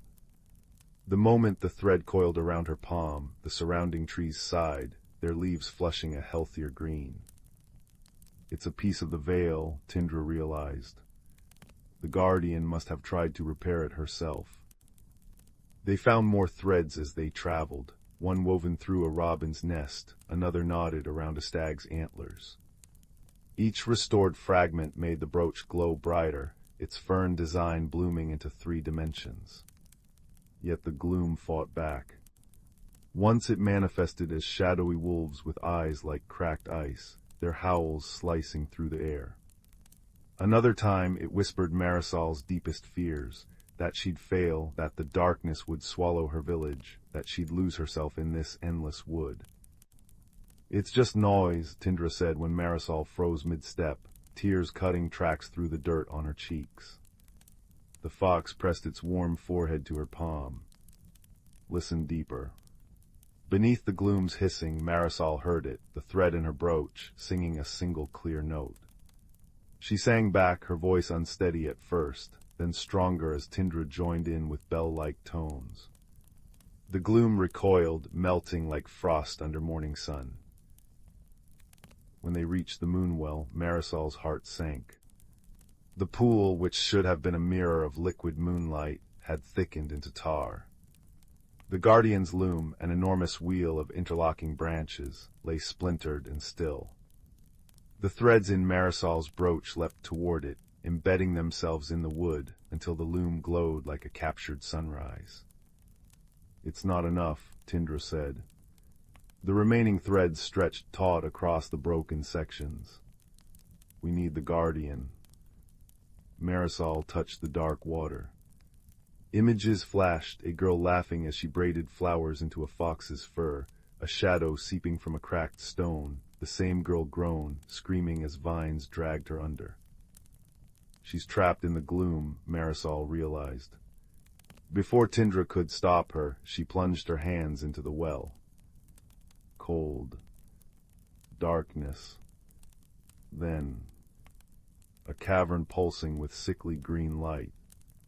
The guardian hung suspended in a web of thorns, her face gaunt.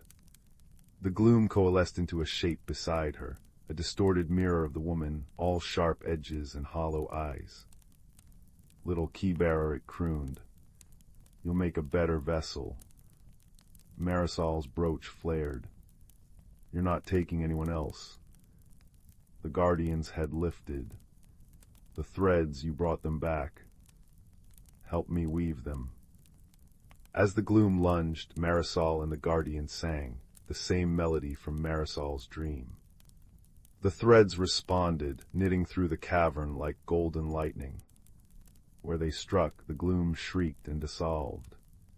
The thorn prison crumbled, and the guardian seized Marisol's hand as the cavern collapsed around them. They surfaced gasping in the moonwell, now radiant and clear. The guardian, her eyes no longer clouded, embraced Tindra with a cry of recognition. The fox had been her companion since childhood, before the gloom's first attack. Together they worked the loom, Marisol's brooch supplying the final threads. With each pass of the shuttle, the forest's wounds healed. At dawn, Marisol stood at the forest's edge once more, the brooch quiet against her chest. Tindra nuzzled her hand. The veil will hold now, but if you ever need us. I'll listen, Marisol promised. Walking home, she noticed changes, the way sunlight clung to her like a friendly ghost, how the village well's water sparkled brighter, the subtle melody in the wind. That night, as she drifted asleep, her window opened to the stars, a familiar chorus drifted up from the valley. Threads mended, sang the oaks. Balance restored, chimed the willows. Courage remembered, hummed the pines. And Marisol smiled into her pillow, knowing the whispers would never let her feel truly alone again. Story 30.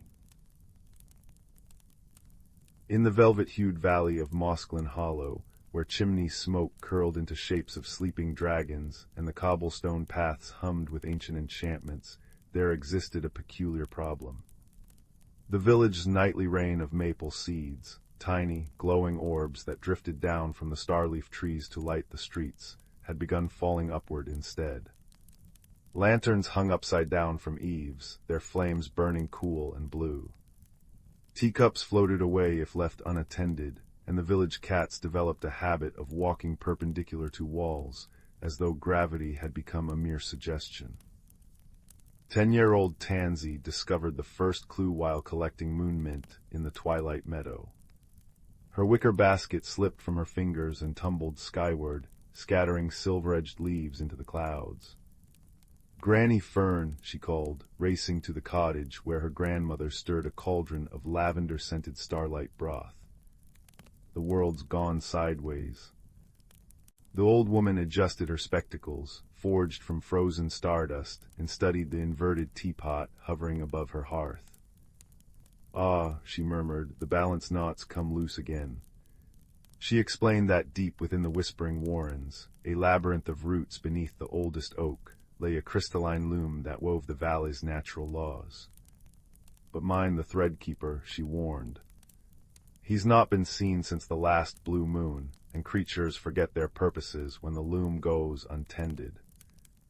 With a satchel of Granny's prismatic biscuits, which turned one's breath into visible songbirds, and a flicker lamp tied to her wrist, Tansy ventured into the warrens. The roots formed archways dripping with bioluminescent moss, and the air thrummed with the sound of unseen looms. Soon she found a chamber where the walls pulsed like a heartbeat, their surfaces etched with constellations.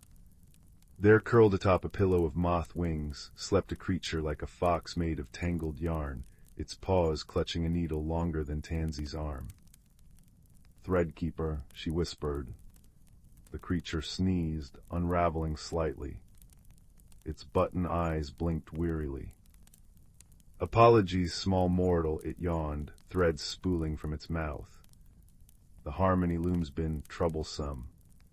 It gestured to the massive crystal apparatus in the room's center, where glowing threads knotted themselves into impossible tangles. "The more I try to fix it, the worse it becomes. I've not slept in 7 decades. Tansy noticed the threadkeeper's paws were matted with cobwebs, his needle dull. She offered him a prismatic biscuit. As he nibbled, his fur smoothed into vibrant crimson yarn, and the cobwebs dissolved. "Perhaps," she suggested, recalling Granny's mending lessons, "you're pulling the threads too tight. Granny says tension must breathe." Together they approached the loom.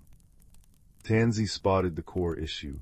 A skein of gravity threads had looped around a bundle of time fibers, creating a snarl that pulsed like a trapped firefly. The threadkeeper made to slice it with his needle, but Tansy stopped him.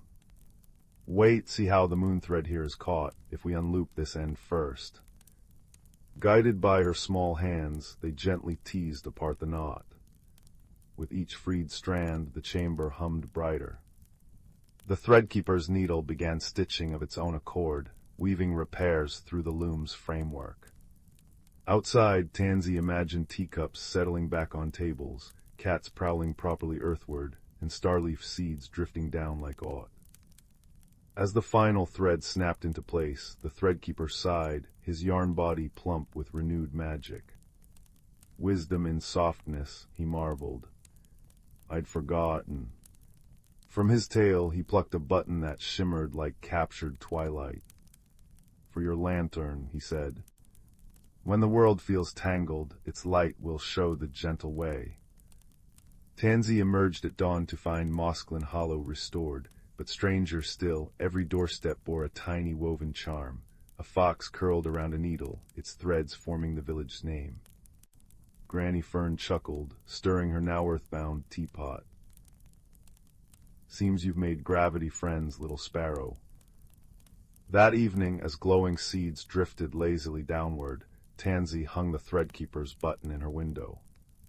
It cast prismatic patterns that danced with the fireflies, a reminder that even ancient magics sometimes need small hands and softer hearts to find their way. Years later, when children spotted books floating or chickens clucking backwards, they'd visit Tansy's cottage. Together, they'd sip cloudberry tea and study the button's shifting light, learning to listen not just for what was broken, but for what simply needed room to breathe. Story 31. In a cobblestone village nestled between whispering pines and a brook that sang lullabies over smooth stones, there lived a timid boy named Milo, whose knees always seemed to know the quickest route to the ground. His most treasured possession was a tarnished pocket watch left by his grandmother, its hands perpetually frozen at 3:07, the exact minute he'd first held it as she slipped from the world. Each evening he'd wind it carefully, hoping someday the gears might click to life like a heartbeat restored.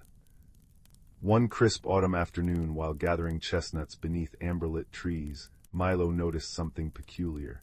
His shadow stretched longer than the others, rippling like ink dropped in water.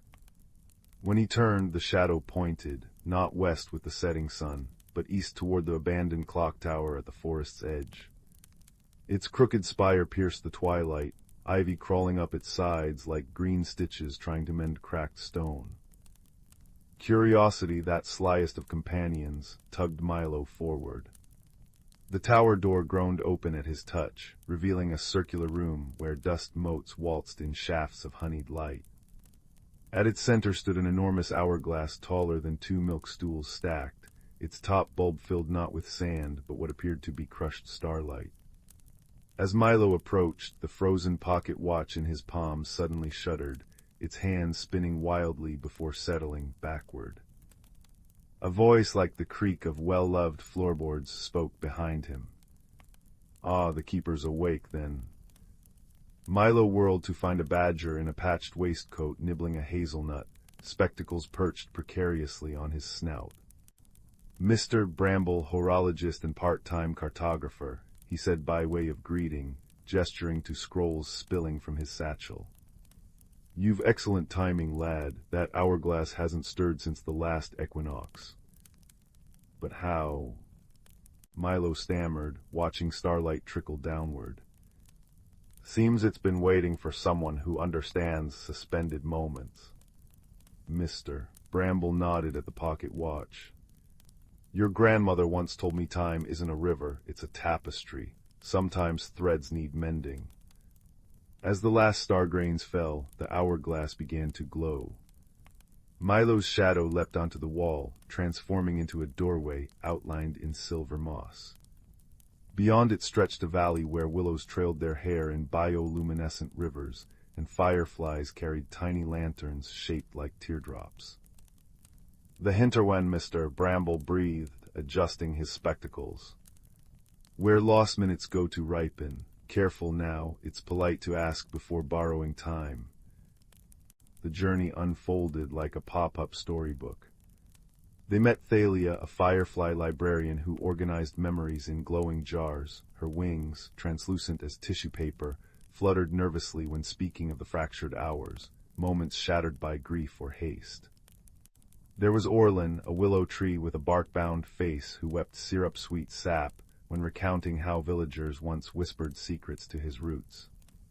Each encounter revealed fragments of a problem. The valley's heart, a crystalline clock tower, had grown silent, its gears clogged with stagnant time. Without its song, the hinterwen was unraveling. Tried oiling the mainspring with moondew, Thalia sighed, lighting their path up the increasingly misty trail. But the tower doesn't want fixing, it wants listening. Milo's fingers brushed the pocket watch. Maybe it's lonely. Gran's clock stopped when she... Mr. Bramble's ears twitched. Lad, when your watch froze, did you keep winding it? Every night, even though it never... Milo paused, understanding dawning like the first slow note of a dawn chorus. You think the tower needs someone to care, even if it can't tick yet. The challenge became clear as they reached the silent tower. Its enormous gears were indeed choked with thick, tar-like substance, not rust, but petrified loneliness. Every attempted repair by previous visitors had only added layers, a gear polished raw here, a hammer's dent there.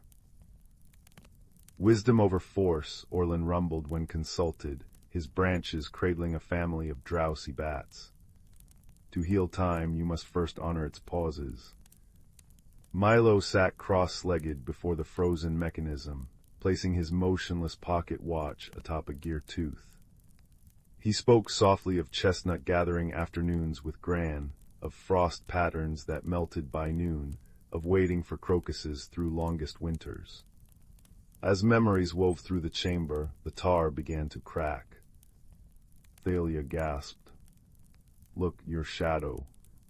It danced again, not pointing but painting, sweeping across cogs in gold-tinged strokes. Where shadow touched tar, it dissolved into fragrant lavender smoke. Milo stood, following his shadow's lead in a sort of mechanical waltz, until with a ground-shaking click, the central pendulum swung. The tower sang. Not a cacophony, but a lullaby, notes resonating in Milo's ribs like a second heartbeat. Down in the valley, willows shook diamond dew from their leaves, as the bioluminescent rivers surged brighter. You mended the break between then and now, Mr. Bramble said, tactfully ignoring the syrup tears dampening his waistcoat. Shared time is sticky stuff, binds better than any glue. As dawn painted the hinterwen in apricot hues, the companions descended. Milo's pocket watch now ticked softly, its hands moving forward, but occasionally pausing as if to breathe. It'll keep your own time, Thalia explained, gifting him a lanternfly in a tiny cage of twisted vines. For when you need to remember that stillness isn't emptiness. The journey home passed in a blur of firefly choruses and goodbye nuzzles from badger snouts.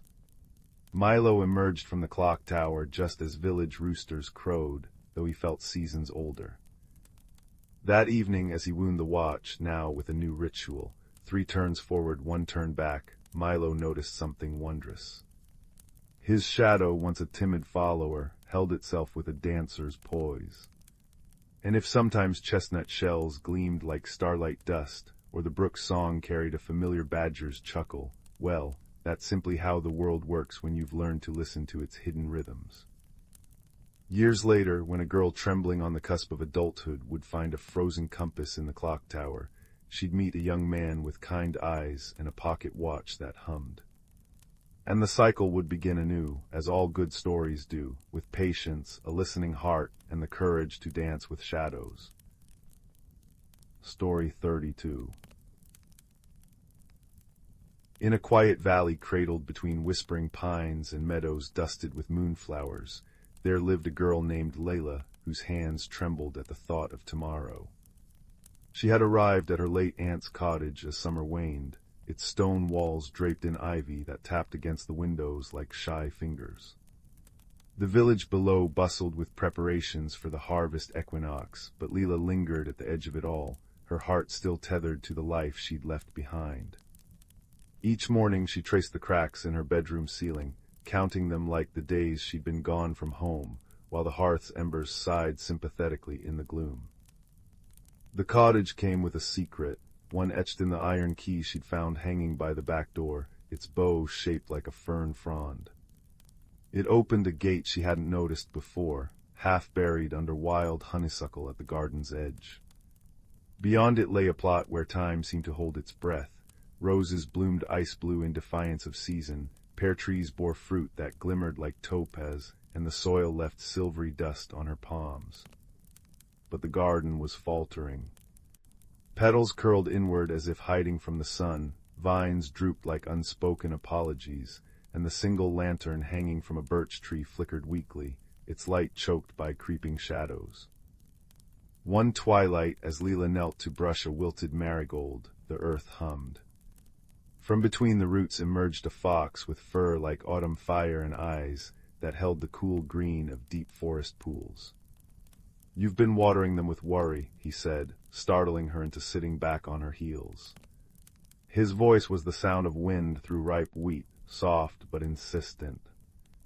"Gardens like this grow with the gardener. What you feed your heart, you feed the soil." "But I don't know how to fix it," she whispered, crumbling a clod of dry earth between her fingers. The fox tilted his head. "Perhaps it's not about fixing." He padded to a patch of soil where a single snowdrop struggled through the cracks. "Some roots need darkness before they remember how to reach for light." Over the following weeks, the fox, who eventually offered the name Bramble, became her twilight companion. He showed her how to listen to the language of the garden, the way dandelions sighed when their seeds scattered too soon, how the cherry tree's sap flowed slower when the air tasted of rain. Yet progress was fragile. For every blossom Leela coaxed open with hesitant laughter, two more seemed to shrink from her touch. Her frustration pooled in the garden's corners, forming puddles that reflected only gray. It was the village herbalist, Mrs. Thornbrush, who intervened. A woman as thorny as her namesake, but with a smile that could thaw frost, she arrived one morning with a basket of lemon balm and a threadbare quilt. "Saw you from my window, child, kneeling in the dirt like you're bargaining with it," she said, spreading the quilt beneath the birch. "Sit. A garden isn't tamed through gritted teeth." Leila hesitated. "Everything I try just fails." "Ah." Mrs. Thornbrush pressed a sprig of rosemary into her palm. "Crush this. What do you smell?" "Pine and something sharp, like sunlight." "Exactly, the plant's essence isn't changed by your opinion of it. It simply is your garden." She nodded at the struggling flowers. "It's waiting for you to stop seeing it as a puzzle to solve." The lesson unfurled slowly. Leela began spending less time tugging weeds and more time sitting quietly among the poppies, sharing stories of her old home until the words no longer caught in her throat. She let herself cry one afternoon, great heaving sobs over a letter from her best friend, and the next morning discovered the rain-soaked soil had birthed a cluster of star lilies where her tears had fallen. Bramble nosed her hand approvingly. "Grief watered is grief composted," he murmured. As autumn deepened, the garden became a mirror of her unfolding self. When she admitted her loneliness to Mrs. Thornbrush over mugs of spiced cider, the lantern's glow brightened, painting the birch trunk in warm gold. When she laughed for the first time at Bramble's dry wit, a cascade of scarlet amaranth erupted along the fence, their tassels dancing. Yet shadows still lingered, especially in the garden's western corner, where blackberry brambles nodded into a wall as thick as stone. The storm came on the eve of the equinox. Clouds bruised the sky, and the wind howled like a thing wronged. Leela rushed to secure the garden, but the brambles trembled violently, their thorns tearing the hem of her cloak. They'll strangle everything, she shouted to Bramble over the gale. Only if you fight them head-on, he replied, calm as ever. What's tangled here, little gardener? She stared at the brambles. They reminded her of the arguments she'd had before leaving home, the sleepless nights clutching a packed suitcase, the fear that embracing this new life meant betraying the old. I'm angry, she realized aloud. Angry that I had to leave, angry that it still hurts. Bramble nudged her toward the thicket. Then tend to it, properly. Hands shaking, Leela reached into the brambles.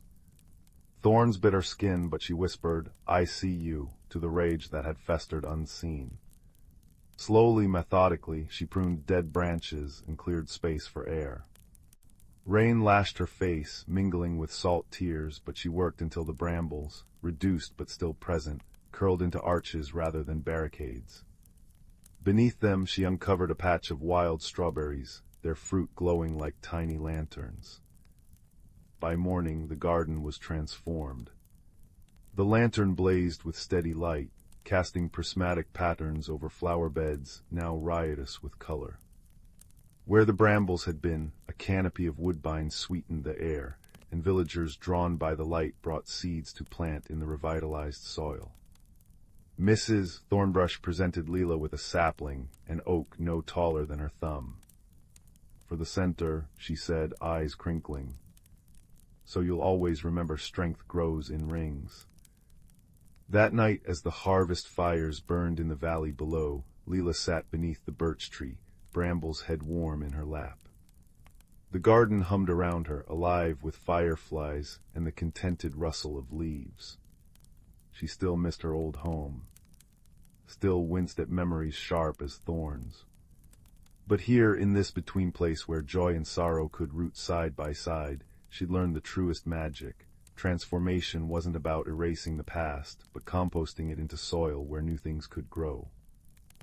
When the first frost came, it found her smiling, hands buried in earth that no longer feared the turn of seasons, and in her heart a quiet understanding that wherever she planted herself next, she carried the garden within.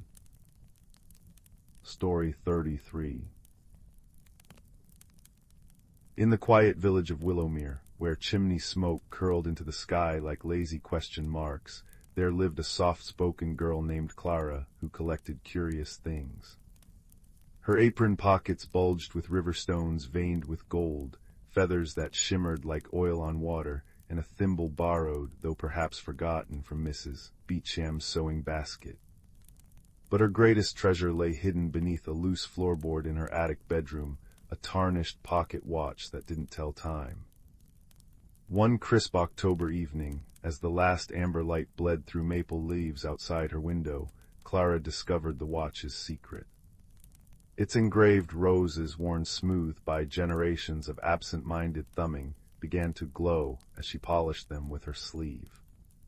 The air hummed like a beehive waking from winter sleep, and suddenly Clara wasn't sitting on her rag rug anymore. She stood in a moonlit forest where trees wore coats of silver moss, their branches heavy with lantern-like fruits that pulsed gently in time with her quickened breath. Well now, murmured a voice like rustling parchment. The sundial child arrives at last.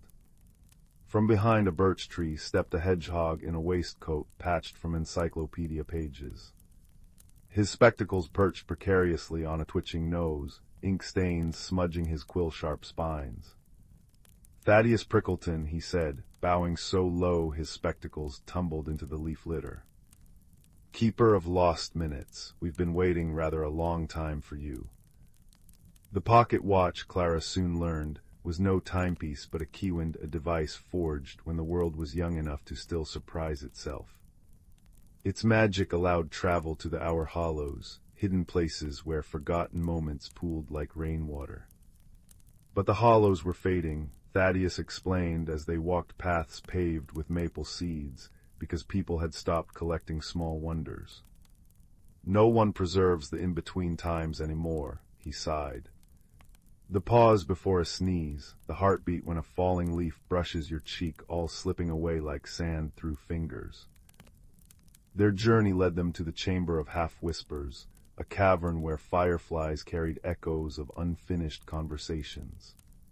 Here they met Seraphina, a starling with wings the color of storm clouds, who spoke entirely in riddles sung to the tune of rainfall. "Seek the weaver who mends the looms, sigh," she trilled, preening a feather into Clara's hair. "But mind the tangle that borrows and bends, what's freely given can't be stole, nor can a hurried hand hold coal." The true test came when they reached the tidal hour, a beach, where waves of liquid light crashed against shores of powdered moonstone. Here lurked the tangle, a shadowy creature made of stolen seconds, its form constantly shifting like smoke behind glass. It had consumed entire hollows, growing fat on hurried breakfasts and glanced-over sunsets. "Give me the keywind," it hissed, its voice the screech of a fast-forwarding tape. "I'll make every moment now, until time itself snaps taut." Clara's fingers trembled on the watch. But as the tangle lunged, she remembered Seraphina's riddle, "What's freely given can't be stole." Closing her eyes, she did the bravest thing imaginable. She stood perfectly still. "Take it," she said, voice clear as a frost morning. "But first, let me show you something." From her apron pocket she took a maple key, its wings still green at the stem. "This fell into my soup last Tuesday," she said, placing it in the tangle's shimmering grasp.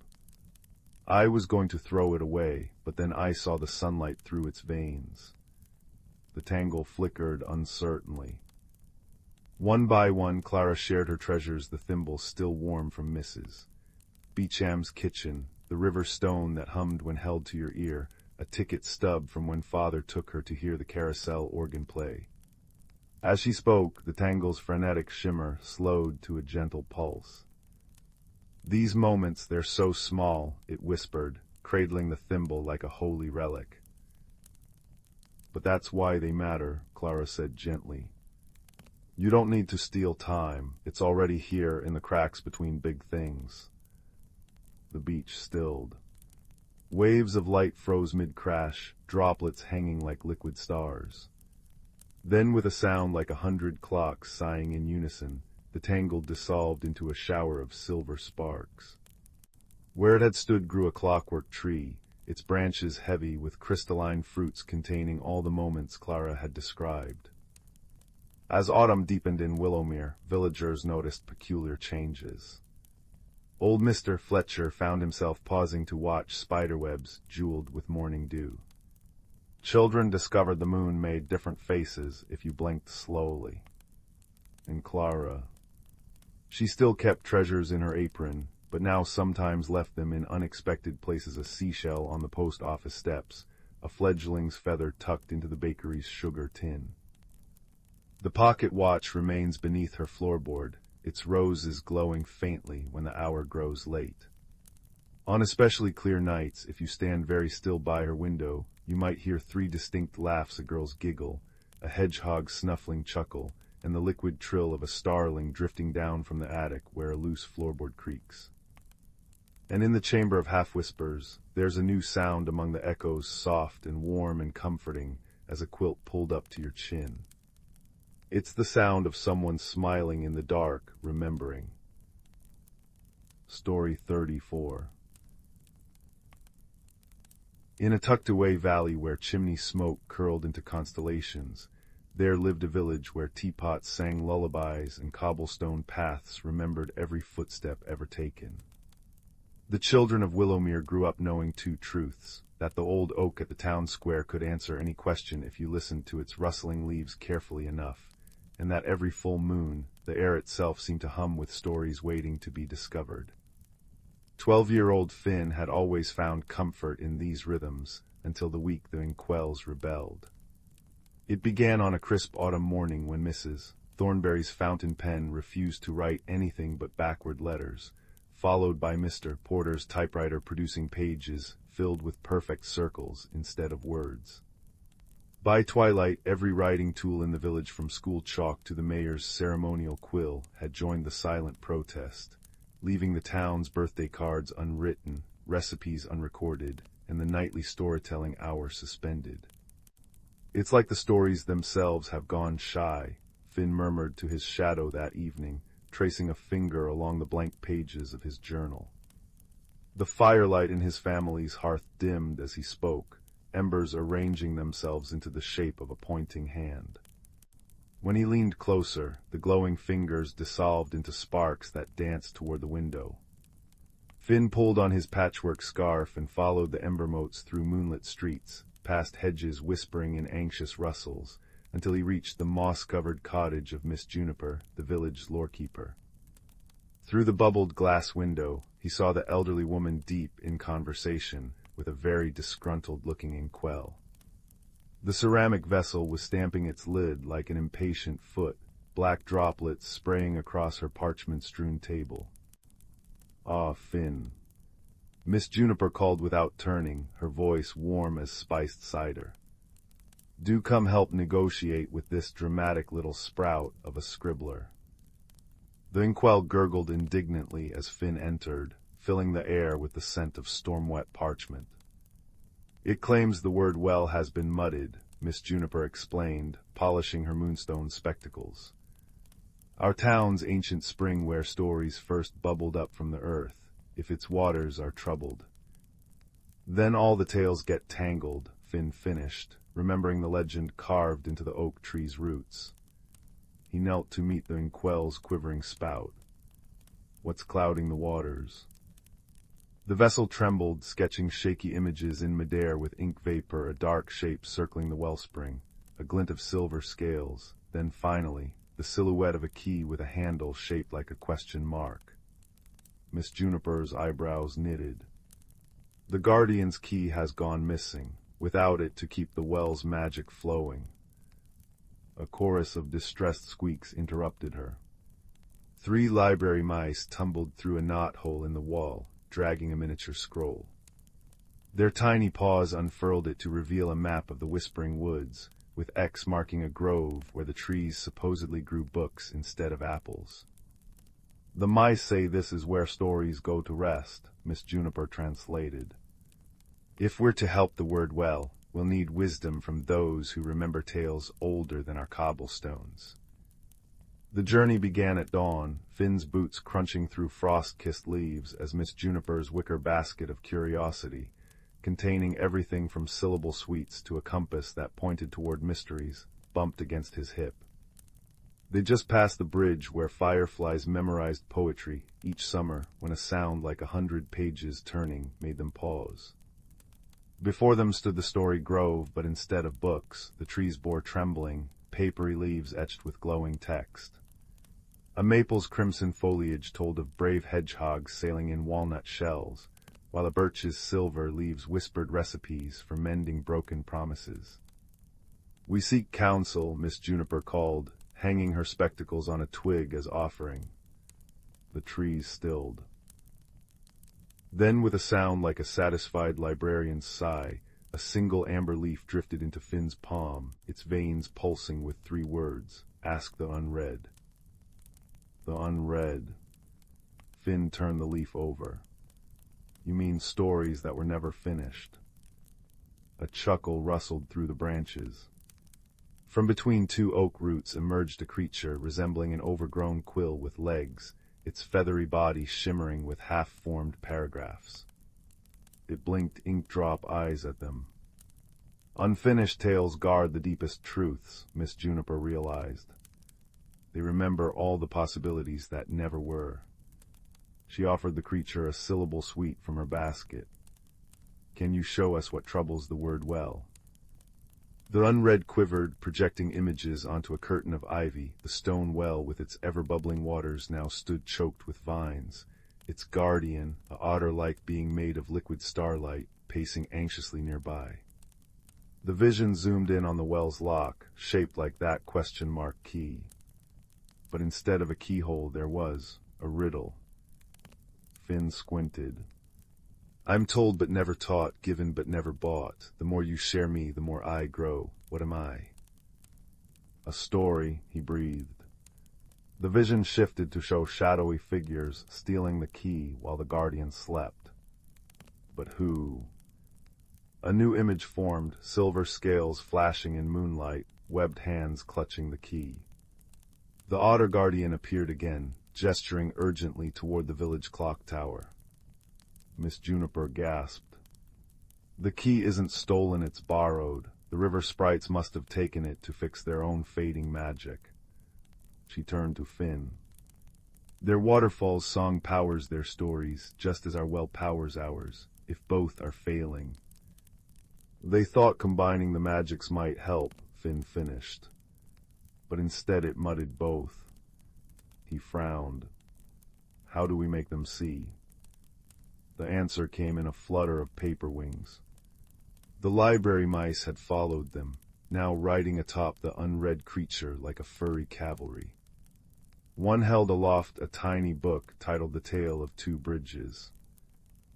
Of course. Miss Juniper's laugh lines deepened. When the stone bridge quarreled with the wooden bridge last century, they nearly dammed the river. The solution was building a footpath between them, Finn remembered. Sharing instead of taking. He plucked a dewdrop from a spider web, letting it refract light into rainbow patterns. We need to show the sprites that stories aren't keys to be hoarded, but... The unread creature trilled, absorbing Finn's words into its shimmering fur. It scampered toward the river, the mice clinging determinedly to its back. By twilight, the unlikely delegation reached the sprite's waterfall. The usually melodious cascade gushed in discordant bursts, its mist forming frustrated scribbles in the air. Silver-scaled figures huddled on rocks, passing the question mark key between them like a hot potato. When the unread projected Finn's rainbow-dappled memories, villagers sharing tales by firelight, children trading secrets like treasure, even Miss Juniper leaving cookies for the inkwells, the sprite's shimmer dimmed with shame. Their leader, scales dull from stress, approached holding the key aloft. Wait, Finn said softly. What if we don't need to choose one magic? He placed the key halfway between well and waterfall. Stories flow both ways, don't they? As the sprites hummed in realization, the key dissolved into stardust that settled over both water sources. The well bubbled up with renewed vigor, its waters now occasionally sparkling with silvery fish, while the waterfall's song gained warm, earthy undertones. Back in Willowmere, Finn found his journal glowing softly.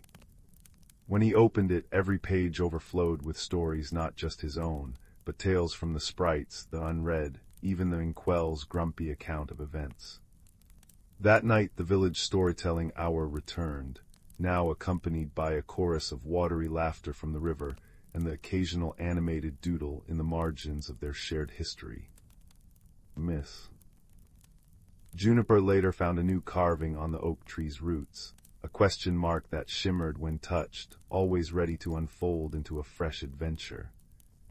And though the villagers never truly solved whether it was the sprites, the unread, or their own willingness to listen that mended the magic, they agreed some mysteries were best savored like warm maple syrup, slowly, sweetly, and with plenty of light to see by. Story 35. The Whispering Candle and the Moonlit Path. In a village hugged by ancient oaks and crowned with stars, there lived a girl named Thalia, whose hands carried the scent of rosemary from her mother's garden, and whose laughter echoed like wind chimes in summer. Her world was one of firefly-lit meadows and cobblestone paths worn smooth by generations, but her heart hummed with a quiet longing, a sense that beyond the lamplight and familiar faces, there lay secrets even the oldest stories had not touched. One twilight, as Thalia chased the last amber streaks of sunset through the forest, she stumbled upon a clearing where the air shimmered like liquid silver. At its center stood a tree unlike any other. Its bark gleamed pearlescent, its branches cradled globes of soft blue light, and nestled among its roots lay a candle the color of midnight, etched with constellations. When Thalia lifted it, the flame ignited without a match, burning cold and bright, and a voice like rustling leaves spoke, "Seek the threads where shadows dance, where moonlight weaves the second chance." The candle's flame began to pulse, casting delicate beams that wove a path through the trees, a path visible only to her. Chapter 1: The Keeper of Lost Things. The moonlit trail led Thalia to a cottage hidden beneath a waterfall's mist, where the stones sang when stepped upon, and the door knocker was a wrought iron owl with eyes of topaz. Inside, shelves curved like nautilus shells held jars of preserved starlight, clocks that ticked backward, and a teacup that refilled itself with hot chamomile brew. At a spindle-legged desk sat an elderly woman with hair like spun moonlight and a cloak stitched with moth wings. She introduced herself as Oleander, keeper of lost things. "Ah," Oleander murmured, adjusting spectacles that magnified her eyes to owl-like proportions. "The whispering candle chooses wisely. It's been centuries since it last woke." She explained that the candle revealed hidden truths, the unspoken fears of others, forgotten memories, even doorways to realms beyond. But its true purpose, Oleander said, was to mend fractures between worlds. A rift had formed deep in the Glimmerwood, where shadows had grown teeth, and the once friendly spirits of the forest now hid in fear. "The balance is broken," Oleander sighed. "And the cure lies in a place even I cannot walk, the realm of echoes, where every kindness and cruelty ever committed lingers as whispers. You must go, child, before the rift consumes both our worlds." Thalia's fingers tightened around the candle. "But why me?"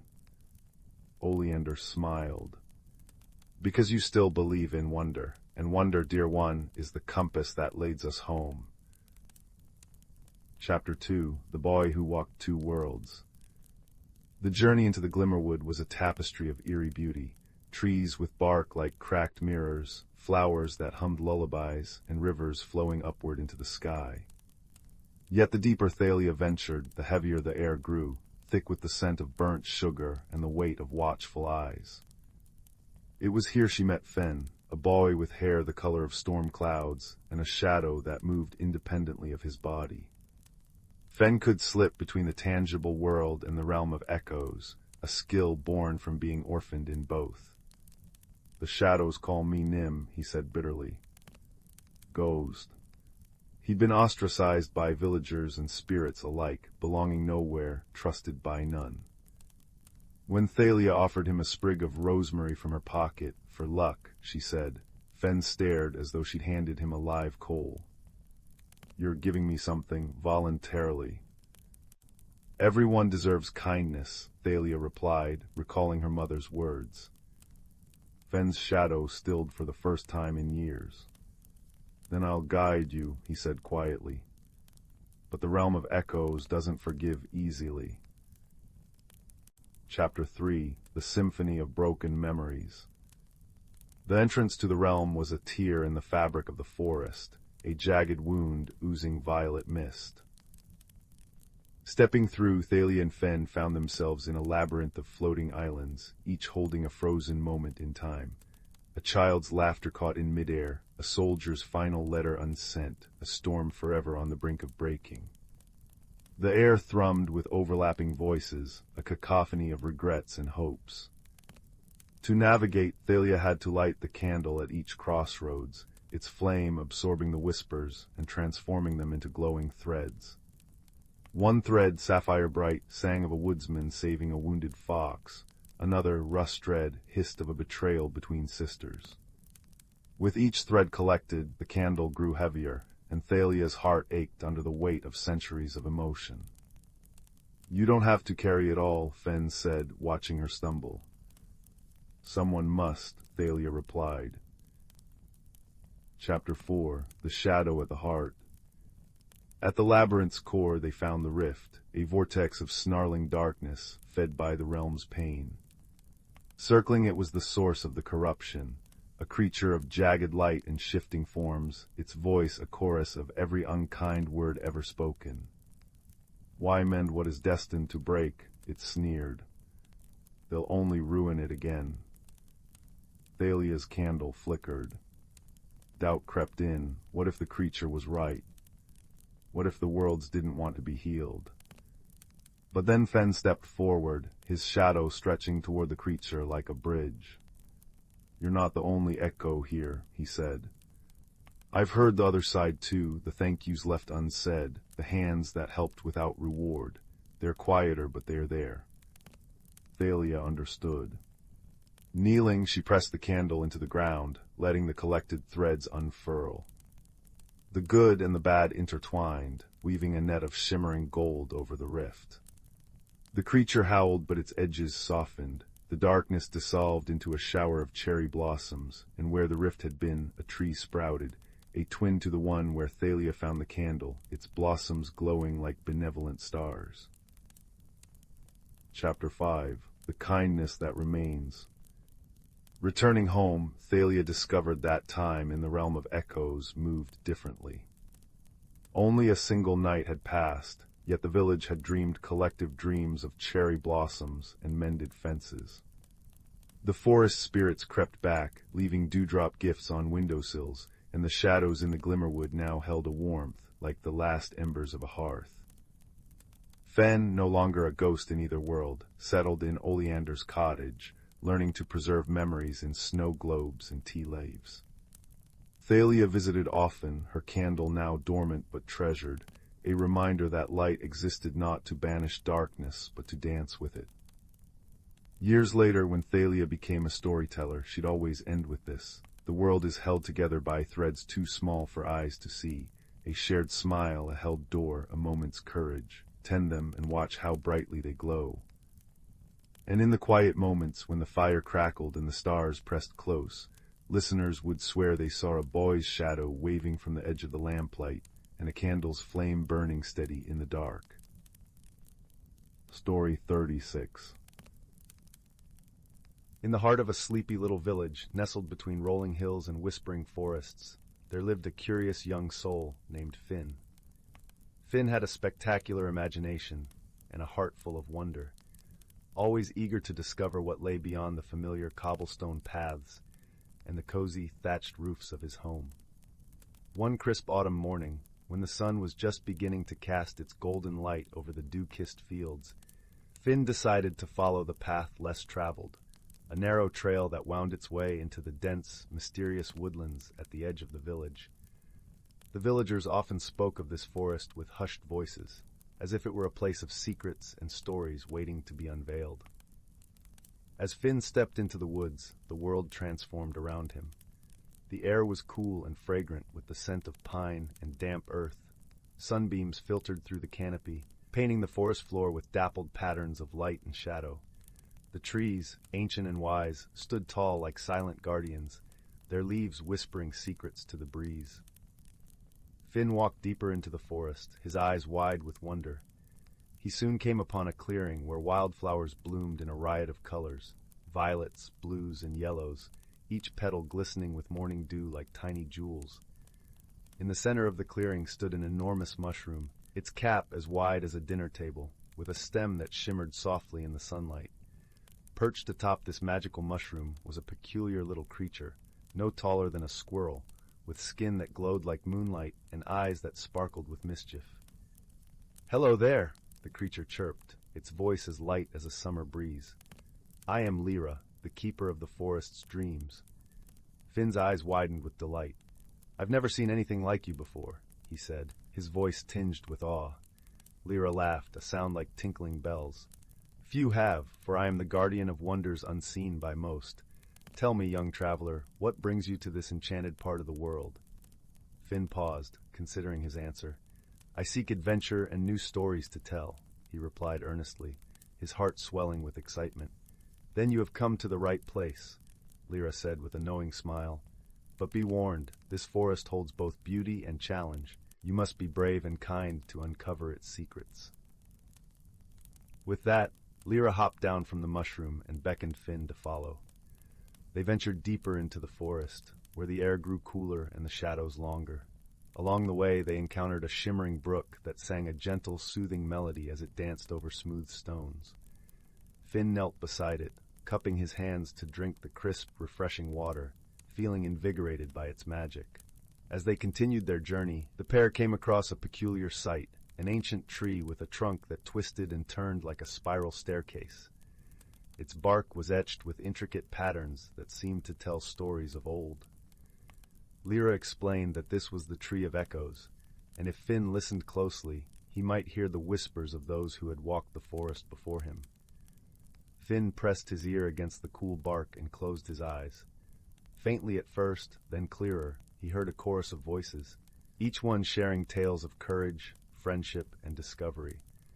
The stories filled him with warmth, reminding him that he was not alone on his journey. As dusk began to settle, painting the sky with hues of pink and orange, Finn and Lyra reached a glade bathed in soft, golden light. Here the forest seemed to hold its breath, as if waiting for something magical to happen. In the center of the glade stood a stone pedestal, upon which rested a crystal orb that glowed with an inner light. "This," Lyra said softly, "is the heart of the forest. It holds the dreams and hopes of all who enter these woods. It is said that those who touch it with pure intent will find the courage they seek." Finn stepped forward, his heart beating with anticipation. He reached out, his fingers brushing the cool surface of the orb. A gentle warmth spread through him, filling him with a sense of peace and strength. He realized then that true courage was not the absence of fear, but the willingness to explore the unknown with an open heart. As the stars began to twinkle overhead, Finn knew it was time to return home. He thanked Lyra for the wondrous journey and promised to share the stories of the magical forest with his village. Lyra waved goodbye, her form shimmering in the twilight as Finn retraced his steps through the woods. When Finn emerged from the forest, the village lights glowed warmly in the distance, welcoming him back. He felt a deep sense of gratitude for the adventure, for the friends he had made, and for the newfound courage that would guide him on many more journeys. And so, with the stories of the forest whispering in his heart, Finn returned home, ready to dream of new adventures beneath the starlit sky. And as he drifted off to sleep, the gentle rustle of leaves and the soft glow of moonlight filled his dreams with wonder and magic, reminding him that the world was full of enchantment, waiting to be discovered. In the heart of a sleepy little village, nestled between rolling hills and whispering forests, there lived a curious young soul named Finn. Finn had a spectacular imagination and a heart full of wonder, always eager to discover what lay beyond the familiar cobblestone paths and the cozy thatched roofs of his home. One crisp autumn morning, when the sun was just beginning to cast its golden light over the dew-kissed fields, Finn decided to follow the path less traveled, a narrow trail that wound its way into the dense, mysterious woodlands at the edge of the village. The villagers often spoke of this forest with hushed voices, as if it were a place of secrets and stories waiting to be unveiled. As Finn stepped into the woods, the world transformed around him. The air was cool and fragrant with the scent of pine and damp earth. Sunbeams filtered through the canopy, painting the forest floor with dappled patterns of light and shadow. The trees, ancient and wise, stood tall like silent guardians, their leaves whispering secrets to the breeze. Finn walked deeper into the forest, his eyes wide with wonder. He soon came upon a clearing where wildflowers bloomed in a riot of colors, violets, blues, and yellows, each petal glistening with morning dew like tiny jewels. In the center of the clearing stood an enormous mushroom, its cap as wide as a dinner table, with a stem that shimmered softly in the sunlight. Perched atop this magical mushroom was a peculiar little creature, no taller than a squirrel, with skin that glowed like moonlight and eyes that sparkled with mischief. "Hello there," the creature chirped, its voice as light as a summer breeze. "I am Lyra, the keeper of the forest's dreams." Finn's eyes widened with delight. "I've never seen anything like you before," he said, his voice tinged with awe. Lyra laughed, a sound like tinkling bells. "Few have, for I am the guardian of wonders unseen by most. Tell me, young traveler, what brings you to this enchanted part of the world?" Finn paused, considering his answer. "I seek adventure and new stories to tell," he replied earnestly, his heart swelling with excitement. "Then you have come to the right place," Lyra said with a knowing smile. "But be warned, this forest holds both beauty and challenge. You must be brave and kind to uncover its secrets." With that, Lyra hopped down from the mushroom and beckoned Finn to follow. They ventured deeper into the forest, where the air grew cooler and the shadows longer. Along the way, they encountered a shimmering brook that sang a gentle, soothing melody as it danced over smooth stones. Finn knelt beside it, cupping his hands to drink the crisp, refreshing water, feeling invigorated by its magic. As they continued their journey, the pair came across a peculiar sight, an ancient tree with a trunk that twisted and turned like a spiral staircase. Its bark was etched with intricate patterns that seemed to tell stories of old. Lyra explained that this was the Tree of Echoes, and if Finn listened closely, he might hear the whispers of those who had walked the forest before him. Finn pressed his ear against the cool bark and closed his eyes. Faintly at first, then clearer, he heard a chorus of voices, each one sharing tales of courage, friendship, and discovery. The stories filled him with warmth, reminding him that he was not alone on his journey. As dusk began to settle, painting the sky with hues of pink and orange, Finn and Lyra reached a glade bathed in soft, golden light. Here the forest seemed to hold its breath, as if waiting for something magical to happen. In the center of the glade stood a stone pedestal, upon which rested a crystal orb that glowed with an inner light. "This," Lyra said softly, "is the heart of the forest. It holds the dreams and hopes of all who enter these woods. It is said that those who touch it with pure intent will find the courage they seek." Finn stepped forward, his heart beating with anticipation. He reached out, his fingers brushing the cool surface of the orb. A gentle warmth spread through him, filling him with a sense of peace and strength. He realized then that true courage was not the absence of fear, but the willingness to explore the unknown with an open heart. As the stars began to twinkle overhead, Finn knew it was time to return home. He thanked Lyra for the wondrous journey and promised to share the stories of the magical forest with his village. Lyra waved goodbye, her form shimmering in the twilight as Finn retraced his steps through the woods. When Finn emerged from the forest, the village lights glowed warmly in the distance, welcoming him back. He felt a deep sense of gratitude for the adventure, for the friends he had made, and for the newfound courage that would guide him on many more journeys. And so, with the stories of the forest whispering in his heart, Finn returned home, ready to dream of new adventures beneath the starlit sky. And as he drifted off to sleep, the gentle rustle of leaves and the soft glow of moonlight filled his dreams with wonder and magic, reminding him that the world was full of enchantment, waiting to be discovered. Story 37. Once in a village nestled between velvet hills and a river that sang as it flowed, there lived a curious child named Layla. Her hair was the color of walnut shells, and her eyes held the restless spark of someone who longed to know what lay beyond the misty horizon. One evening, as the sun dipped below the hills like a golden coin dropped into a pocket of twilight, Layla noticed something peculiar, a path she'd never seen before, winding into the forest where the trees grew so close together their branches formed a tunnel of whispering leaves. The path was paved with stones that glimmered faintly, as if someone had pressed moonlight into their cracks. Without a second thought, but with a sandwich pilfered from the kitchen and a moth-eaten cloak flung over her shoulders, Layla followed it.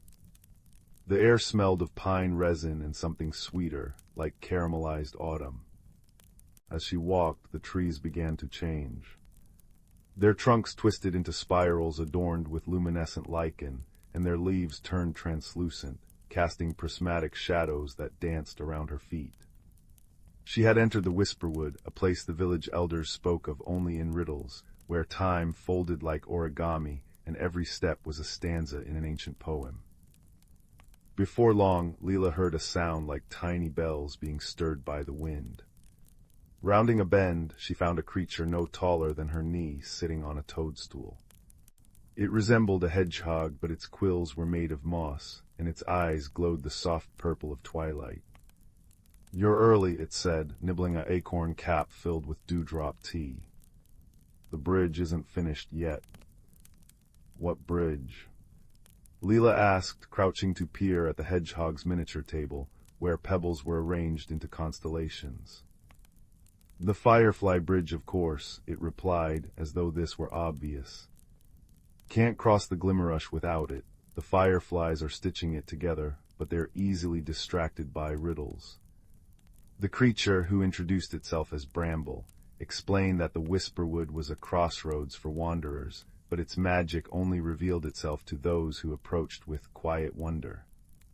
When Layla admitted she'd come seeking adventure, Bramble's nose twitched approvingly. "Adventures are best served with a side of kindness," it said, offering her a thimble-sized cup of tea.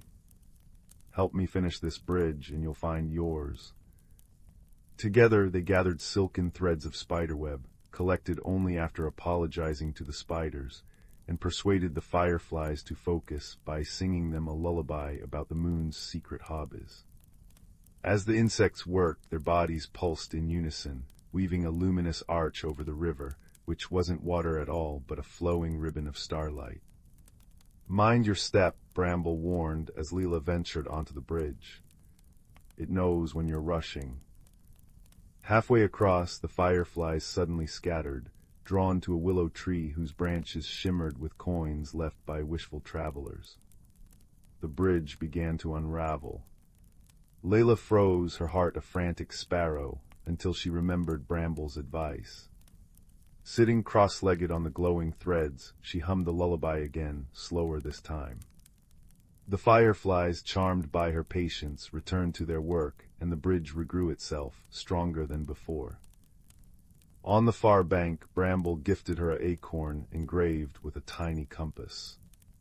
"For when the path forgets itself," it said, vanishing into a thicket of ferns that chimed like wind chimes. The forest grew stranger and more beautiful. Trees now bore fruits like blown glass, each containing a flickering light. A fox with fur the color of burnt sugar trotted beside Leela for a time, leaving footprints that sprouted cinnamon-scented flowers. But the true marvel awaited her in a clearing where the air hummed with a deep, resonant music. In the center stood a tree unlike any other. Its trunk was crystalline, and within its depths swirled galaxies of amber light. Around it danced creatures made of folded paper and starlight, their movements leaving trails of glittering dust. One floated toward Layla, a heron with feathers of origami, and dropped a single, perfect feather into her palm. "A gift for the bridge builder," it trilled. "The guardian awaits." The guardian, as it turned out, resided in a grove where the ground was carpeted in velvet moss, and the trees arched into a cathedral-like dome. Sitting atop a root as wide as a wagon was an owl with plumage like crushed sapphires and eyes that held the calm of 1,000 midnight hours. "Leela of the winding path," it intoned, voice like a bow drawn across cello strings. "You've navigated the Whisperwood's tricks, but to leave you must answer a question. What grows brighter the more it is shared?" Leela thought of the firefly's cooperative glow, the hedgehog's unexpected friendship, the paper heron's gift. "Kindness," she ventured. The owl blinked slowly. "Adequate but incomplete. Try again." She paused, then smiled. "Curiosity, the more you share it, the more wonders appear." This time the owl's beak curved upward. "Better remember, little wanderer, courage is not the absence of fear, but the trust that there is light to be found beyond it." With a sweep of its wing, the owl revealed a doorway framed by bioluminescent vines. "Your path home is open, but the Whisperwood remembers its guests." Stepping through the portal, Leela found herself back at the forest's edge, the village lights twinkling in the distance. In her pocket, she discovered the paper feather had transformed into a pendant shaped like a leaf, its veins glowing faintly. That night, as she drifted to sleep, she swore she heard the distant chime of a bridge being built somewhere in the stars.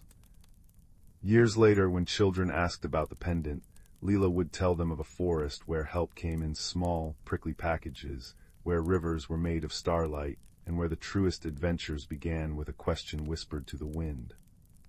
And though she never found the Whisperwood again, the lessons it etched into her heart remained, that curiosity is a compass, that kindness builds bridges, and that even the strangest paths can lead you home, if you walk them with wonder. Story 38. Story 39. In a quaint village nestled between rolling hills and whispering woods, there lived a young woman named Clara. Her home was a charming cottage draped in ivy, its stone walls warmed by the golden glow of the evening sun. Clara was known for her gentle heart and a smile that could light up the darkest days. But beneath her cheerful exterior, Clara wrestled with a secret discomfort, an unease that stemmed from the changes she felt lurking in the shadows of her life. The seasons were shifting from summer's lush greenery to autumn's fiery palette, and with this change, Clara felt a stirring within her soul. She often strolled through the village, her feet crunching over fallen leaves, her thoughts a flurry of uncertainty. Why must things change? She would whisper to the rustling trees, as if seeking solace in their ancient wisdom.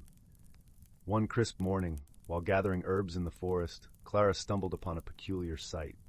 There, nestled among the roots of an old oak, was a tiny door, intricately carved with symbols that seemed to dance in the dappled sunlight.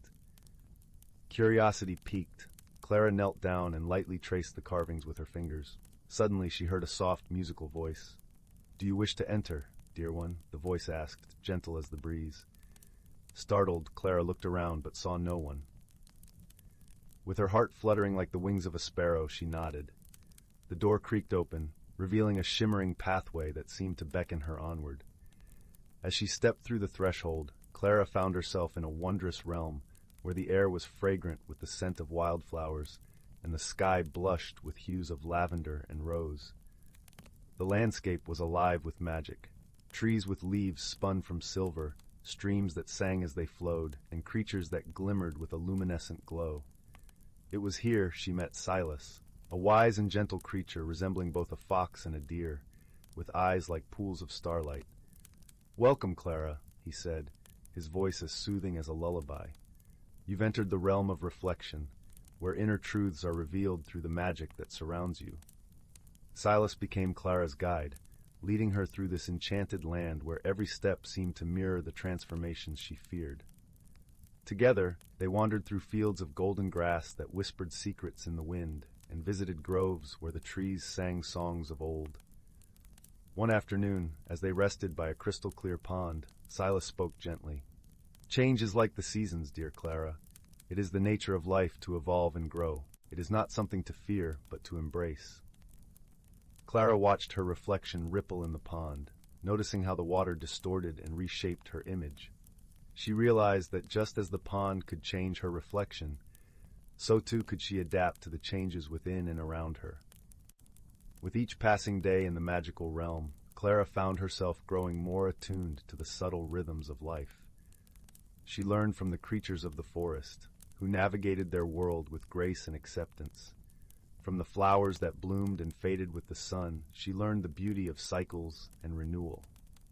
The time came when Clara felt a deep sense of peace settle within her heart, a gentle acceptance of the inevitable changes that life would bring. She thanked Silas for his wisdom and friendship, his presence a comforting balm to her soul.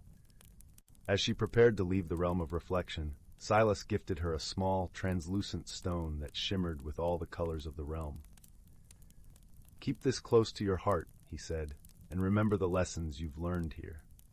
Clara stepped back through the tiny door, returning to her village, but the world seemed different now. The autumn leaves no longer whispered of endings, but of new beginnings. Her heart, once burdened with fear, now danced with hope and possibility. As the days turned to weeks and autumn gave way to winter, Clara shared her newfound wisdom with her friends and neighbors, helping them see the beauty in life's ever-turning wheel. The stone from Silas remained a cherished keepsake, a reminder of the magical journey that had transformed her from within. And so, in the warmth of her cottage by the crackling fireplace, Clara found comfort in the knowledge that change was not a foe to be fought, but a friend to be welcomed. Her heart, now open and free, embraced the endless dance of seasons, carrying her ever forward on the gentle wings of transformation. Story 40, Story 41, Story 42, Story 43, Story 44, Story 45, Story 46, Story 47, Story 48, Story 49, In the heart of an ancient forest, where the whispers of time brushed through the leaves and the sunlight danced in dappled patterns on the forest floor, there lived a community of creatures whose lives were woven together like the roots of the towering trees. This forest, known only to those who listened to the secrets of the earth, was a sanctuary where magic and reality intertwined as naturally as the rivers flow. The creatures of this forest were gentle beings, each unique yet connected by the threads of their environment. There was Silva, the wise old owl, whose feathers shimmered like silver under the moonlight, and whose eyes held the knowledge of countless seasons. Her perch was an ancient oak, its gnarled branches stretching high above the canopy, offering a vantage point from which she could observe the world below. Beneath her, nestled in the soft moss that blanketed the forest floor, was a family of rabbits. The youngest among them, a curious little one named Thistle, was known for his playful spirit and boundless curiosity. His fur was the color of autumn leaves, and he moved with a nimbleness that spoke of his youth and his wonder for the world. Every year, as spring whispered its promise of renewal, the forest came alive with a symphony of sights and sounds. The babbling brook that wound through the trees became a ribbon of laughter, its banks adorned with clusters of wildflowers that swayed in the gentle breeze. The air was sweet with the fragrance of blooming honeysuckle, and the sunlight, warm and golden, filtered through the canopy in soft beams that kissed the earth. This particular spring, however, brought with it a peculiar phenomenon. As the first rains of the season fell, their droplets seemed to glisten with an ethereal glow, casting a rainbow of colors across the forest. It was said among the creatures that these were not ordinary rains, but the tears of joy from the spirit of the forest, celebrating the harmony and balance that had been preserved through the ages. Silva, with her keen wisdom, gathered the creatures for a meeting beneath her oak. The air was filled with anticipation as they assembled, each eager to hear the owl's insights. Her voice, when she spoke, was soft yet resonant, like the rustle of leaves in a gentle wind. "Dear friends," she began, "these magical rains are a gift, a reminder of our bond with this forest, but they are also a call to action. We must ensure that our home remains in balance, that we nurture and protect the delicate harmony that sustains us all." The creatures nodded in understanding, their hearts swelling with a shared sense of purpose. Thistle, ever curious, tilted his head and asked, "But how do we do that, Silva?" With a kind smile, Silva replied, "By listening to the wisdom of our ancestors and the whispers of the forest. We must remember that every action has an echo. The way we care for our home today will shape the world for the generations to come." As the days passed, the creatures set about their tasks, each contributing in their own way to the health of their shared home. The squirrels, with their swift movements and keen eyes, gathered seeds and nuts, ensuring that new life would sprout in the coming seasons.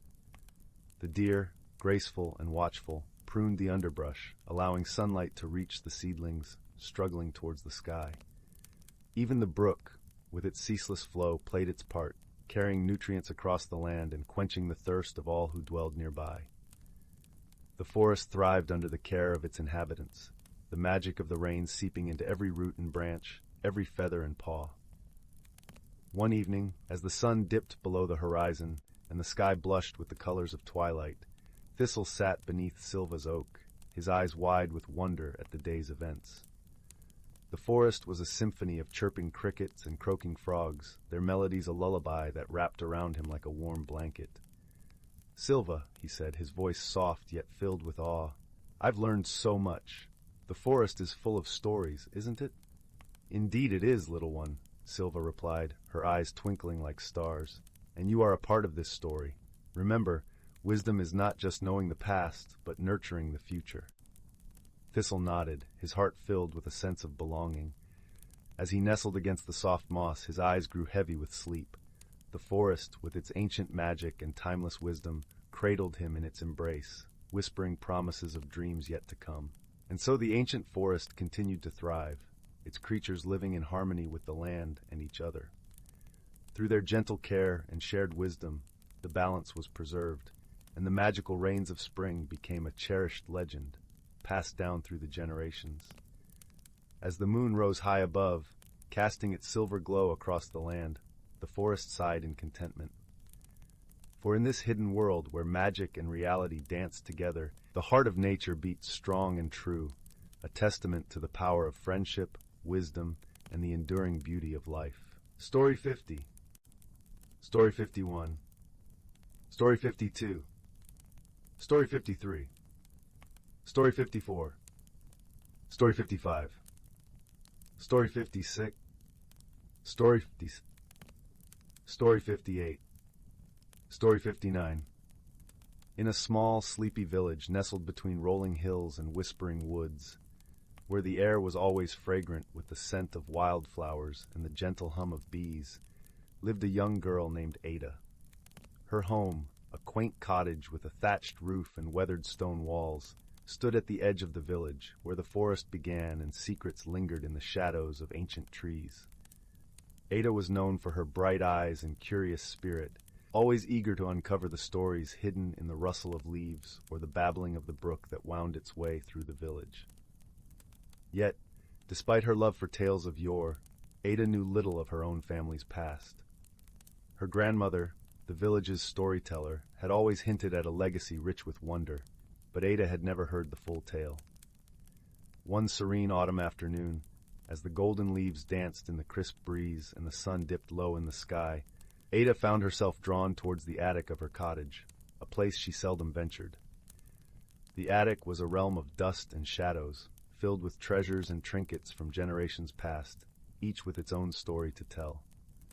There, hidden beneath an old quilt, she discovered a wooden chest engraved with swirling patterns that seemed to shimmer in the dim light.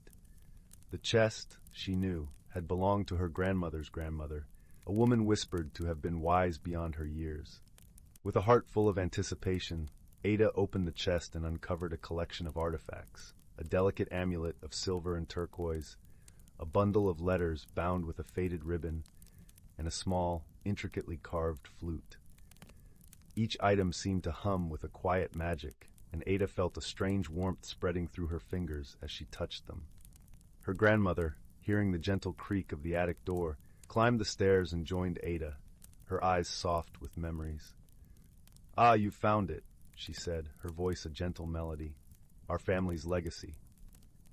As they sat together in the fading light, her grandmother began to weave the story of their ancestors.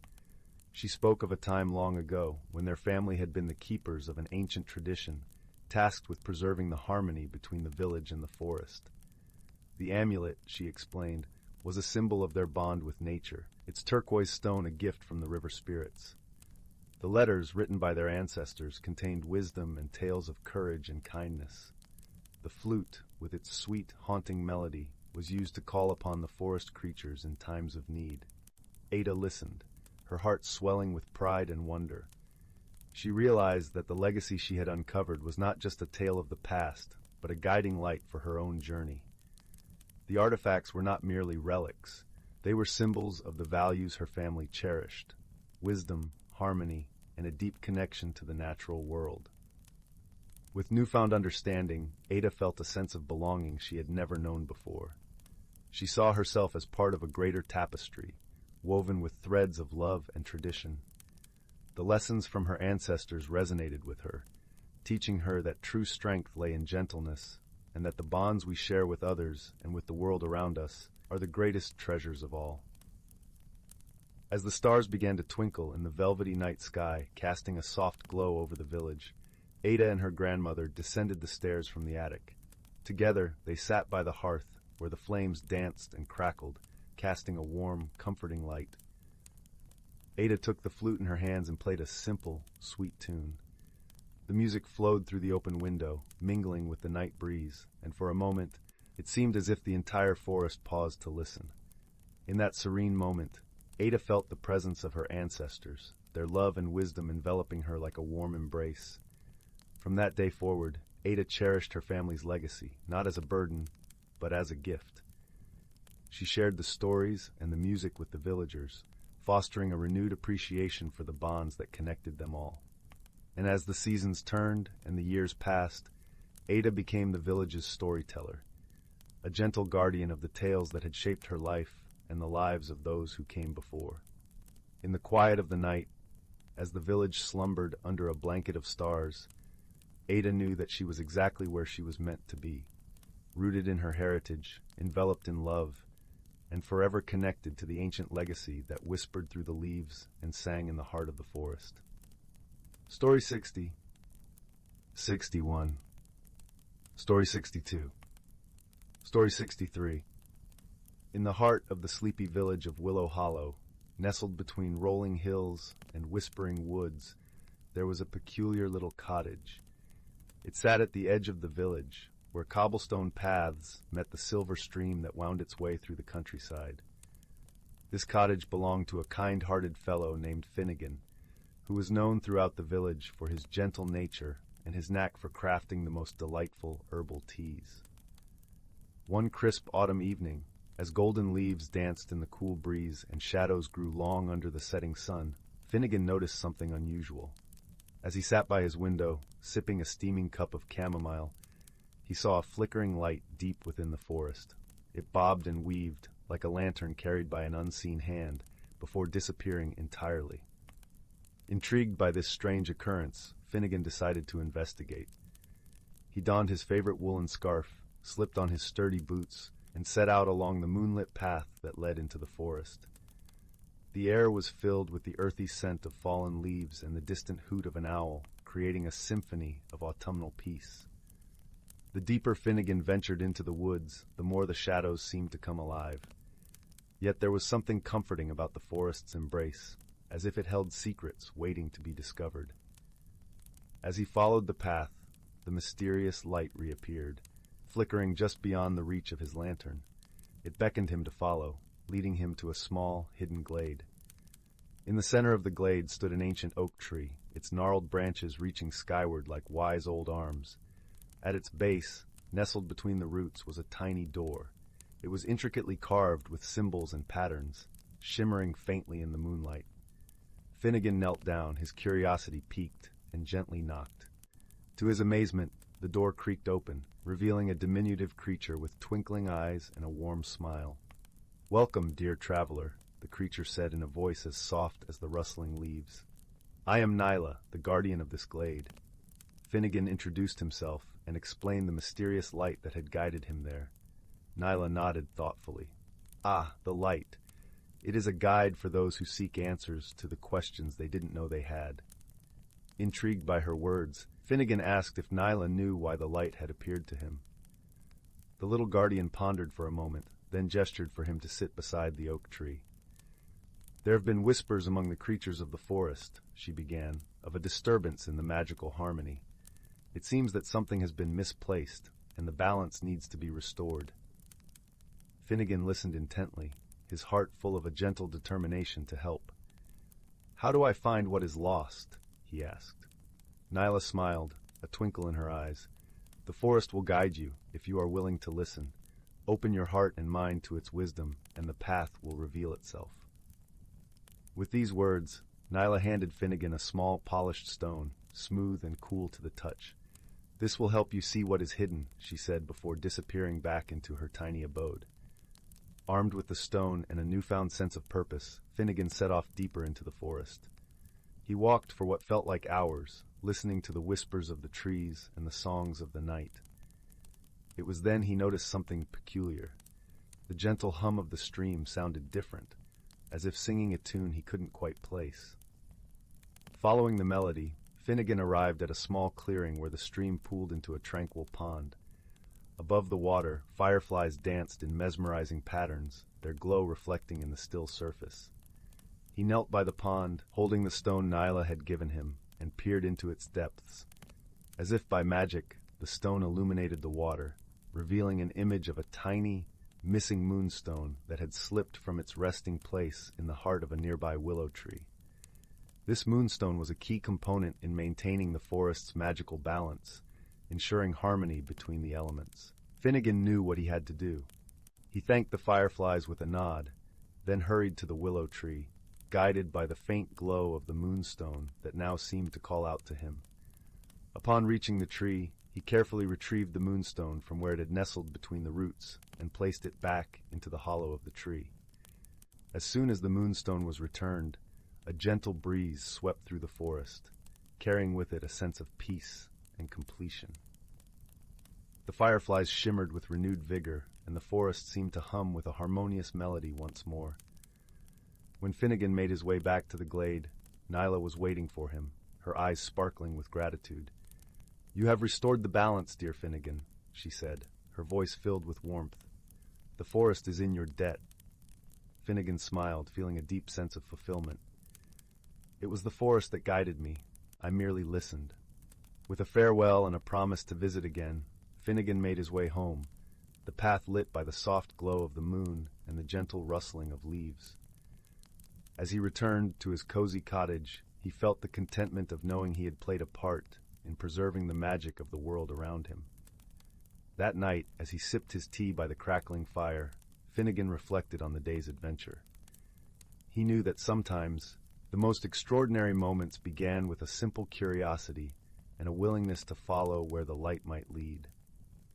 And so, in the heart of Willow Hollow, beneath a blanket of twinkling stars, Finnegan drifted into a peaceful slumber, reassured by the knowledge that magic and mystery often lay just beyond the familiar, waiting to be discovered by those who dared to look. Story 64. Story 65. Story 66. Story 67. Story 68. Story 69. Story 70. The amber light of autumn afternoons had always been Clara's favorite kind of magic. In the village of Wrenhaven, where maple trees wore crowns of crimson and gold, she tended her garden with hands that knew the language of roots and rain. Her cottage, nestled between a brook that hummed lullabies and an old oak with bark like wrinkled parchment, brimmed with dried herbs, jars of honeyed light, and shelves bowed under the weight of books about stars and soil. Yet for all her love of the familiar, the rustle of fallen leaves, the scent of cinnamon clinging to woolen blankets, Clara carried a quiet fear coiled beneath her ribs, winter's approach. The first frost always made her breath hitch, her fingers tightening around her copper watering can as if she could stall the turning of the world. One evening, as violet twilight pooled in the valleys, Clara noticed something peculiar. The last of her sunflowers, usually stubborn sentinels holding summer's memory, had begun to shimmer at their edges, petals glinting like frosted glass. When she reached to touch one, a shiver raced up her arm, and the bloom crumbled into 1,000 tiny crystals, scattering like stars across the soil. That night dreams came in fragments, a voice like wind through bare branches, a path of silver lichen glowing in moonlight, and a figure with eyes like thawing rivers. She woke with her quilt tangled around her legs, and the scent of pine needles sharp in the air. "Nana," Clara murmured later that morning, stirring honey into her tea as her grandmother kneaded dough by the hearth, "do you think the garden minds the cold?" Nana's hands, flecked with flour and age spots, never paused. "Gardens sleep, child, they don't mind, they trust. A seed buried in snow is just a story waiting for the right page." Her chuckle was a crackle of hearth fire. "But you're not asking about the marigolds, are you?" Clara traced the rim of her cup. Outside, the first snowflakes had begun to spiral down, settling on fence posts in frosted time. "Everything changes, even when I don't want it to." Ah. Nana dusted her palms, leaving ghostly handprints on her apron. "There's a tale about the Frostwhisper Grove, a place where the trees grow upside down, roots cradling icicles like chandeliers. They say if you listen close, the ice sings about what's lost and what's yet to bloom." She pressed a warm roll into Clara's hands. "Might be worth a wander, for a girl who's forgetting how to see beauty in bare branches." The journey began at the stone bridge, where Clara had once skipped pebbles with childhood friends. Now alone she followed the lichens' silver trail, her boots crunching through brittle ferns. By dusk the woods deepened, shadows stretching into shapes that felt neither friendly nor foul. Just as doubt gnawed at her resolve, a flicker of movement darted ahead, a fox with fur like polished charcoal, its eyes twin embers. It trotted just beyond reach, pausing when she paused, until the trees thinned and the air turned sharp with the scent of frozen sap. And there it was, Frostwhisper Grove. Trees arched like cathedral ribs, their roots twisting skyward, each tendril sheathed in ice that refracted the moonlight into prism pools on the snow. Clara's breath hung in crystalline clouds as she stepped beneath the canopy. A sound hummed beneath the silence, a low, resonant thrum that vibrated in her molars. The ice was singing. "Little gardener," the grove seemed to whisper, "you collect colors like treasures, yet fear the season that strips them bare. What if emptiness is not an end, but a canvas?" Clara's mittens brushed a root, and the ice beneath her palm flared blue. Images bloomed, her sunflower dissolving into stardust, Nana's hands shaping bread from flour and patience, the fox watching her with knowing eyes. A tear slid down her cheek, freezing before it reached her chin. "I don't know how to let go," she admitted. The fox, suddenly beside her, nudged her knee. Up close its fur shimmered with threads of silver, and around its neck hung a tiny vial filled with liquid twilight. "Perhaps," it said in a voice like wind unspooling from a jar, "you needn't let go, only reshape." It dipped its head, the vial glowing faintly. "I am Ember, keeper of thresholds. You've brought something for the grove, haven't you?" Clara blinked. "Brought I only." Her fingers slipped into her pocket, finding a crumpled sunflower petal she'd saved from the shattered bloom. It glowed faintly, matching the vial's light. Ember's tail swished. "Ah, a fragment seeking its mosaic, place it there." The fox nodded toward a hollow in the largest tree, where ice had formed a bowl. As Clara laid the petal inside, the grove's song swelled. The ice writhed, knitting itself into a delicate stem, the petal unfolding into a blossom of crystalline hoarfrost. But this was no fragile thing. It pulsed with light, casting kaleidoscope patterns that danced over Clara's face. "Winter isn't theft," Ember murmured. "It's the world pausing to dream. You've been clutching autumn like a closed fist. Try opening your palm." Weeks later, the village children gathered around Clara's garden, mittens clapping as she demonstrated the magic Nana had taught her. Where once there'd been sunflowers, now ice sculptures glimmered, not cold but alive, their petals chiming softly in the wind. Clara wore a new cloak, stitched from fabric dyed with twilight and lined with fox fur, a gift from Ember, delivered via a mysteriously unlatched window. Nana, sipping cider by the hearth, smiled as Clara burst in, cheeks apple red and eyes bright. The grove's song, it wasn't about clinging or forgetting. It was about making space. Nana tugged her into a chair, tucking a quilt around her. "Funny how the things we resist carve the hollows where wonder fits." That night, Clara lit a candle and opened her journal. "Dear Ember," she wrote, the ink glinting with frost dust, "today I planted icicle roses that bloom when the north wind blows. They're not replacements for sunflowers. They're cousins. P.S. Thank you for the turnip stew recipe you left in the shed. Nana says it's unconventional, but ate 2 bowls." Outside, snow fell steady and soft, wrapping Wrenhaven in a quilt of stillness. Somewhere in the woods, a fox trotted past trees wearing winter like a crown, its laughter a ripple of bells in the dark. And in a cottage between brook and oak, a gardener who'd once feared the cold now hummed along with the silence, learning the lyrics as she went. Story 71. Story 72. Story 73. Story 74. Story 75. Story 76. Story 77. Story 78. Story 79. Story 80. Story 81. Story 82. Story 83. Story 84. Story 85. Story 86. Story 87. Story 88.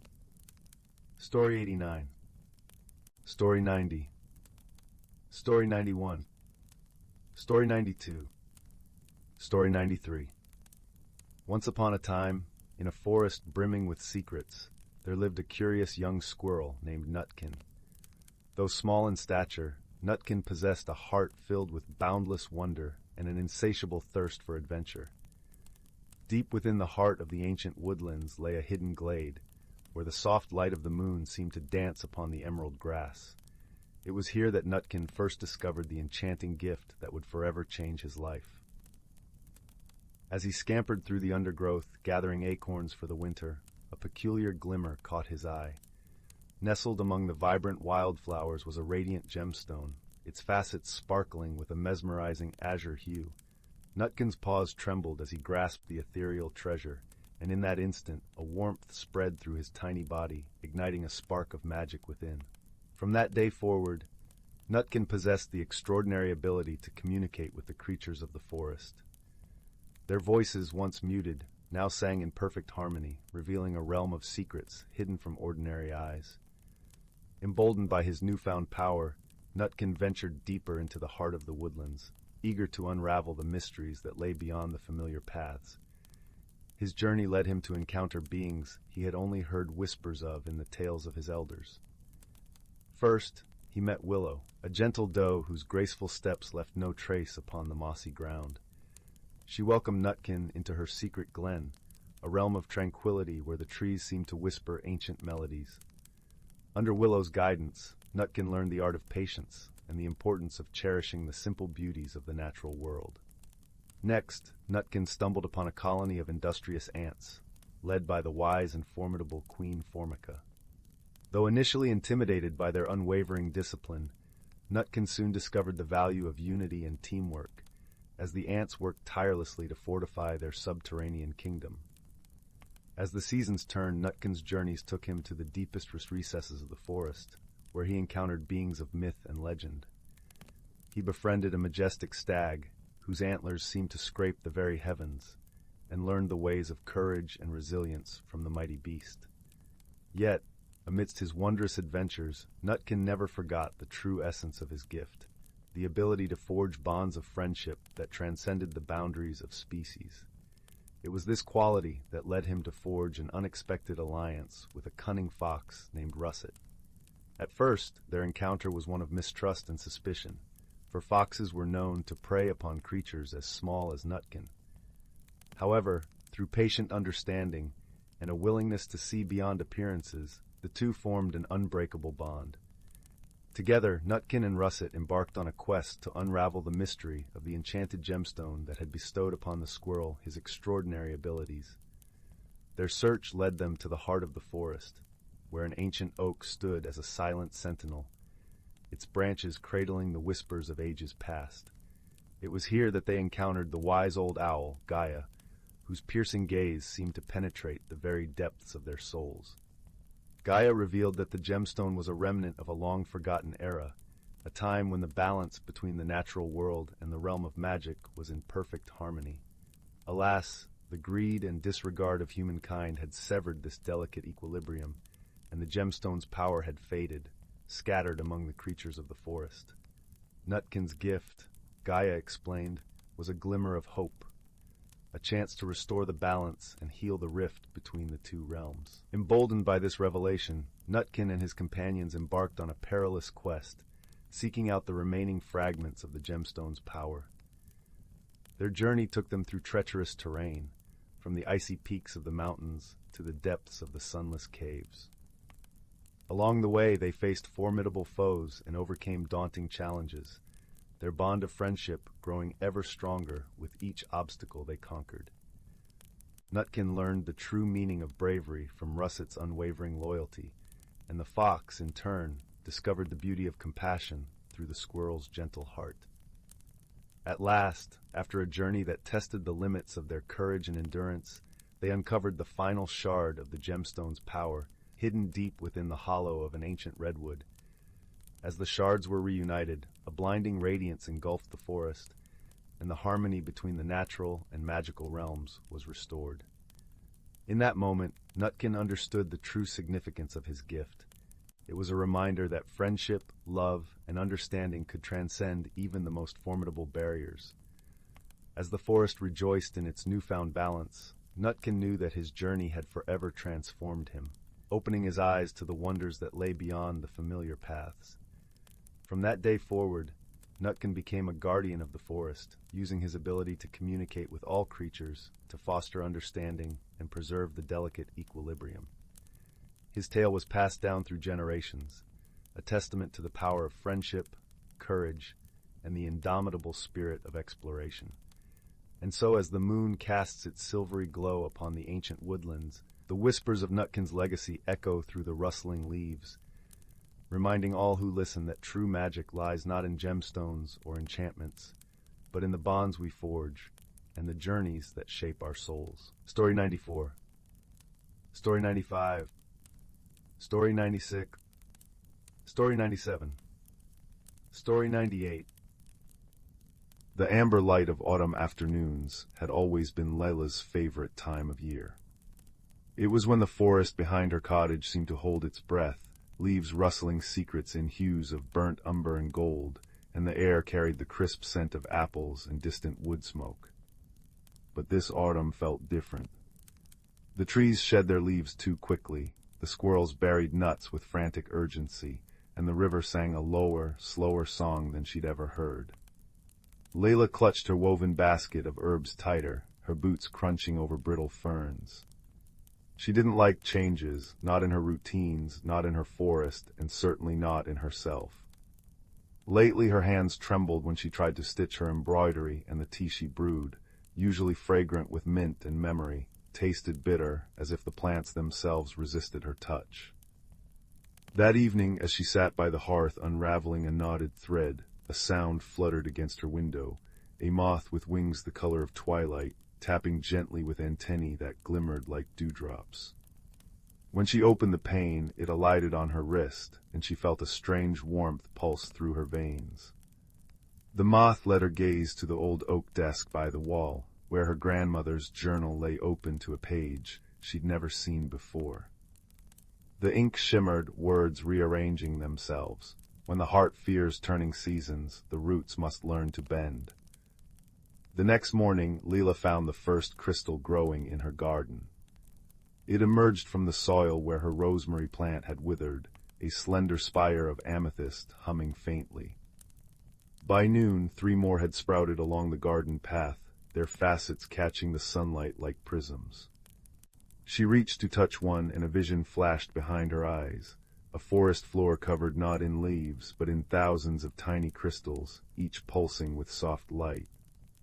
A voice, deep and earthy, murmured, "You've forgotten how to listen." Panicked, Leela ran to the one person who might understand, old Bram, the beekeeper who lived at the forest's edge. His cottage smelled of honeycomb and pine resin, and his beard was dusted with pollen from his hives. He didn't look up from his carving as she burst in, breathless. "Ah," he said, smoothing the wooden owl in his hands. "The stones have been whispering about you." "What's happening to me?" she asked, her voice trembling. Bram set down his knife. "Same thing that happens to a hive when the queen is unsure. Everything gets stuck. You've been clinging to the way things were, Leela, but the forest and you are meant to grow." He pressed a jar of honey into her palms. "Take this to Maris by the willow grove, and listen on your way." The path to Maris's hut wound through the heart of the woods, where shadows danced longer than they should. Leela walked slowly, the honey jar warm against her chest. She paused where a creek giggled over stones, and there, beneath the water's surface, she spotted a pebble shaped like a crescent moon. As she fished it out, the crystal in her pocket vibrated, and the pebble's edges softened into a tiny silver bell. A laugh echoed, not her own, but bright and clear, like wind chimes. "That's for noticing," said a voice above her. Maris perched on a branch, her cloak stitched with feathers and spider silk. She swung down, landing light as a dandelion seed. "Bram's honey, is it? Good, we'll need sweetness for what's coming." "What's coming?" Leela asked. Maris tapped the bell now tied to Leela's basket. Change, and not the easy kind, but you've got better guides than most. She nodded at the crystals now peeking from Leela's pockets, glowing in rhythm with her breath. Over the next week, the forest guided Leela through small, strange tasks. A family of foxes led her to a clearing where fireflies spelled out riddles in the air. A maple tree shed a single red leaf into her palm, which unfolded into a map of stars. Each time she solved a puzzle or followed an instinct, trusting the tug in her chest rather than her doubting mind, the crystals grew brighter and the bitterness in her hands faded. Yet the heart of her fear remained. One moonless night, she woke to find her garden transformed. Crystals towered like frozen flames, their light casting cobalt and topaz shadows. In their center stood a figure made of swirling autumn leaves, with eyes like molten amber.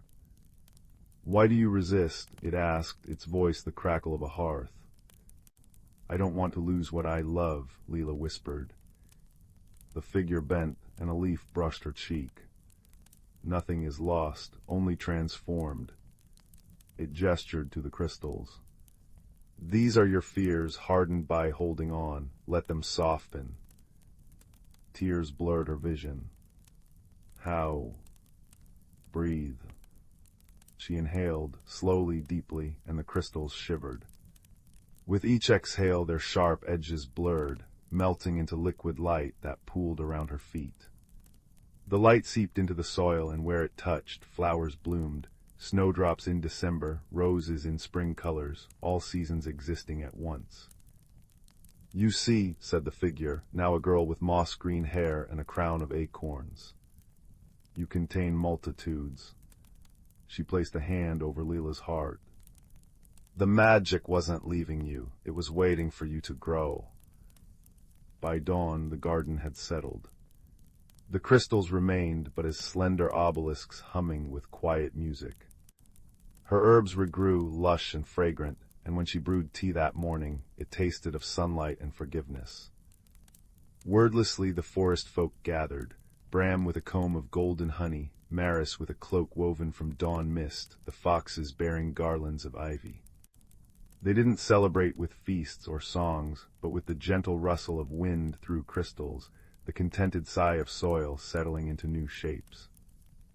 Leela sat among them, stitching an embroidery of a tree whose roots cradled 1,000 stars. Her hands no longer shook. That winter, when the first snow fell, it glittered with the memory of crystals. Children from the village would come to hear Leela's stories, and she'd tell them of the moth that whispers to closed hearts, the bell that rings only for those who pause, and the garden that taught her how to hold life's seasons like a flame cupped in her palms, not tightly but gently, so the light could breathe. And deep in the forest, if you're very quiet, you can still hear the crystals singing, a lullaby of growth, soft as a root pushing through dark soil toward the unknown, grateful dawn. Story 99. Once upon a time, nestled in the quiet village of Willowbrook, there was a little cottage with a thatched roof and ivy-covered walls. The cottage belonged to an elderly woman named Granny Willow, who was known for her kindness and the twinkle in her eye that suggested she knew more than the average person. But the real secret of Granny Willow's cottage was not the woman herself, but a simple, unassuming object that lay amidst her collection of trinkets. A silver spoon. This spoon was unlike any other. It had been passed down through generations, and its handle was etched with intricate patterns that seemed to shimmer when touched by the light of the moon. Many who visited Granny Willow would admire the spoon for its beauty, but only a few knew of its true magic. When held with a heart full of wonder, the spoon revealed a hidden world, a place where dreams could be tasted and where the impossible seemed possible. One brisk autumn evening, a young girl named Clara visited Granny Willow. Clara was a curious child, with eyes the color of the clearest morning sky and a heart eager for adventure. As she warmed her hands by Granny's crackling fireplace, the elderly woman offered Clara a cup of hot cocoa, stirring it gently with the silver spoon. Clara watched, mesmerized by the way the spoon caught the firelight, and she could not help but reach out to touch it. As her fingers brushed the cool metal, Clara felt a gentle tingling sensation spread through her hand and up her arm. Suddenly, the room around her seemed to blur, and she found herself standing in a forest unlike any she had ever seen. Towering trees with leaves of gold and silver swayed gently in a breeze that carried the scent of wildflowers and honey. It was a place both foreign and familiar, a place where magic felt as real as the earth beneath her feet. "Welcome, dear Clara," a melodious voice greeted her. Turning, Clara saw a small creature perched on a branch, a tiny bird with feathers of the deepest blue and eyes that sparkled with intelligence. "I am Leora, your guide in this enchanted place." Clara marveled at the bird, her heart swelling with excitement and curiosity. "Where am I?" she asked, her voice barely above a whisper. "You are in the land of whimsy, where the imagination knows no bounds," Leora replied, fluttering down to Clara's shoulder. "Here, you will find answers to questions you haven't yet asked, and perhaps discover things you didn't know you were seeking." Intrigued and a little daunted, Clara set off through the forest with Leora by her side. Along the way, they encountered a variety of creatures. A wise old tortoise named Humphrey, who spoke in riddles and had a shell that shimmered like the night sky. A playful fox named Finn, whose laughter was as infectious as a summer breeze. And a gentle deer named Seraphina, who moved with such grace that she seemed to float above the ground. Each new friend shared with Clara a piece of wisdom wrapped in a tale, teaching her about the importance of patience, the value of laughter, and the beauty of gentle strength. Clara listened intently, her mind and heart open to the lessons of this magical realm. Their journey through the land of whimsy was not without its challenges. At the heart of the forest lay a glade where time stood still, guarded by an ancient riddle that had puzzled even the wisest of creatures. It was said that the answer to the riddle would unlock the path to one's deepest desires and truths, but only those pure of heart could solve it. Clara approached the glade, her mind swirling with thoughts. The riddle echoed in her ears, a melody of words that seemed to dance just out of reach. What is that which, without being seen, guides us through the darkest of nights and the brightest of days? She pondered the question, her thoughts drifting to the friends she had made, the lessons she had learned, and the feeling of wonder that had filled her since she first touched the magical spoon. Then, with a dawning realization, she whispered, "Hope." As the word left her lips, the glade transformed, the trees shimmered with a golden light, and a pathway opened before her, leading to a clearing bathed in the soft glow of moonlight. In that moment, Clara understood that hope was the thread that wove through every story, every lesson, and every heart. With a sense of peace and fulfillment, Clara bid farewell to her new friends, promising to carry their wisdom back to her world. As she stepped onto the path, the forest began to dissolve, and she found herself once again in Granny Willow's cozy cottage, the silver spoon warm in her hand. Granny Willow, her eyes twinkling with understanding, smiled gently at Clara. "Did you find what you were looking for, my dear?" she asked. Clara nodded, her heart full of gratitude and newfound perspective. "I found more than I ever imagined," she replied, her voice filled with wonder. And so, Clara's journey through the land of whimsy came to an end, but the lessons she learned stayed with her, guiding her through the days and nights to come.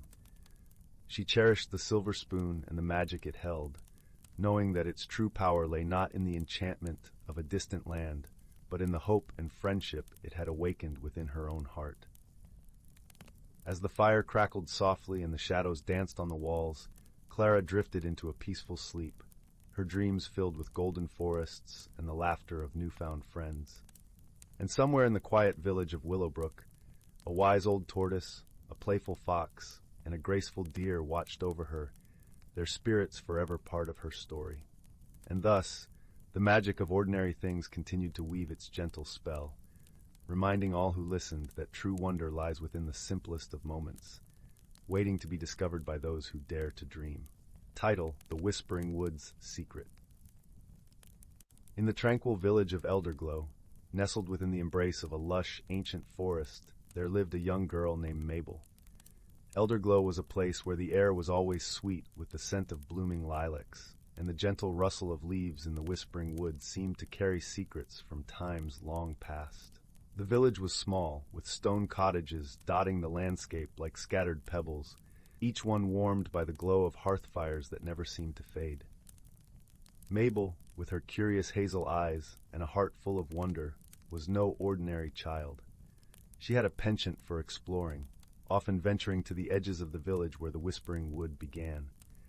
The villagers spoke of the wood with a mixture of reverence and caution, for it was said to be alive with magic, a place where the boundary between the ordinary and the extraordinary was as thin as the morning mist.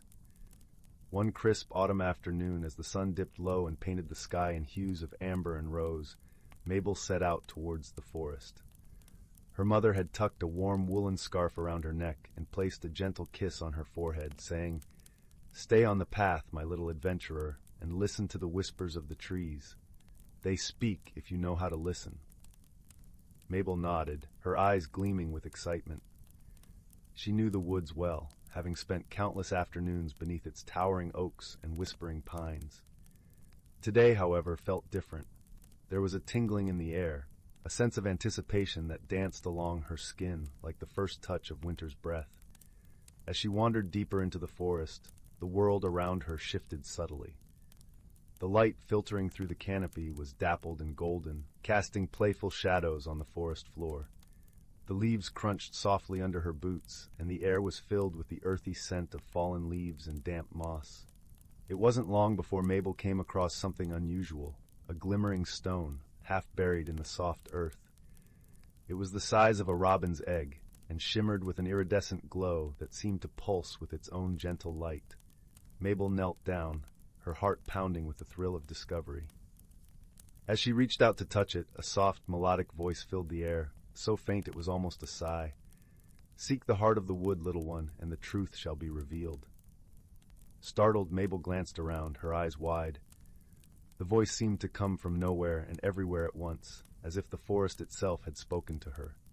She picked up the stone, feeling its warmth seep into her palm, and slipped it into her pocket, determined to follow its silent call. The deeper she ventured, the more the forest seemed to change. The trees grew taller and more ancient, their bark etched with patterns that looked like mystic runes.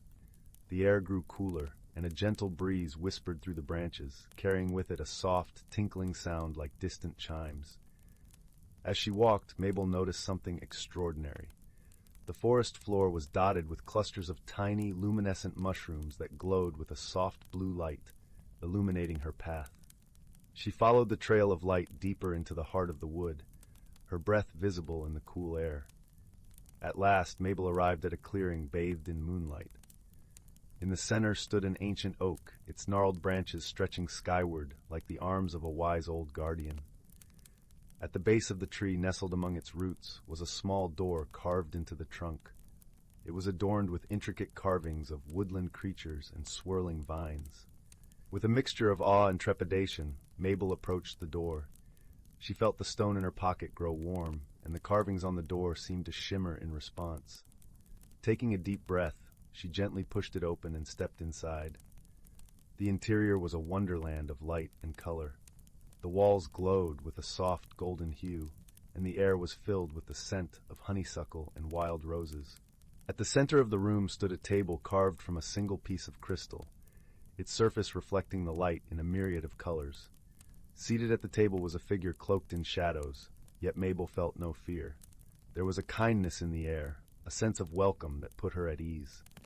The figure gestured to a chair opposite, and Mabel sat, her eyes wide with curiosity. "Welcome, Mabel," the figure said, their voice as soothing as the murmur of a gentle stream. "I am the keeper of the Whispering Wood, and you have been chosen to receive a gift."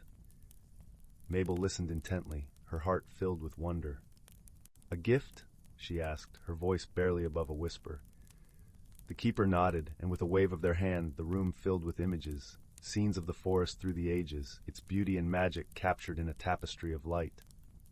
"This stone you carry," the keeper said, "is a shard of the forest's heart, a fragment of its ancient magic.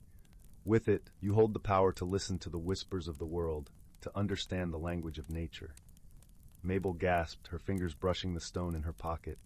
"But why me?" she asked, her voice filled with awe. The keeper smiled, their eyes twinkling like stars. Because, dear child, you have the heart of a true listener, one who sees the beauty in the world and cherishes it. Use this gift wisely, and you will bring joy and harmony wherever you go." Mabel nodded, her heart swelling with gratitude. "I will," she promised, her voice strong and clear. As the keeper faded into the shadows, the room began to dissolve into a swirl of light and color. Mabel felt herself being gently lifted, the world spinning around her until she found herself back in the clearing, the ancient oak standing silent sentinel under the moonlit sky. The journey back through the forest was a blur of wonder and joy. The stone in her pocket pulsed with warmth, and the forest seemed to hum with life around her. As she emerged from the woods, the village of Elderglow lay ahead, its lights twinkling like stars in the gathering dusk. Mabel returned home, her heart filled with the magic of the Whispering Wood. She knew that her life would never be the same, that she had been forever changed by the gift she had received. And as she lay in bed that night, the stone glowing softly on her bedside table, she listened to the whispers of the world, her heart open to its secrets. In the days that followed, Mabel discovered that her new gift allowed her to communicate with the natural world in ways she had never imagined. She could hear the songs of the birds, the gentle murmur of the brook, and even the soft sighs of the wind as it danced through the trees. The village of Elderglow seemed to come alive with magic, its beauty magnified by Mabel's newfound ability to listen and understand. Word of Mabel's gift spread quickly through the village, and soon people began to seek her out, eager to hear the stories she could tell and the wisdom she had gained. Mabel, ever kind and generous, shared what she had learned, helping those around her see the world with new eyes. One day, a young boy named Oliver approached Mabel with a look of worry etched on his face. Oliver was known for his mischievous spirit, often getting into trouble with his playful antics. He was well liked, but his restlessness sometimes got the better of him. "Mabel," Oliver said hesitantly, "there's something strange happening in the meadow near my house. The flowers have stopped blooming, and the bees are nowhere to be found. Can you help?" Mabel nodded, her heart filled with determination. "Of course, Oliver. Let's go see what we can do." Together, they made their way to the meadow, the soft grass whispering beneath their feet. As they arrived, Mabel noticed the silence that hung heavy in the air, the absence of the usual buzz of life that filled the summer days.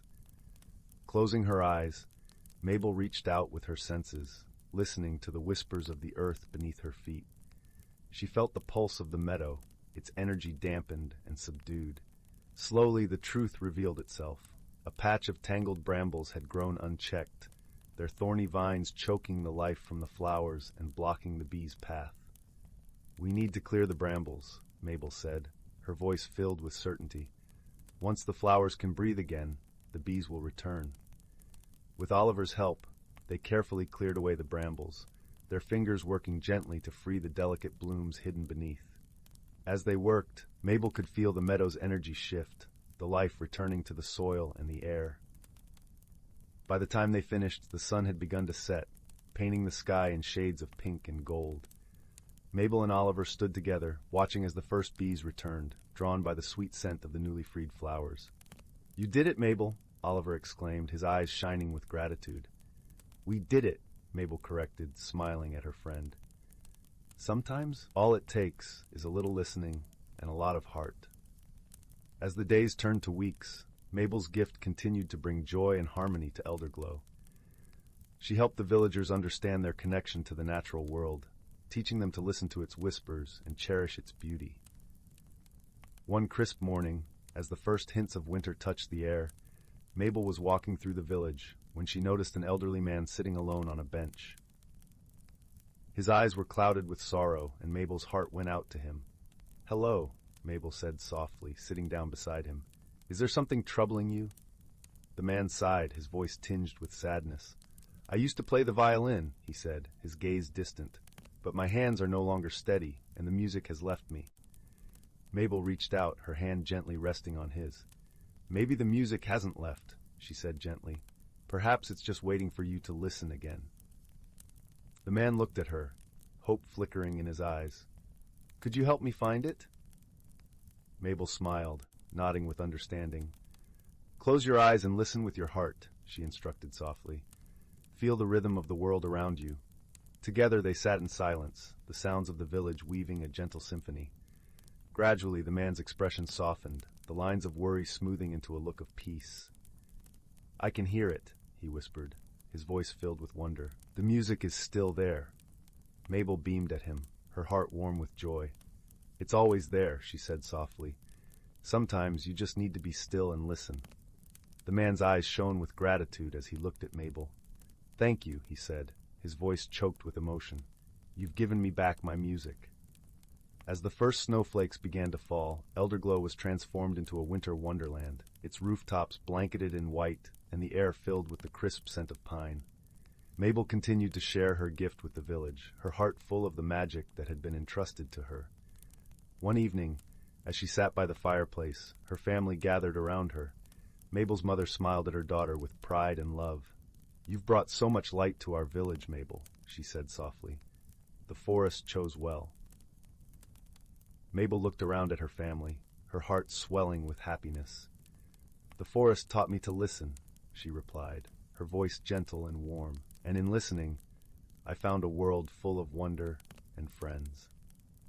As the fire crackled and the wind whispered outside, Mabel knew that her journey had only just begun. With each new day, she would continue to listen, to learn, and to share the magic of the Whispering Wood with those around her. And as she drifted into a peaceful sleep, she dreamed of the endless possibilities that lay ahead, her heart open to the whispers of the world and the promise of tomorrow. And so, in the village of Elderglow, where the air was always sweet and the forest alive with magic, Mabel's story became a cherished tale of friendship and wisdom, a reminder that sometimes all it takes to change the world is a little listening and a lot of heart. Once upon a time, in a cozy village nestled among rolling hills, there lived a young doe named Willow. She was a gentle creature with a soft brown coat and eyes that shone like amber in the sunlight. Willow loved the comfort of her daily routines, nibbling on sweet clover in the meadow, resting in the dappled shade of the ancient oak, and listening to the soothing melodies of the woodland birds. Yet lately, Willow couldn't shake a restless feeling stirring within her. She watched as her friends shed their winter coats, their new fur glistening with renewed vibrancy. But Willow's coat remained dull and threadbare, clinging to her like an itchy reminder that change was afoot, whether she was ready or not. One crisp morning, Willow wandered to the forest's edge where she often found solace among the ferns and wildflowers. There she met an old friend, a wizened tortoise named Sage, who moved with great care and contemplation. You seem troubled, little one, Sage said, her voice as gentle as the rustling leaves. Willow confided her fears about the impending change. I feel stuck, like this tattered coat is weighing me down. I'm afraid if I let it go, I'll lose a part of myself forever. Sage smiled knowingly. The cycle of rebirth can be daunting, but it's nature's way of helping us grow. Think of the butterfly emerging from its chrysalis. A wondrous transformation takes immense courage. As if on cue, a shimmering light danced through the trees, catching Willow's eye. It was a radiant sprite named Glow, one of the forest's fabled guardians. Don't fret, dear Willow, Glow chimed, her ethereal voice like a tinkling brook. Every ending is a new beginning in disguise. With a wave of her tiny hand, Glow conjured a glittering pool of water before them. Images began to swirl across its surface, a kaleidoscope of vibrant colors representing the stages of growth and renewal. Willow was transfixed, seeing reflections of her own journey mirrored in nature's eternal rhythm. Glow gestured toward the water. You'll know when you're ready to embrace the change within you.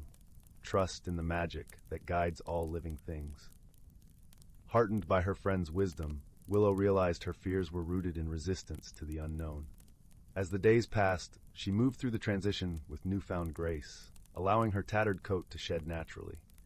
Beneath the weathered exterior, a lustrous new coat emerged, its rich chestnut hues shimmering like sunlight on autumn leaves. Willow felt lighter, revitalized, as if she were seeing the world through fresh, wondering eyes. From that day on, she greeted each season as a wondrous teacher, honoring the continual cycle of transformation as the greatest magic of all. For in surrendering to change, Willow discovered her truest self, resilient, radiant, and beautifully renewed. Title: The Whispering Wood's Secret.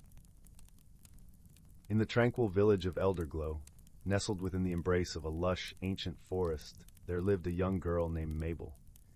Elderglow was a place where the air was always sweet with the scent of blooming lilacs, and the gentle rustle of leaves in the whispering wood seemed to carry secrets from times long past.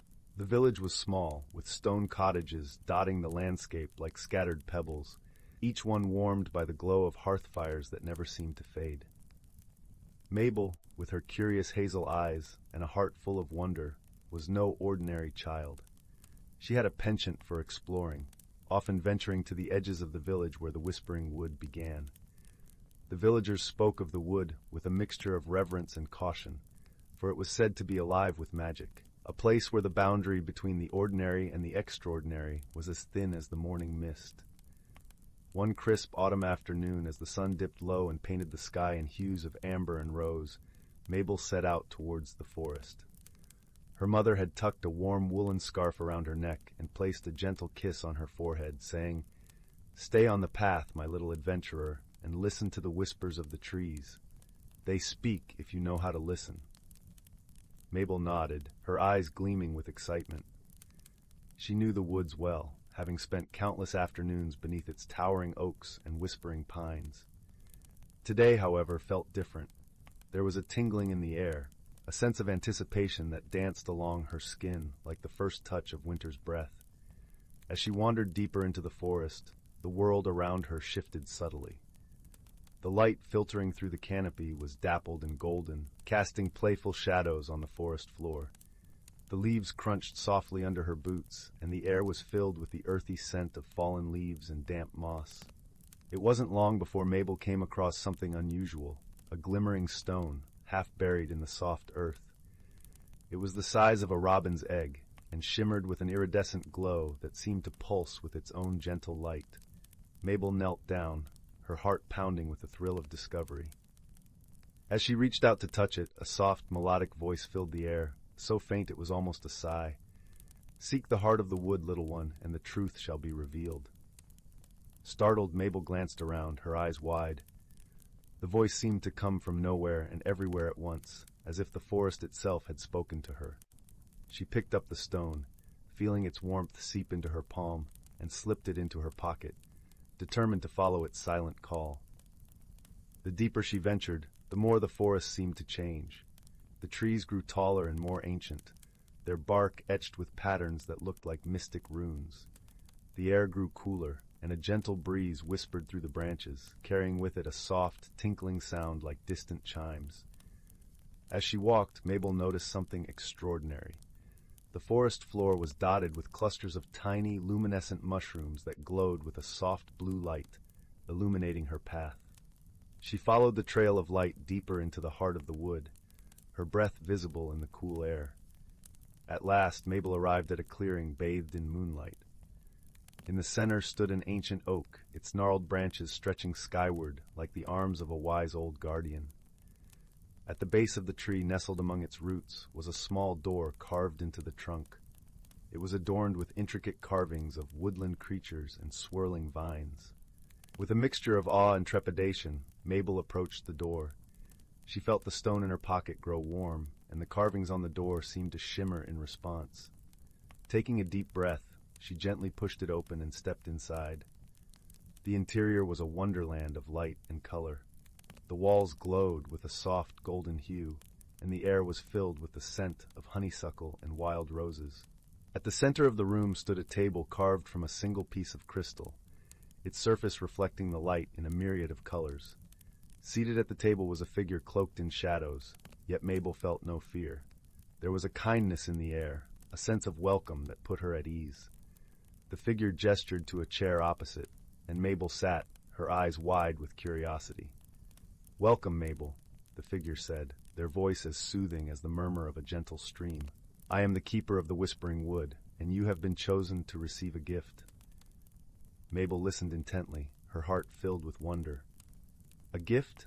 she asked, her voice barely above a whisper. The keeper nodded, and with a wave of their hand, the room filled with images, scenes of the forest through the ages, its beauty and magic captured in a tapestry of light. "This stone you carry," the the keeper said, is a shard of the forest's heart, a fragment of its ancient magic. With it, you hold the power to listen to the whispers of the world, to understand the language of nature. Mabel gasped, her fingers brushing the stone in her pocket. But why me? She asked, her voice filled with awe. The keeper smiled, their eyes twinkling like stars. Because, dear child, you have the heart of a true listener, one who sees the beauty in the world and cherishes it. Use this gift wisely, and you will bring joy and harmony wherever you go. Mabel nodded, her heart swelling with gratitude. I will, she promised, her voice strong and clear. As the keeper faded into the shadows, the room began to dissolve into a swirl of light and color. Mabel felt herself being gently lifted, the world spinning around her until she found herself back in the clearing, the ancient oak standing silent sentinel under the moonlit sky. The journey back through the forest was a blur of wonder and joy. The stone in her pocket pulsed with warmth, and the forest seemed to hum with life around her. As she emerged from the woods, the village of Elderglow lay ahead, its lights twinkling like stars in the gathering dusk. Mabel returned home, her heart filled with the magic of the Whispering Wood. She knew that her life would never be the same, that she had been forever changed by the gift she had received. And as she lay in bed that night, the stone glowing softly on her bedside table, she listened to the whispers of the world, her heart open to its secrets. In the days that followed, Mabel discovered that her new gift allowed her to communicate with the natural world in ways she had never imagined. She could hear the songs of the birds, the gentle murmur of the brook, and even the soft sighs of the wind as it danced through the trees.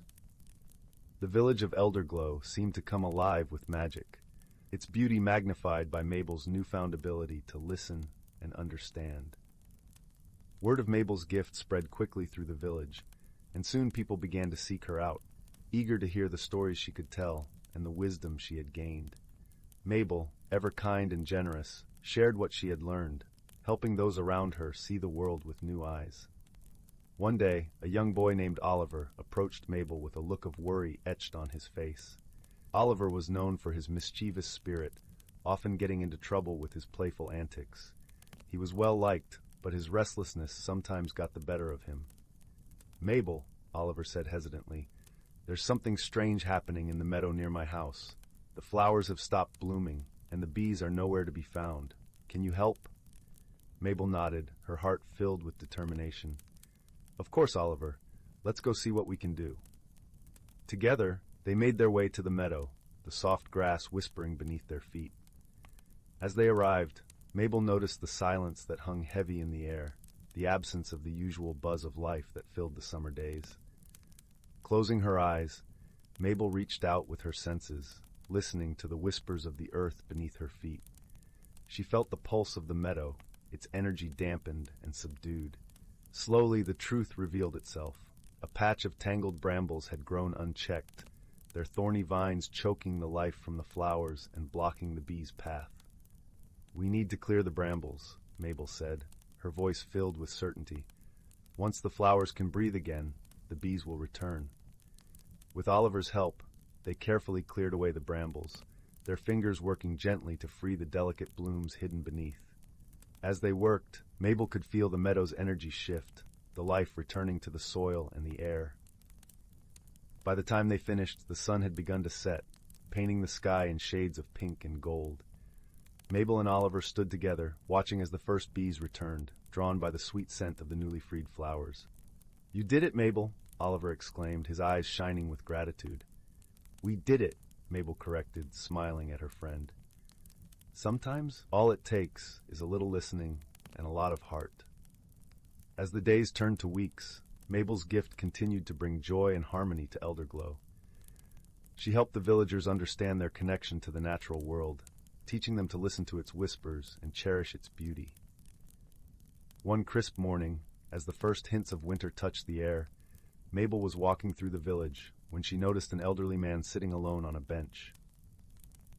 His eyes were clouded with sorrow, and Mabel's heart went out to him. Hello, Mabel said softly, sitting down beside him. Is there something troubling you? The man sighed, his voice tinged with sadness. I used to play the violin, he said, his gaze distant. but my hands are no longer steady, and the music has left me. Mabel reached out, her hand gently resting on his. Maybe the music hasn't left, she said gently. Perhaps it's just waiting for you to listen again. The man looked at her, hope flickering in his eyes. Could you help me find it? Mabel smiled, nodding with understanding. Close your eyes and listen with your heart, she instructed softly. Feel the rhythm of the world around you.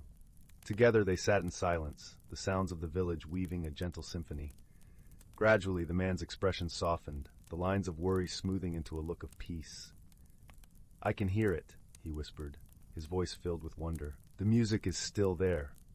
Mabel beamed at him, her heart warm with joy. It's always there, she said softly. Sometimes you just need to be still and listen. The man's eyes shone with gratitude as he looked at Mabel.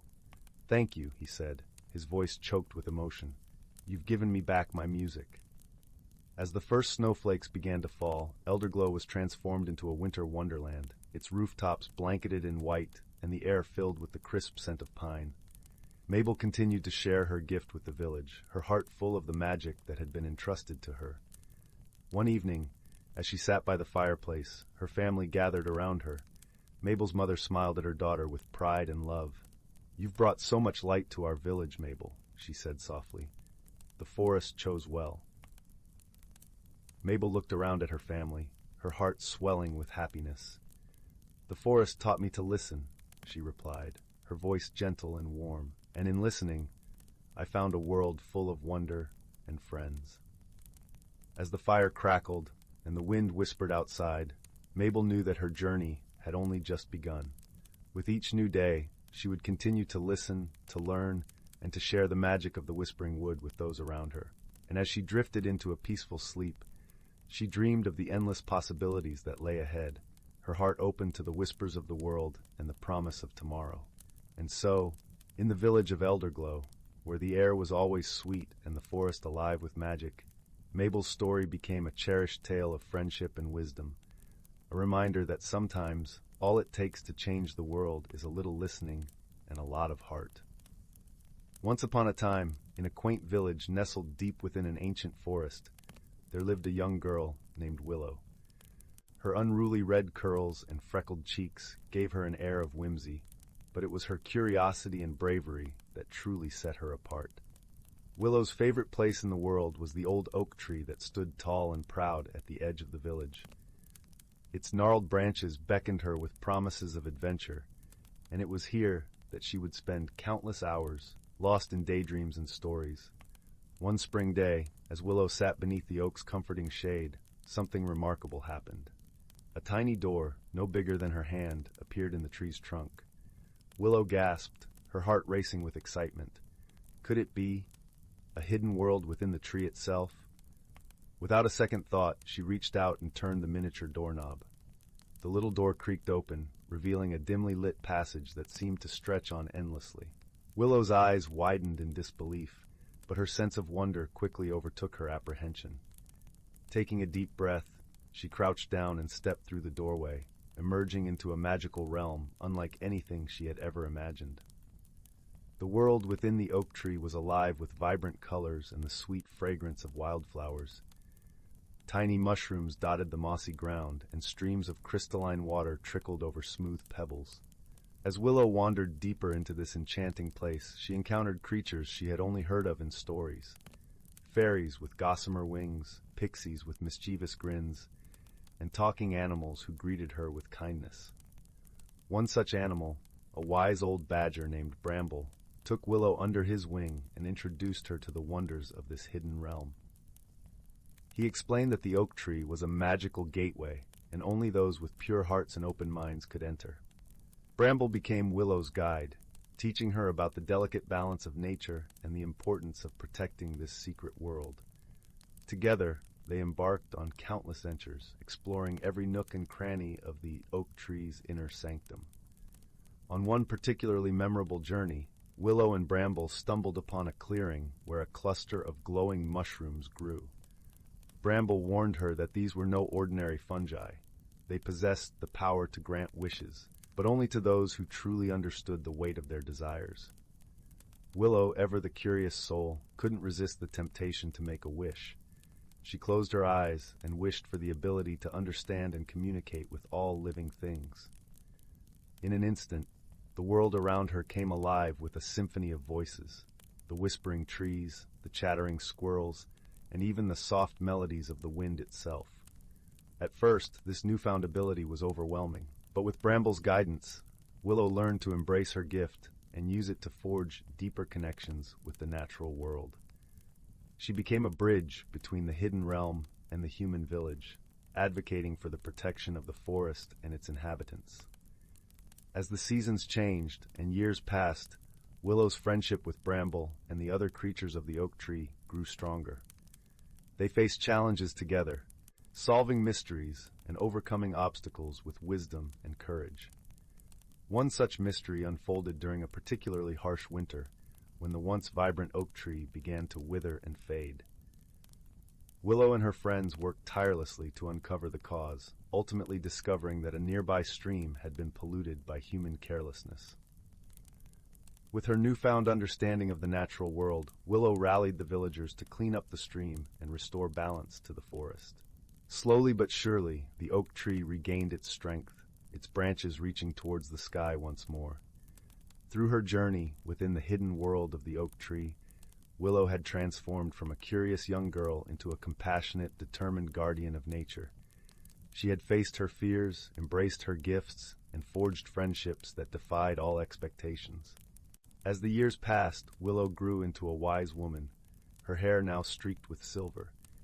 But her spirit remained as vibrant as ever, and she would often return to the oak tree, opening the little door and stepping into the magical realm that had shaped her so profoundly.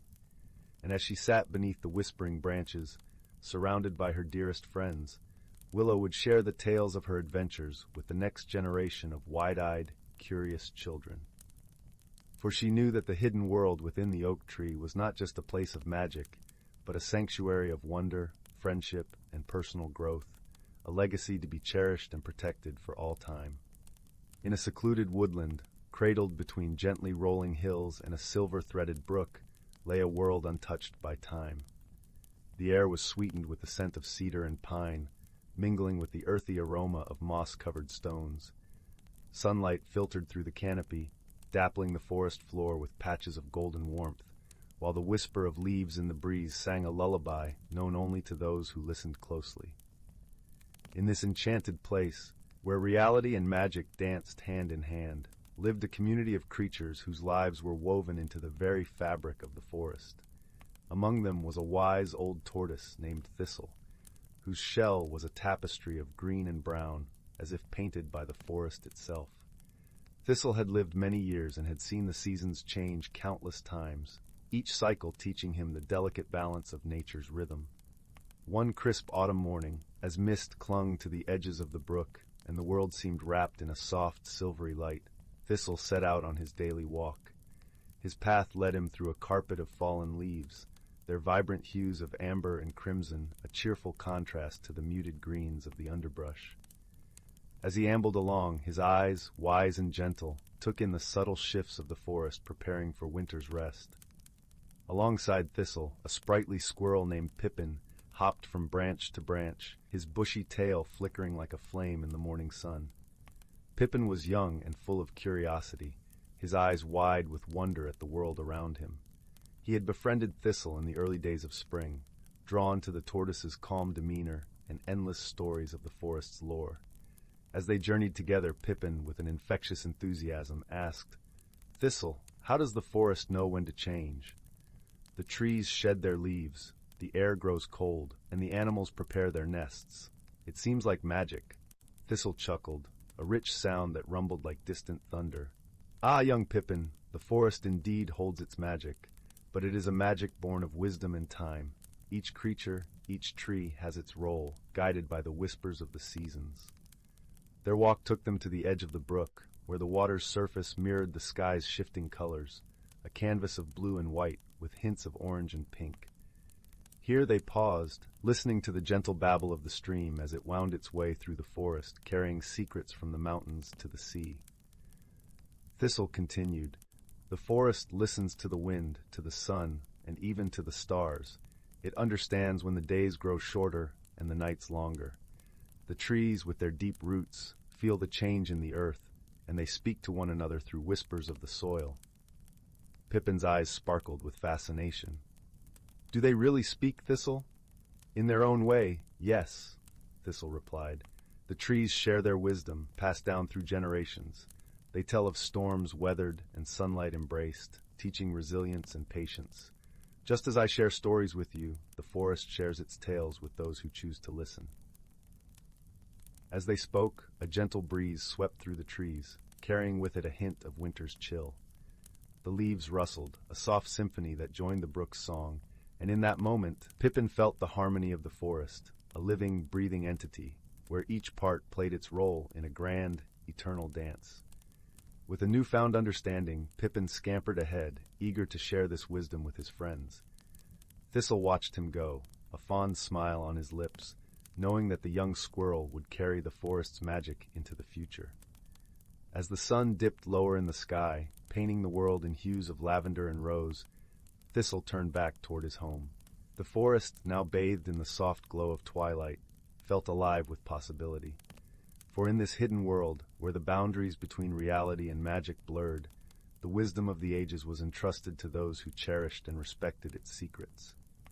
And so the forest thrived, a testament to the beauty of balance and the power of friendship, where each creature, great and small, played their part in the wondrous cycle of life.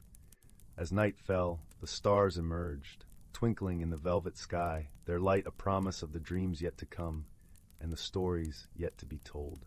In a cozy cottage tucked away in a woodland glade, there lived a young rabbit named Hazel. She had always been content hopping amongst the ferns and wildflowers, her soft brown fur blending seamlessly with the earthy surroundings. Yet, deep within her heart, a flicker of curiosity burned, a yearning for something more. One dewy morning, as Hazel nibbled on a crisp dandelion leaf, a glimmering light caught her eye. She followed the ethereal glow to a clearing where a magnificent butterfly floated before her. Its wings were a kaleidoscope of vibrant hues, shimmering with an otherworldly radiance. "Greetings, young Hazel," the butterfly spoke in a melodious voice.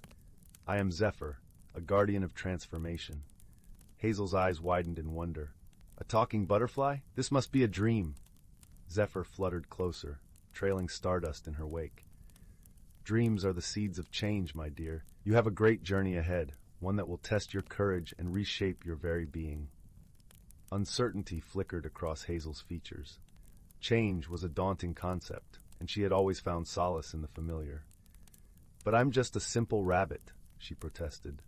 "What journey could possibly await me?" With a warm chuckle, Zephyr replied, "The most wondrous transformations often begin with the smallest of seeds. Look within, and you will find a spark waiting to be fanned into a brilliant flame." Before Hazel could respond, a rustling came from the undergrowth, and two of her dearest friends emerged, Oakley, the wise old oak tree, and Flutter, the hummingbird. "Do not fear, little one," Oakley rumbled, his bark rough yet comforting.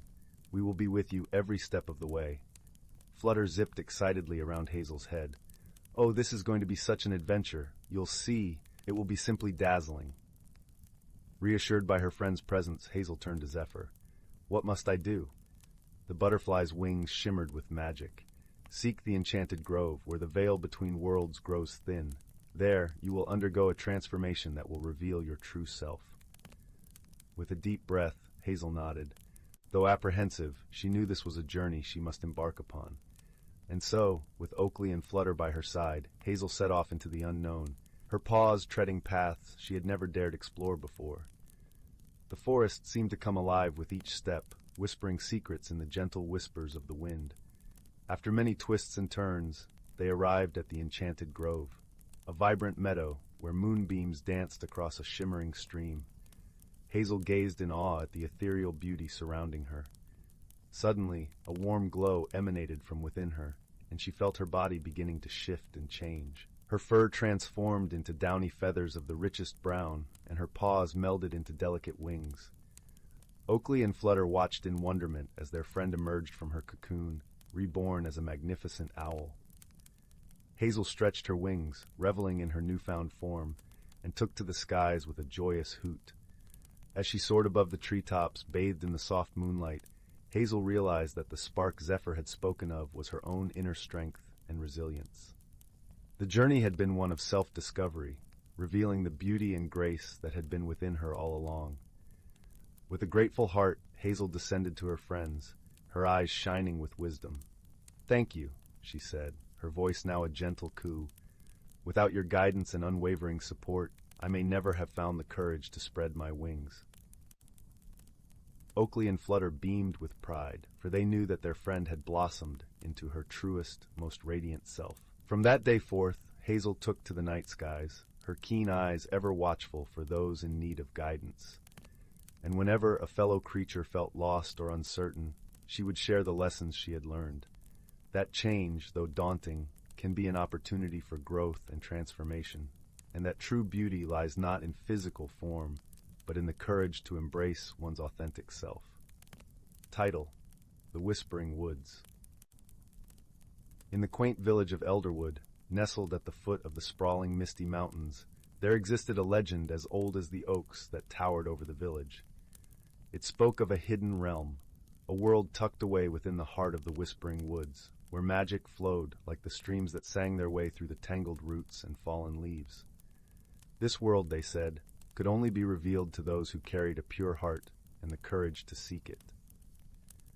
The sun was setting over Elderwood, leaving a trail of pink and gold across the sky as young Finn sat on the stone steps of his grandmother's cottage. The air was sweet with the scent of honeysuckle, and the gentle rustle of leaves in the evening breeze was like a lullaby that carried with it secrets of long ago. Finn's grandmother, a wise woman with eyes that twinkled like stars, had often regaled him with tales of the Whispering Woods, her voice weaving magic into the air as she spoke. "Tonight feels different, doesn't it, Gran?"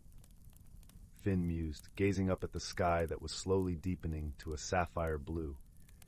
His grandmother nodded, her knitting needles clicking softly as she worked on yet another scarf for the coming winter. "Aye, it does, my dear. The woods are alive tonight. Can you hear their whispers?" she replied, her voice as soothing as the warm mug of cocoa she had prepared for him. Finn closed his eyes, letting the soft murmurs of the forest wash over him. It was as if the trees were speaking, their voices mingling with the cool night air, inviting him to join their ancient dance. He opened his eyes and looked at his grandmother, a question forming on his lips. Do you think I could find the hidden world?" he asked, his voice barely more than a whisper. His grandmother paused her knitting, her gaze turning thoughtful. "Perhaps, if you listen closely. The woods hold many secrets, and sometimes they choose to share them with those who listen with their hearts." Encouraged by her words, Finn felt a spark of curiosity igniting within him, a desire to explore the stories that had always fascinated him. That night, after everyone else in the village had drifted into dreams, Finn set out toward the edge of the woods, the moon guiding his path with its gentle light. The entrance to the Whispering Woods was marked by 2 ancient oak trees, their branches intertwined like old friends holding hands. As Finn stepped beneath them, he felt a shiver of anticipation run through him, as if the trees themselves were aware of his presence. The path before him was dappled with moonlight, and the air was filled with the earthy scent of moss and pine. As he ventured deeper into the forest, the whispers grew louder, a melodious symphony of rustling leaves and the soft chirping of crickets. Finn's heart beat in time with the forest's rhythm, his senses heightened by the magic that seemed to pulse through the very air around him. He walked on, guided by an unseen force, until he reached a small clearing bathed in moonlight.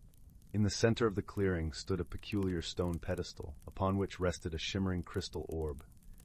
The orb glowed with an ethereal light, casting a kaleidoscope of colors that danced across the trees and the forest floor. Finn approached it cautiously, his eyes wide with wonder. "This must be it," he whispered to himself, reaching out to touch the orb. As his fingers brushed its smooth surface, a wave of warmth spread through him, and he felt a connection to the forest that was deeper than he could have ever imagined. Suddenly, the ground beneath him trembled ever so slightly, and the trees began to sway as if moved by an invisible hand. The whispers grew louder, swirling around him like a gentle breeze, carrying with them words that he could almost understand. Finn closed his eyes, allowing the magic to envelop him, and when he opened them again, he found himself standing in a world that was both familiar and strange. The forest was alive with vibrant colors and shimmering light, each tree and flower pulsating with its own unique glow. The air was thick with the scent of wildflowers and fresh rain, and the sounds of laughter and song echoed through the trees. Creatures of all shapes and sizes flitted about, their wings catching the light like tiny prisms, creating rainbows in their wake. Finn's heart swelled with awe as he took in the beauty of the hidden world, his senses overwhelmed by the magic that surrounded him. He felt a sense of belonging here, as if he had been searching for this place his entire life without even knowing it.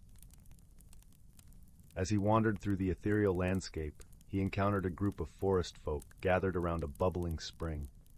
They were small, elf-like beings with skin that shimmered like moonlight and hair woven with leaves and flowers.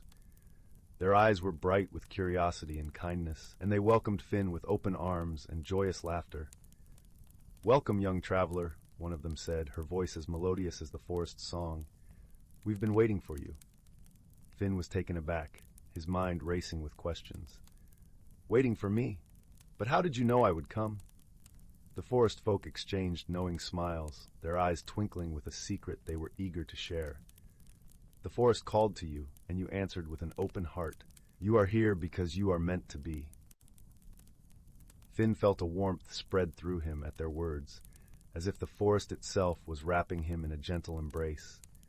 He spent the rest of the night in their company, learning about the wonders of the hidden world and the magic that sustained it.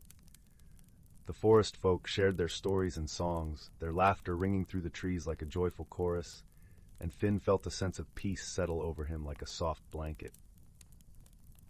As dawn began to break, painting the sky with hues of pink and gold, Finn knew it was time to return to the world he knew.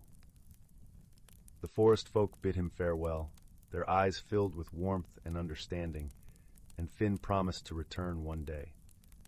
The journey back through the whispering woods was a blur of color and sound, the magic of the hidden world lingering in his heart like the memory of a dream.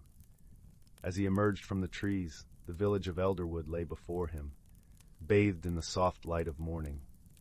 Finn made his way back to his grandmother's cottage, his mind still buzzing with all he had seen and learned.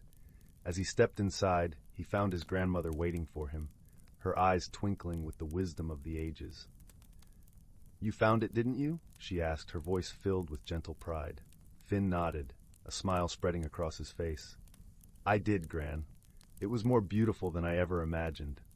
His grandmother reached out to hug him, her embrace warm and comforting. "I knew you would.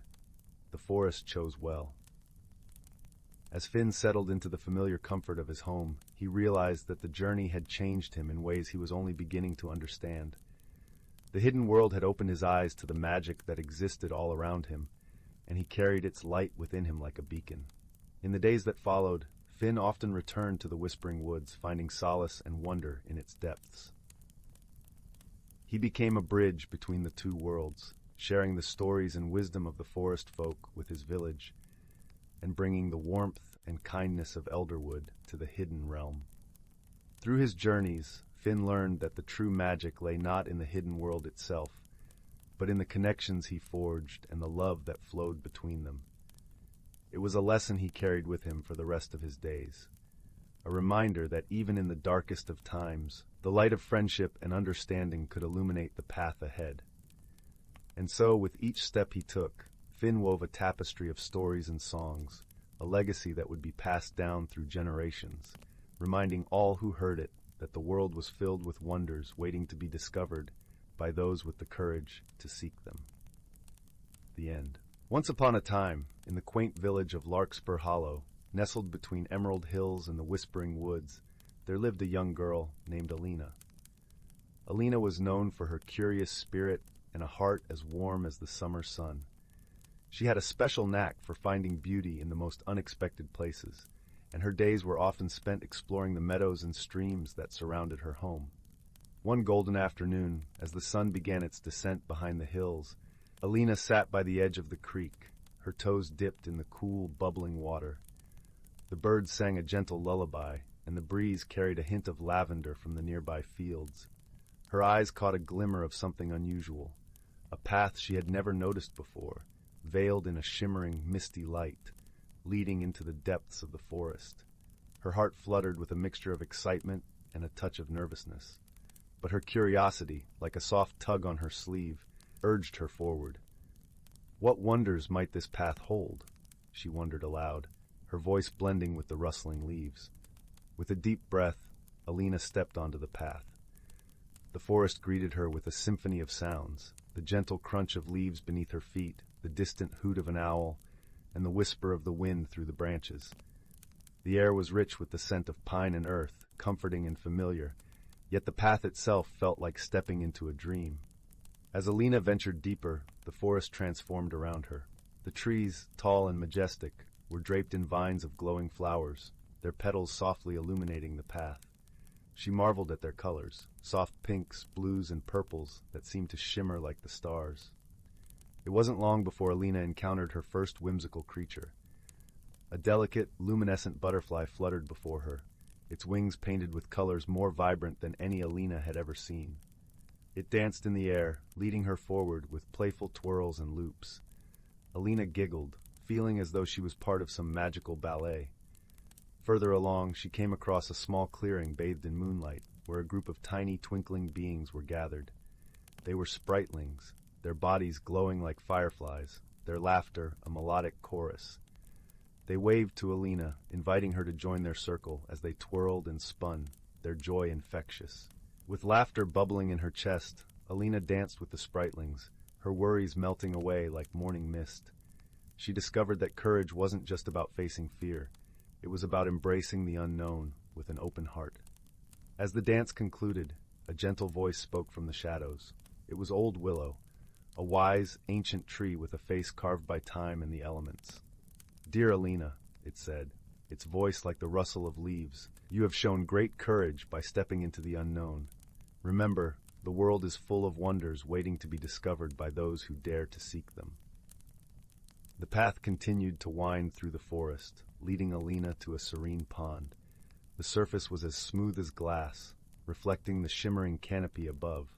As she knelt by the water's edge, a gentle ripple spread across the pond, and a graceful, silvery fish emerged, its scales glinting in the moonlight. The fish spoke in a voice as soft as the water's caress. "Brave traveler, your journey reminds us that with each step into the unknown, we uncover parts of ourselves we never knew existed."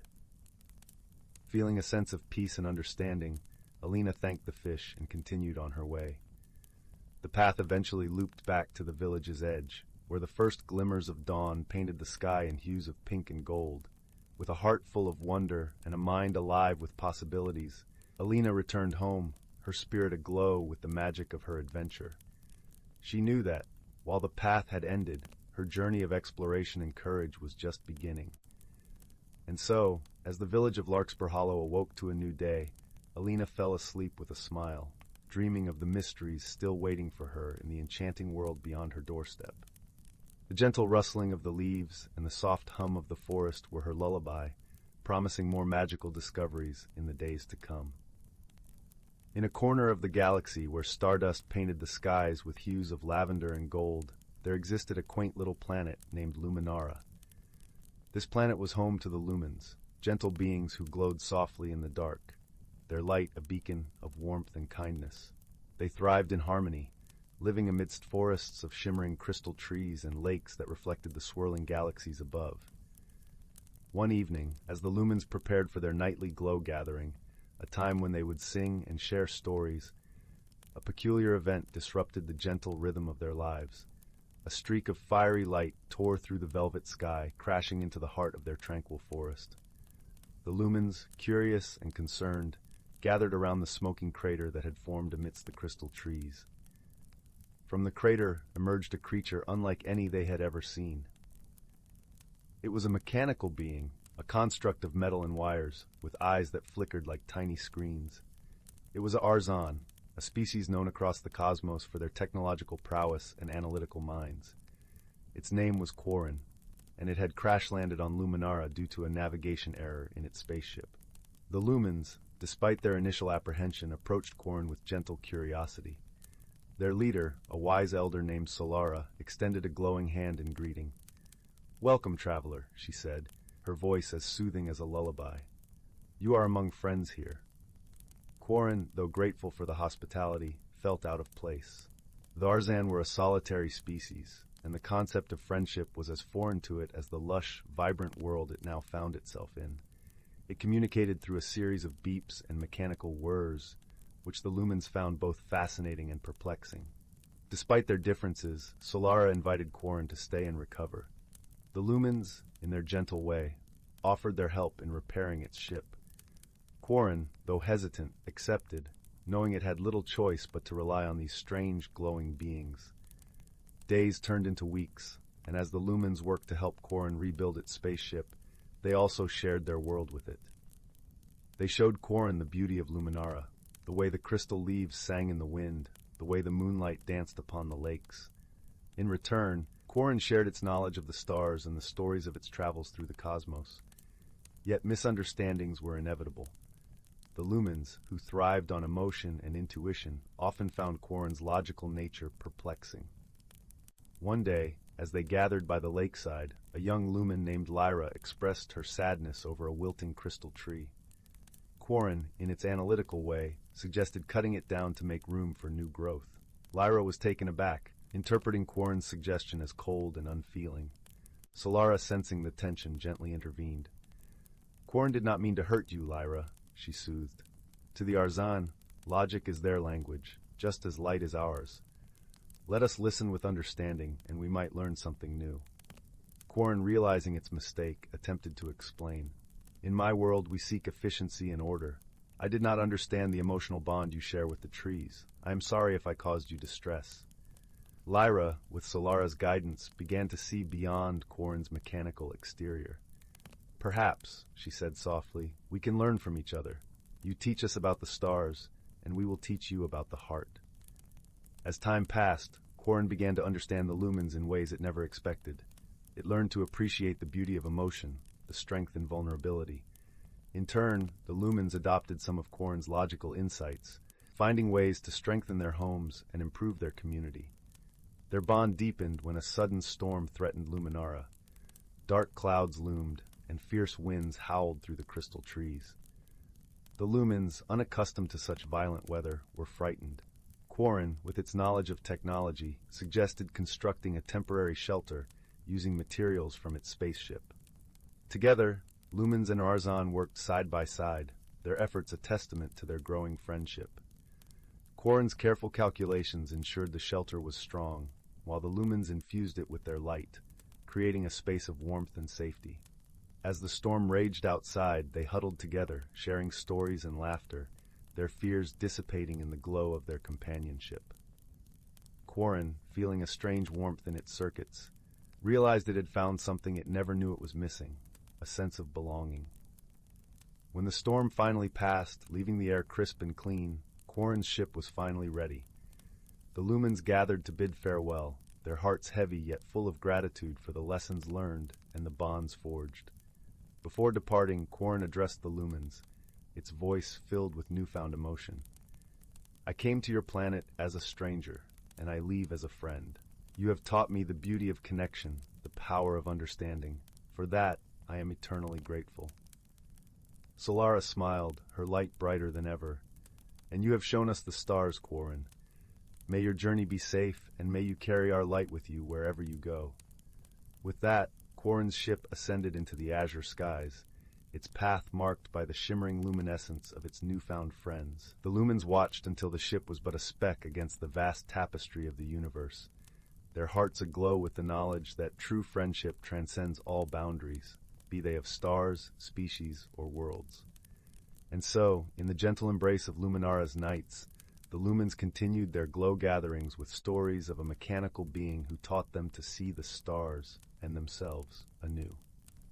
Title: The Whispering Woods. In a quaint little village nestled between rolling green hills and a vast, shimmering forest, there lived a girl named Leora. Her heart was as warm as the summer sun, and her curiosity was as boundless as the starry night sky. Leora was known throughout the village for her gentle spirit and her love for the forest, which stood like a guardian beyond the village's edge, its leaves whispering secrets that only Leora seemed to hear. Leora's days were filled with wonder as she wandered through the village with her best friend, a clever fox named Finnegan. Finnegan had soft russet fur that gleamed in the sunlight and eyes that sparkled with intelligence and mischief.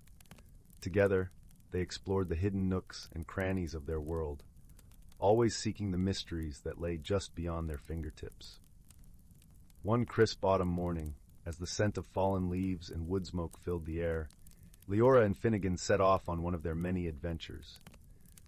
The forest, with its canopy of amber and gold, beckoned them with its enchanting allure. As they wandered deeper into the woods, the familiar path gave way to a trail neither had seen before, overgrown and winding like a forgotten dream. Curiosity tugged at Leora's heart. "Shall we see where it leads, Finnegan?" she asked, her voice a soft melody in the quiet of the forest. Finnegan twitched his bushy tail in agreement, his eyes alight with excitement. Together they stepped onto the path, feeling the crunch of leaves beneath their feet and paws, the cool breeze whispering through the trees like a gentle lullaby. As they delved deeper, the forest seemed to change around them. The light grew softer, filtered through a veil of delicate branches. The air was filled with the earthy scent of moss and the distant, melodic calls of unseen birds. And then, quite suddenly, they found themselves standing before a grand ancient tree. Its trunk was wide and gnarled, its bark etched with the passage of time. From within its depths came a soft, glowing light, warm and inviting. Leora approached the tree with reverence, her heart pounding with a sense of discovery. As she reached out to touch the bark, the light pulsed gently, and a soft, musical voice filled the air. "Welcome, seekers of truth," it said, resonating like a choir of distant stars. Startled, Leora drew back, but Finnegan stood firm, his gaze fixed on the tree. "We've come to explore," Leora said, finding her voice, "to understand the secrets of the forest." The tree's light shimmered in response, casting a gentle glow that seemed to wrap around them like a warm embrace. "You have found the heart of the Whispering Woods," the voice explained. "A place where the stories of the forest come to life, where the past and the future entwine."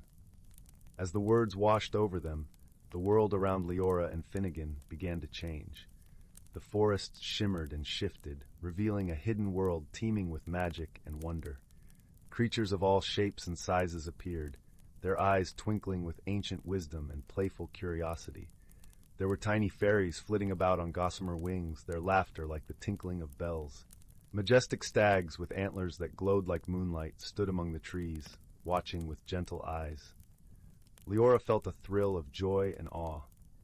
This hidden realm was a tapestry of life and magic, woven together by threads of light and shadow.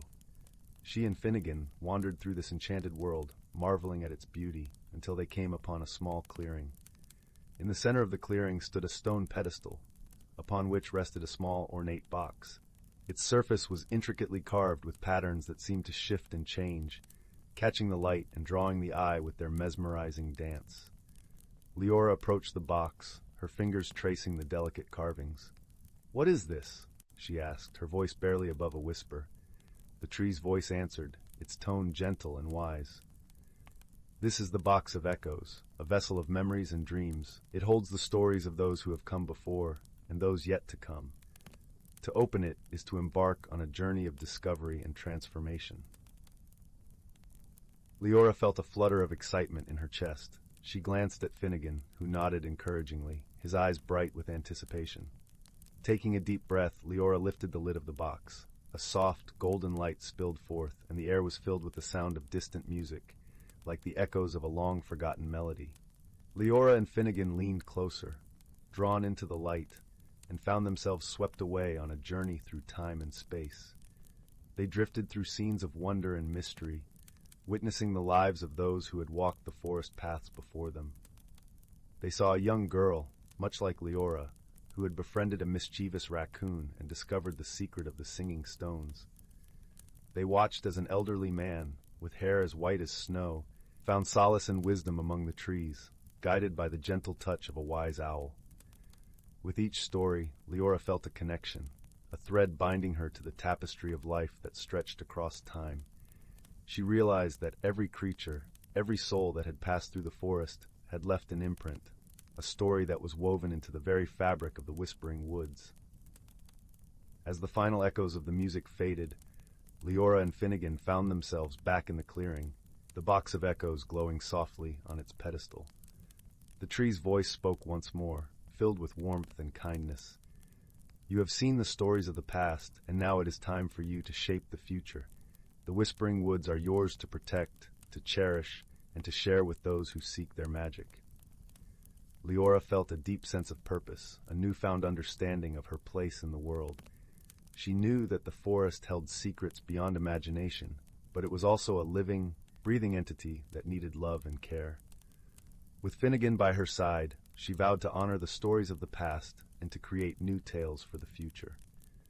As the sun dipped below the horizon, painting the sky in hues of pink and gold, Leora and Finnegan made their way back to the village.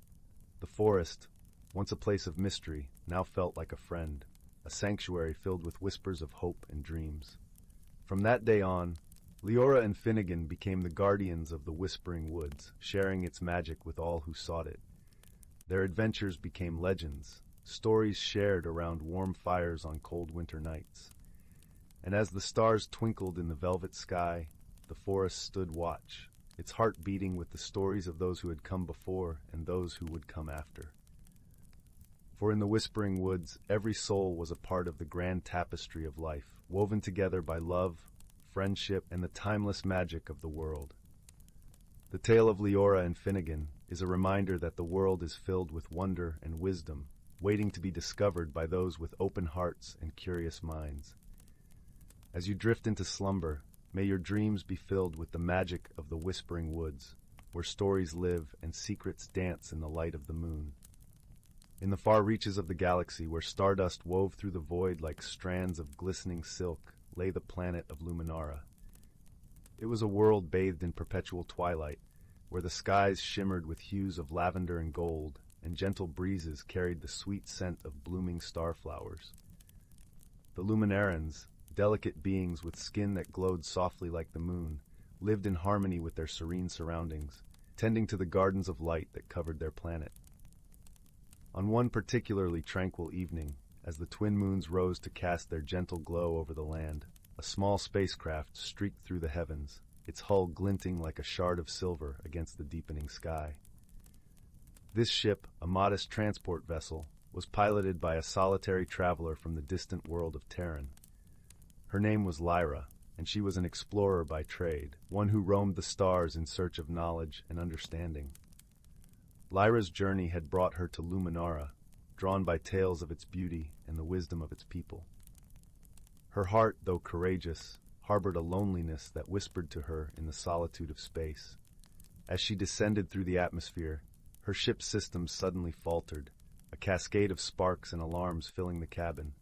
With a steady hand and a calm mind, Lyra managed to guide her vessel to a gentle landing in a meadow aglow with the soft luminescence of starflowers. Emerging from her ship, Lyra was greeted not by fearsome warriors or suspicious eyes, but by a single Luminaran who approached with a serene smile. This Luminaran, named Solus, moved with the grace of a breeze and the kindness of a gentle rain. His eyes, deep pools of starlight, held curiosity and a warmth that transcended words. "Welcome, traveler," Solus said, his voice like a soothing melody. "You have come at a time of rest and reflection.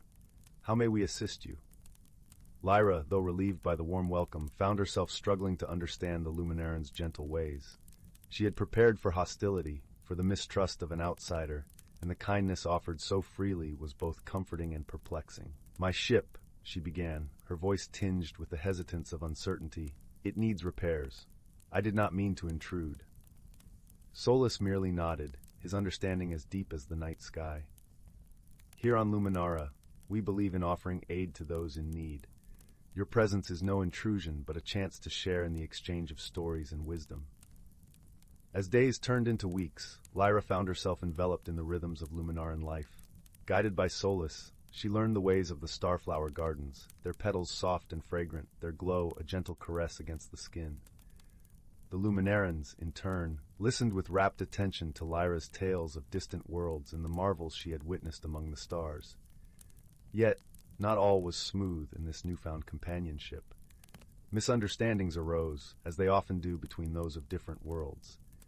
Lyra, eager to help, had attempted to rearrange a section of the garden, believing she was improving it.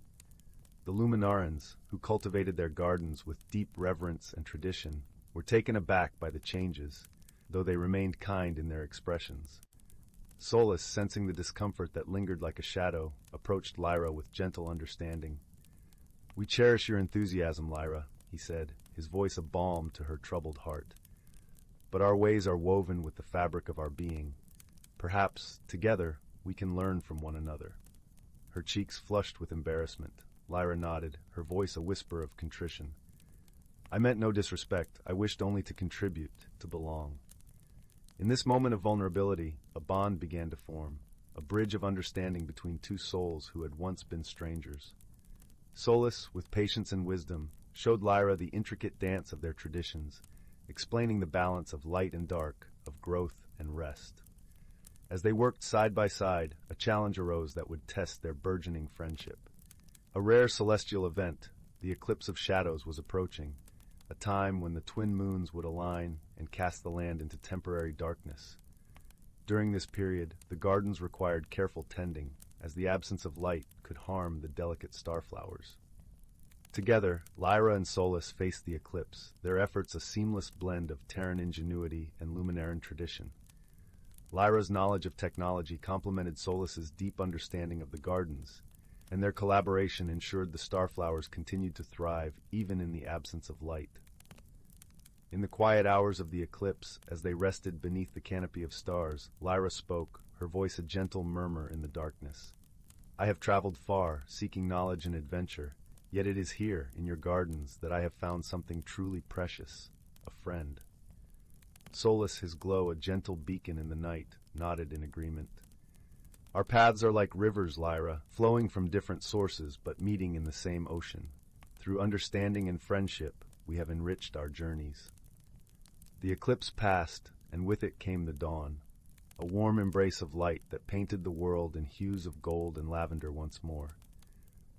Lyra's ship, now repaired with the help of her new friends, stood ready for departure. Yet, as she prepared to leave, her heart was filled not with the ache of parting, but with the warmth of connection. Solus and the Luminarans gathered to bid her farewell, their luminescent presence a reminder of the gentle strength found in unity. "Wherever your travels take you, Lyra," Solus said, his voice carrying the promise of their friendship across the distance, "know that you are always welcome here, a part of our story." With a heart lighter than it had been in many years, Lyra embarked on her journey once more, the stars her companions, and the lessons of Luminara her guiding light. As her ship ascended into the embrace of the cosmos, she carried with her the understanding that true friendship, like the gardens of starflowers, blossomed through patience, kindness, and the shared light of two souls, meeting amidst the vastness of the universe. Once upon a time, nestled at the edge of a sleepy village where the cobblestone streets whispered secrets of old, there stood a small, ivy-clad cottage. It was here that a young girl named Lily lived, her heart brimming with curiosity and dreams as vast as the starry sky above. Every night she would lie in her cozy bed, bathed in the soft glow of moonlight filtering through her window, wondering about the world beyond her garden gate. One crisp autumn morning, as the sun painted the sky with hues of gold and crimson, Lily set out on an adventure, her woolen scarf trailing behind her like a banner. She ventured into the woods where the trees stood tall, their leaves rustling in a gentle symphony. The air was sweet with the scent of pine and the promise of secrets hidden within the forest's embrace. As Lily wandered deeper into the woods, she stumbled upon a path she had never seen before. It was lined with mushrooms that glowed softly, casting a warm, inviting light. Curiosity danced in her eyes as she followed the path, each step taking her further into a world that felt both new and familiar. The path led her to a clearing where a pond lay still and serene, its surface a mirror reflecting the vibrant canopy above. As Lily approached, she noticed a ripple spreading across the water, and from its depths emerged a creature unlike any she had seen. It was a water sprite, shimmering with hues of blue and silver, its laughter like the tinkling of bells. "Welcome, brave traveler," the sprite chimed, its eyes twinkling with mischief and kindness. "Few have ventured this far. What brings you to our hidden realm?" Lily smiled, her voice steady and sure as she replied, "I seek adventure and the wonders it holds." The sprite nodded approvingly, sending a gentle wave across the pond. To discover new wonders, one must have the heart of a dreamer and the courage to explore the unknown. Follow the path beyond, and you shall find what you seek. With a grateful nod, Lily pressed on, her heart buoyed by the sprite's words. The path wound through the forest, leading her to a meadow where the grass was soft as a whisper and dotted with wildflowers that swayed in the breeze. Here she met a fox with fur like russet autumn leaves and eyes that gleamed with wisdom. The fox spoke, its voice a melodic murmur, "In this world not all is as it seems, but with kindness and courage you shall find your way." Lily thanked the fox, feeling a warmth spread through her chest. She realized that the journey was not just about finding new places, but also about discovering the strength within herself. As the sun began its descent, painting the sky with twilight's gentle brush, Lily arrived at the edge of a vast, sparkling lake. The water was a tapestry of colors, shifting with the sky's changing hues. On the shore, a small boat awaited, its sails unfurled like the wings of a bird ready to take flight. Without hesitation, Lily stepped into the boat. As she set sail, the lake's surface shimmered like liquid glass, reflecting a world where dreams flowed freely with the current. She felt a sense of peace, knowing that the courage to explore had led her to a place of wonder and tranquility. Guided by the gentle breeze, Lily sailed back to the forest's edge, her heart full of stories and newfound courage. The forest bid her farewell with a rustle of leaves, and the path she had taken shimmered briefly before fading into the tapestry of the woods. When Lily returned home, the moon hung high, casting its silvery glow upon her little cottage. She curled up in her bed, her heart light and her spirit aglow with the magic of the day.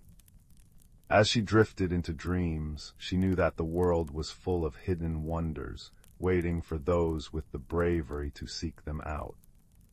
And so, in the warmth of her dreams and the comfort of her home, Lily slept soundly, the gentle song of the night wrapping around her like a cozy blanket, reminding her that courage and exploration could uncover the most enchanting of places, even within the heart.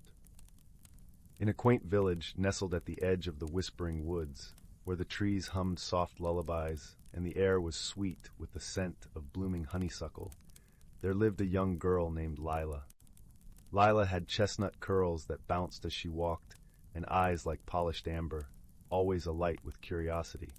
Her home was a snug little cottage with a thatched roof, surrounded by a garden that danced with wildflowers.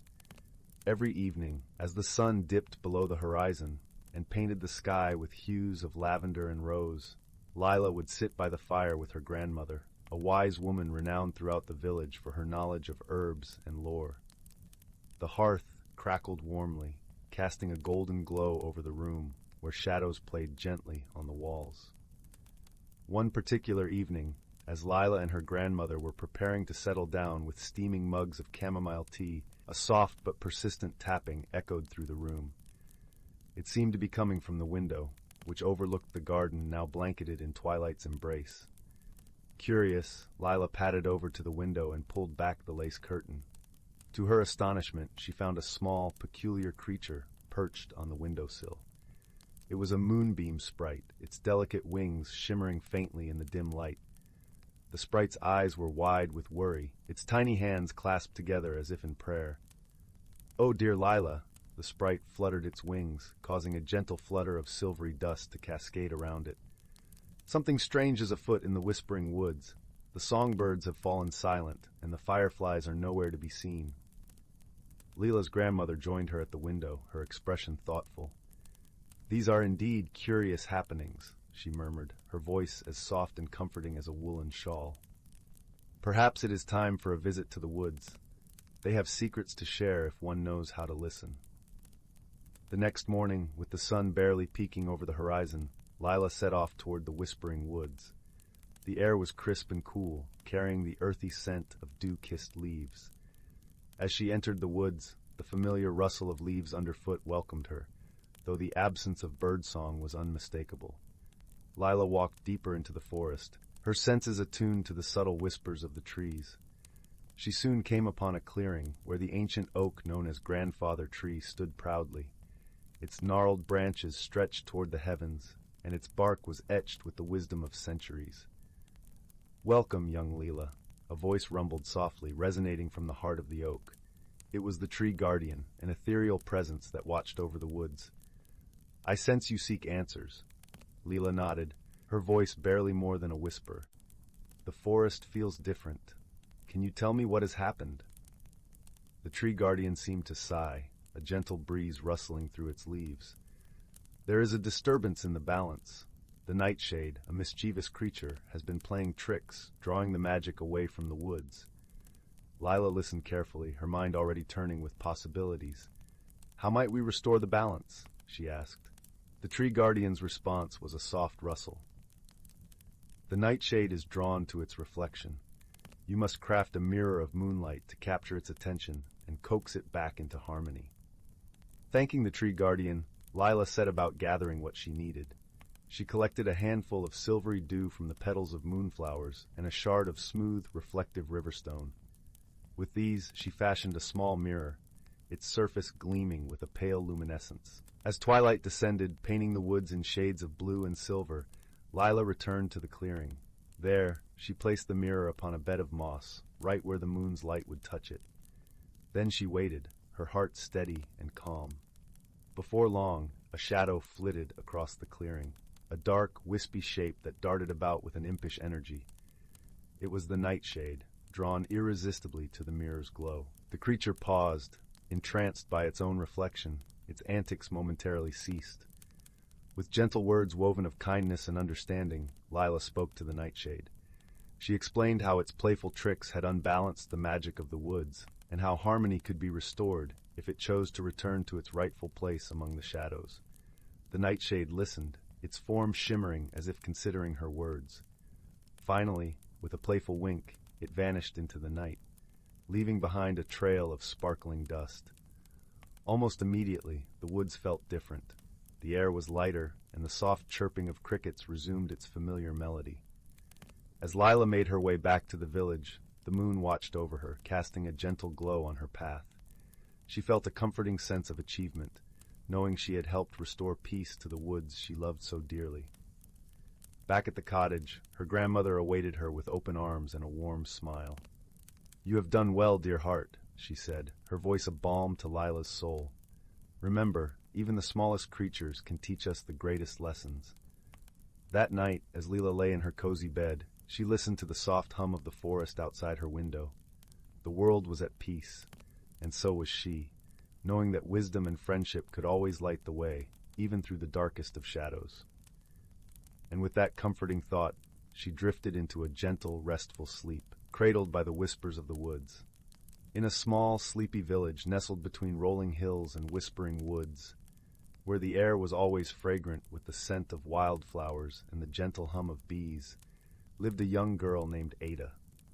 Her home, a quaint cottage with a thatched roof and weathered stone walls, stood at the edge of the village, where the forest began and secrets lingered in the shadows of ancient trees. Ada was known for her bright eyes and curious spirit, always eager to uncover the stories hidden in the rustle of leaves or the babbling of the brook that wound its way through the village. Yet, despite her love for tales of yore, Ada knew little of her own family's past.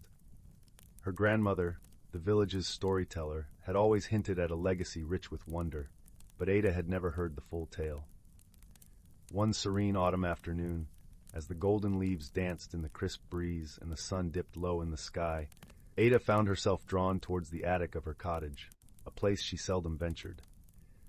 The attic was a realm of dust and shadows, filled with treasures and trinkets from generations past, each with its own story to tell.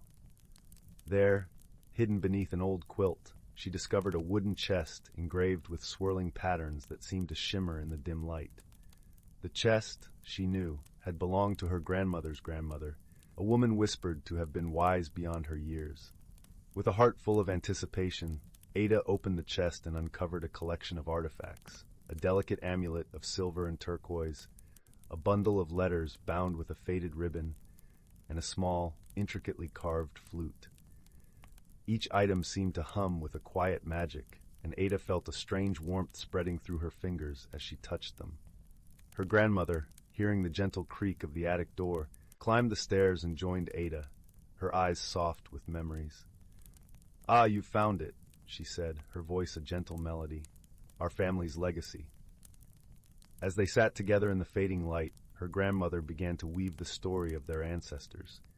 She spoke of a time long ago when their family had been the keepers of an ancient tradition, tasked with preserving the harmony between the village and the forest.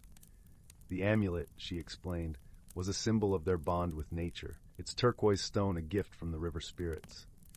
The letters written by their ancestors contained wisdom and tales of courage and kindness. The flute, with its sweet, haunting melody, was used to call upon the forest creatures in times of need. Ada listened, her heart swelling with pride and wonder. She realized that the legacy she had uncovered was not just a tale of the past, but a guiding light for her own journey. The artifacts were not merely relics. They were symbols of the values her family cherished: wisdom, harmony, and a deep connection to the natural world. With newfound understanding, Ada felt a sense of belonging she had never known before. She saw herself as part of a greater tapestry, woven with threads of love and tradition. The lessons from her ancestors resonated with her, teaching her that true strength lay in gentleness, and that the bonds we share with others and with the world around us are the greatest treasures of all. As the stars began to twinkle in the velvety night sky, casting a soft glow over the village, Ada and her grandmother descended the stairs from the attic. Together, they sat by the hearth, where the flames danced and crackled, casting a warm, comforting light. Ada took the flute in her hands and played a simple, sweet tune. The music flowed through the open window, mingling with the night breeze, and for a moment, it seemed as if the entire forest paused to listen.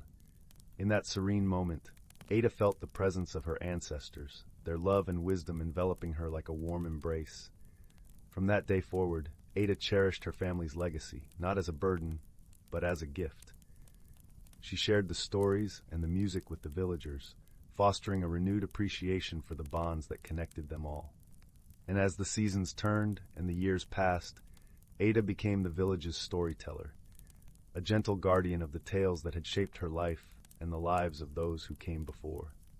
In the quiet of the night, as the village slumbered under a blanket of stars, Ada knew that she was exactly where she was meant to be, rooted in her heritage, enveloped in love, and forever connected to the ancient legacy that whispered through the leaves and sang in the heart of the forest.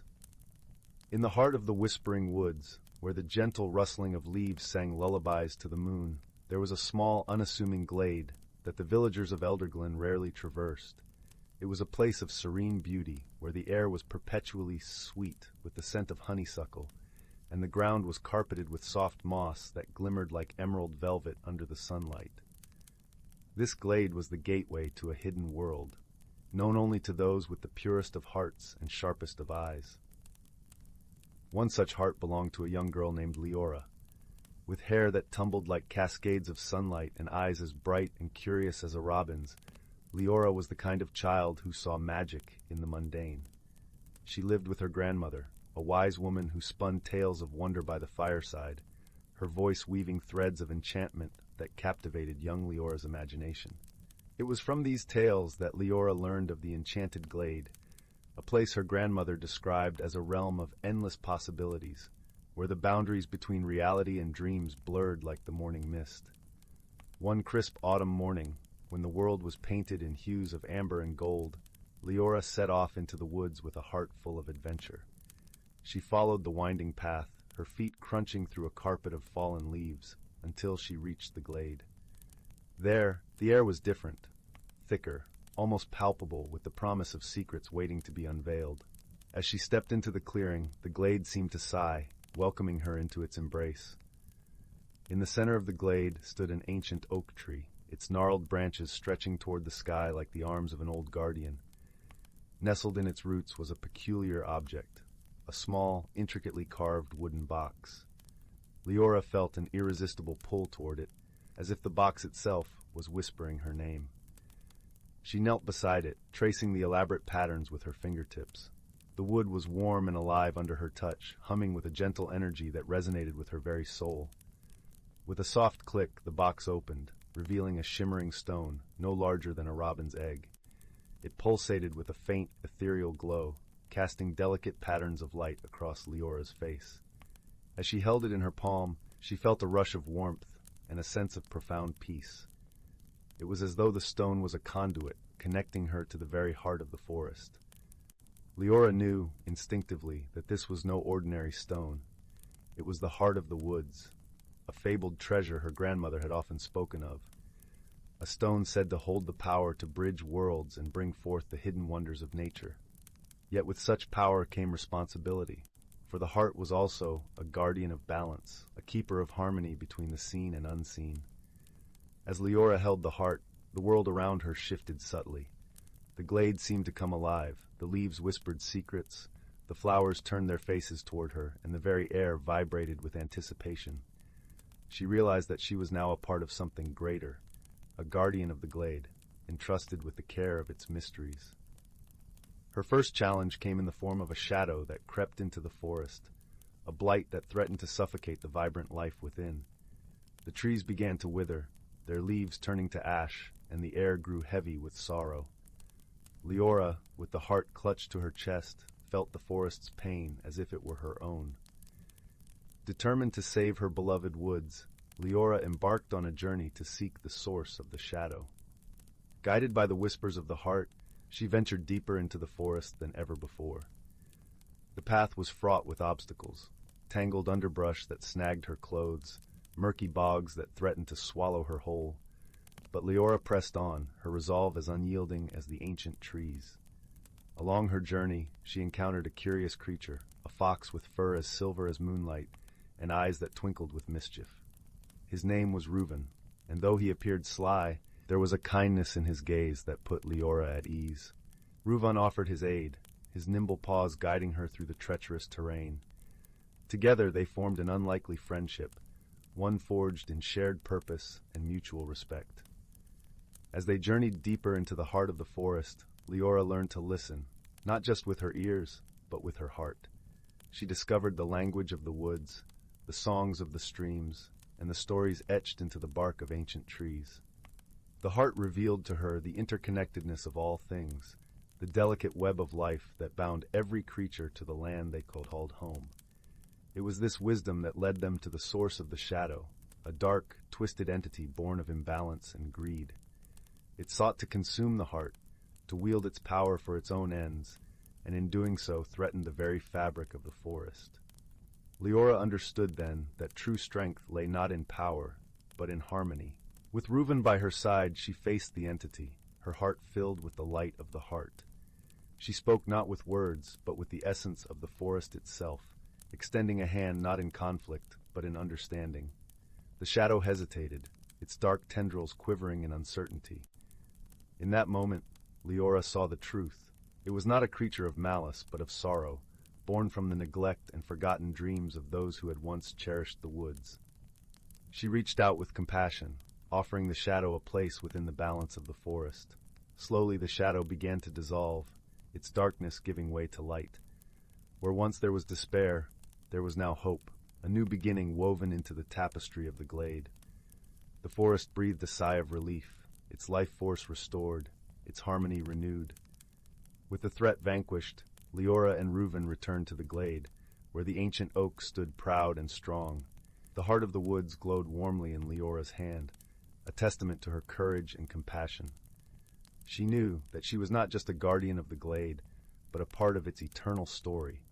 A story of friendship that defied expectations, of wisdom that overcame adversity, and of a journey that transformed a young girl into a true caretaker of the earth.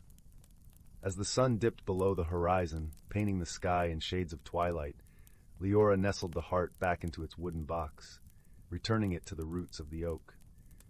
She understood now that the heart was not hers to keep, but to protect and cherish, just as she cherished the friendships and lessons she had gained. With a heart full of gratitude, Leora and Reuven bid farewell to the glade, their bond stronger than ever. As they walked back through the whispering woods, the forest seemed to hum with contentment, its leaves whispering a gentle song of thanks.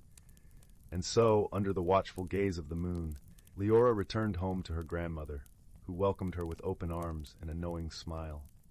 Together, they sat by the crackling fire, the warmth enveloping them like a tender embrace. As Leora recounted her adventure, her grandmother listened with eyes that sparkled with pride and love. In the quiet of the night, as the stars twinkled like diamonds in the velvet sky, Leora drifted into a peaceful sleep, her dreams filled with the magic of the woods and the promise of new adventures yet to come. For she knew that as long as there were stories to tell and hearts to guide, the world would always hold a place for those who dared to see beyond the ordinary, into the extraordinary realms of wonder and possibility. In a cozy cottage tucked away in a woodland glade, there lived a young rabbit named Hazel. She had always been content hopping amongst the ferns and wildflowers, her soft brown fur blending seamlessly with the earthy surroundings. Yet, deep within her heart, a flicker of curiosity burned, a yearning for something more. One dewy morning, as Hazel nibbled on a crisp dandelion leaf, a glimmering light caught her eye. She followed the ethereal glow to a clearing where a magnificent butterfly floated before her. Its wings were a kaleidoscope of vibrant hues, shimmering with an otherworldly radiance. "Greetings, young Hazel," the butterfly spoke in a melodious voice. "I am Zephyr, a guardian of transformation." Hazel's eyes widened in wonder. "A talking butterfly? This must be a dream." Zephyr fluttered closer, trailing stardust in her wake. "Dreams are the seeds of change, my dear. You have a great journey ahead, one that will test your courage and reshape your very being." Uncertainty flickered across Hazel's features. Change was a daunting concept, and she had always found solace in the familiar. "But I'm just a simple rabbit," she protested. "What journey could possibly await me?" With a warm chuckle, Zephyr replied, "The most wondrous transformations often begin with the smallest of seeds. Look within, and you will find a spark waiting to be fanned into a brilliant flame." Before Hazel could respond, a rustling came from the undergrowth, and two of her dearest friends emerged, Oakley the wise old oak tree, and Flutter the hummingbird. "Do not fear, little one," Oakley rumbled, his bark rough yet comforting. "We will be with you every step of the way." Flutter zipped excitedly around Hazel's head. "Oh, this is going to be such an adventure. You'll see. It will be simply dazzling." Reassured by her friend's presence, Hazel turned to Zephyr. "What must I do?" The butterfly's wings shimmered with magic. "Seek the enchanted grove, where the veil between worlds grows thin. There, you will undergo a transformation that will reveal your true self." With a deep breath, Hazel nodded. Though apprehensive, she knew this was a journey she must embark upon. And so, with Oakley and Flutter by her side, Hazel set off into the unknown, her paws treading paths she had never dared explore before. The forest seemed to come alive with each step, whispering secrets in the gentle whispers of the wind. After many twists and turns, they arrived at the enchanted grove, a vibrant meadow where moonbeams danced across a shimmering stream. Hazel gazed in awe at the ethereal beauty surrounding her. Suddenly, a warm glow emanated from within her, and she felt her body beginning to shift and change. Her fur transformed into downy feathers of the richest brown, and her paws melded into delicate wings. Oakley and Flutter watched in wonderment as their friend emerged from her cocoon, reborn as a magnificent owl. Hazel stretched her wings, reveling in her newfound form, and took to the skies with a joyous hoot. As she soared above the treetops, bathed in the soft moonlight, Hazel realized that the spark Zephyr had spoken of was her own inner strength and resilience. The journey had been one of self-discovery, revealing the beauty and grace that had been within her all along. With a grateful heart, Hazel descended to her friends, her eyes shining with wisdom. "Thank you," she said, her voice now a gentle coo. "Without your guidance and unwavering support, I may never have found the courage to spread my wings." Oakley and Flutter beamed with pride, for they knew that their friend had blossomed into her truest, most radiant self. From that day forth, Hazel took to the night skies, her keen eyes ever watchful for those in need of guidance. And whenever a fellow creature felt lost or uncertain, she would share the lessons she had learned. That change, though daunting, can be an opportunity for growth and transformation, and that true beauty lies not in physical form, but in the courage to embrace one's authentic self. In a quaint and quiet village nestled between rolling emerald hills and shimmering streams, there lived a gentle soul named Leora. Her days were filled with the simple joys of tending to her garden, where sunflowers nodded lazily in the breeze and the scent of lavender hung sweetly in the air. Leora had often felt a whispering call from the past, a gentle nudge that tugged at the edges of her consciousness. Her grandmother, a wise woman who seemed to know the secrets of the earth and sky, had once shared stories of their ancestors, guardians of an ancient legacy that had long been forgotten. These tales, softly spoken beside the warmth of the kitchen hearth, painted pictures of wondrous artifacts imbued with magic and meaning. One golden morning, as the first rays of dawn kissed the dewdrops on her garden leaves, Leora discovered a curious object half buried in the soil. It was a small, intricately carved box of warm mahogany, its surface etched with symbols that seemed to dance in the light. Her heart skipped with a sense of familiarity, as if the box had been waiting for her all along. With gentle care, she brushed away the earth and opened the box. Inside lay a delicate necklace, its pendant a translucent stone that shimmered like captured starlight. As her fingers traced the cool surface, a warm glow enveloped her, and she felt a connection to something far greater than herself. It was as if the voices of her ancestors whispered through the ages, guiding her toward an understanding that had eluded her until now. Eager to uncover the story behind this enchanting find, Leora sought the wisdom of the village elder, a kind-hearted sage named Tavian, known for his deep knowledge of the old ways.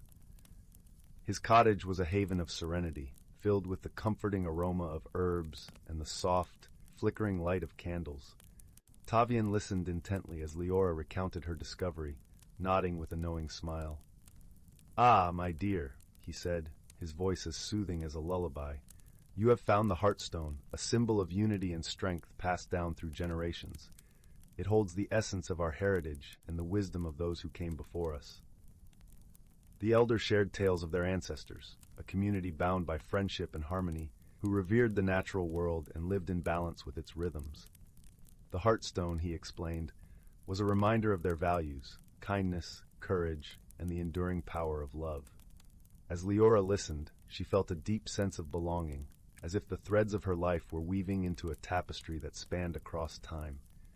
The lessons of her ancestors resonated within her, teaching her that true strength lies in the bonds we forge and the love we share. With newfound clarity, Leora returned to her garden, the Heartstone resting warmly against her chest. She began to see her world through different eyes, the vibrant colors of the flowers, the gentle rustle of the leaves, the symphony of birdsong that filled the air. Each moment was a gift, a reflection of the legacy she now carried forward. As the sun dipped below the horizon, painting the sky in hues of rose and gold, Leora sat beneath the old willow tree, its branches swaying softly in the evening breeze. She felt at peace, embraced by the gentle glow of the Heartstone, a beacon of the love and wisdom that flowed through her veins. In that tranquil moment, she understood that the journey of discovery was not just about uncovering the past, but about embracing the present with gratitude and grace. The legacy of her ancestors was alive within her, a guiding light that would illuminate her path and inspire others to seek the beauty in their own stories. And so, with the stars twinkling like distant ancestors watching over her, Leora closed her eyes, her heart full and content. She had found her place in the world, a place of connection, understanding, and endless possibilities. As she drifted into a peaceful slumber, she knew that the legacy of the Heartstone would continue to glow brightly, a timeless testament to the enduring power of love and unity. In the heart of an ancient forest, where sunlight danced through the canopy in delicate patterns, there lay a quaint village known as Mistwood Hollow. This village was unlike any other, nestled snugly between towering oaks and whispering pines. The air was perpetually sweet with the scent of wildflowers, and the gentle murmur of a nearby brook provided a constant, soothing lullaby. Mistwood Hollow was home to a small, tight-knit community of kind-hearted souls. Among them was a young boy named Finn. Finn had eyes the color of the forest after a rainstorm, deep and vibrant, with a spirit as gentle as the morning dew. He was a curious child, always eager to explore the hidden nooks and crannies of the forest that surrounded his home. One crisp, golden morning, Finn set out for an adventure, his heart brimming with the promise of discovery. The forest was alive with the chirping of crickets and the rustling of leaves underfoot. Finn loved these sounds. They were like the voice of an old friend, comforting and familiar. As he wandered deeper into the woods, Finn stumbled upon a clearing he had never seen before. In the center of this clearing stood a magnificent tree, its trunk wide and gnarled, with branches that stretched towards the sky like welcoming arms. It was unlike any tree Finn had ever seen, its bark shimmering with an otherworldly glow. Intrigued, Finn approached the tree, his footsteps light and respectful. As he drew nearer, he noticed something peculiar nestled among the roots, a small, intricately carved box. It was made of polished wood, with delicate engravings that seemed to shift and change in the dappled sunlight. Finn's heart raced with excitement and a hint of trepidation. He knelt beside the box and gently lifted the lid. Inside, he found a beautiful iridescent stone that pulsed with a soft, warm light. As Finn held the stone in his hands, a gentle breeze swirled around him, carrying with it a whisper that seemed to speak directly to his heart. "Guardianship," the voice murmured. "With this stone you shall unlock the secrets of the forest. It will guide you, reveal the unseen, and teach you the true meaning of friendship and courage." Finn's eyes widened with wonder and a sense of responsibility. He slipped the stone into his pocket, feeling its comforting warmth against his skin. Little did he know that this discovery would set him on a journey that would change him forever. As days turned into weeks, Finn found himself returning to the ancient tree and its clearing. With the stone in his possession, the forest seemed to come alive in new and wondrous ways. He could hear the whispered conversations of the trees, feel the heartbeat of the earth beneath his feet, and see the hidden world that thrived within the natural environment. One misty afternoon, as Finn sat beneath the old tree, he met a peculiar creature. It was a small, sprightly being with eyes that gleamed like polished amber and wings as delicate as a butterfly's. The creature introduced itself as Lyra, a guardian of the forest. Finn and Lyra quickly became friends, united by their shared love for the woods and its mysteries. Lyra was wise beyond her years, her knowledge of the forest's secrets vast and profound. She taught Finn about the delicate balance of nature and the importance of protecting it. Together, they embarked on countless adventures, exploring hidden groves and babbling brooks, uncovering the stories etched into the bark of ancient trees. Finn learned to listen to the whispers of the wind and the songs of the birds, each note a piece of the forest's intricate symphony. But not all was harmonious in Mistwood Hollow. A shadow loomed over the village, a mysterious blight that threatened to wither the trees and silence the songs of the forest. The villagers grew worried, their once vibrant spirits dimmed by fear and uncertainty. Finn, determined to help his beloved home, turned to Lyra for guidance. Together, they decided to seek out the source of the blight, hoping that the stone's magic would reveal the answers they sought. Their journey led them deep into the heart of the forest, to a place where the air was thick with magic and mystery. It was there that they discovered an ancient grove, its trees twisted and darkened by a malevolent force. In the center of the grove stood a figure cloaked in shadows, its presence both commanding and ominous. Finn felt a shiver run down his spine, but he stood firm, his resolve unwavering. The figure spoke, its voice a low, rumbling echo. "Why have you come, child of the forest? This is not a place for the likes of you." Finn took a deep breath, feeling the stone's warmth spread through him like a comforting embrace. "I have come to protect my home," he replied, his voice steady, "to heal the forest and restore its harmony." The shadowy figure chuckled, a sound like dry leaves rustling in the wind. "And what makes you think you can do that? The forest is dying, and there is nothing you can do to stop it." But Finn, with Lyra by his side, refused to give in to despair. He closed his eyes and focused on the stone, feeling its magic pulse in rhythm with his heartbeat. He thought of the forest's beauty, its resilience, and the love he held for its every creature and leaf. As his thoughts flowed through him, the stone began to glow brighter, casting a warm light that banished the shadows and revealed the grove's true form. The twisted trees began to straighten, their leaves unfurling with renewed life. The shadowy figure recoiled, its power waning in the face of Finn's unwavering spirit. "You may have won this time," it hissed, "but remember, the forest's fate is ever in your hands." With those parting words, the figure vanished, leaving Finn and Lyra standing in a grove now filled with light and hope. The blight was lifted, the forest's harmony restored. As they made their way back to Mistwood Hollow, Finn felt a profound sense of peace and accomplishment. He had learned that true strength came not from power or magic alone, but from love, friendship, and the courage to stand up for what he believed in. The villagers welcomed Finn and Lyra with open arms, their joy and gratitude boundless. The forest thrived once more, its songs echoing through the trees like a promise of brighter days to come. And so Finn's journey came to an end, but his heart was forever changed. He had discovered the magic that lay within him, the power of friendship and the beauty of the world around him. And in the heart of Mistwood Hollow, beneath the ancient tree that had started it all, Finn found his place, a guardian of the forest, a keeper of its secrets, and a friend to all who called it home. As the sun dipped below the horizon, casting the forest in a soft golden glow, Finn sat beneath the ancient tree, the iridescent stone in his hand. He watched as the stars began to twinkle in the sky, each one a reminder of the vast, wondrous world he was a part of. Beside him, Lyra perched on a low-hanging branch, her wings shimmering in the moonlight. "You did well, Finn," she said, her voice a gentle melody. "The forest is alive and thriving because of you." Finn smiled, a warmth spreading through his heart. "I couldn't have done it without you, Lyra. Thank you for being my friend and guide." Lyra fluttered down to sit beside him, her eyes sparkling with affection. "We make a good team, don't we?" Finn nodded, feeling a deep sense of contentment. The forest was safe, its harmony restored, and he had found a friend in Lyra, someone who understood and shared his love for the natural world. As they sat together beneath the stars, Finn realized that his journey was far from over.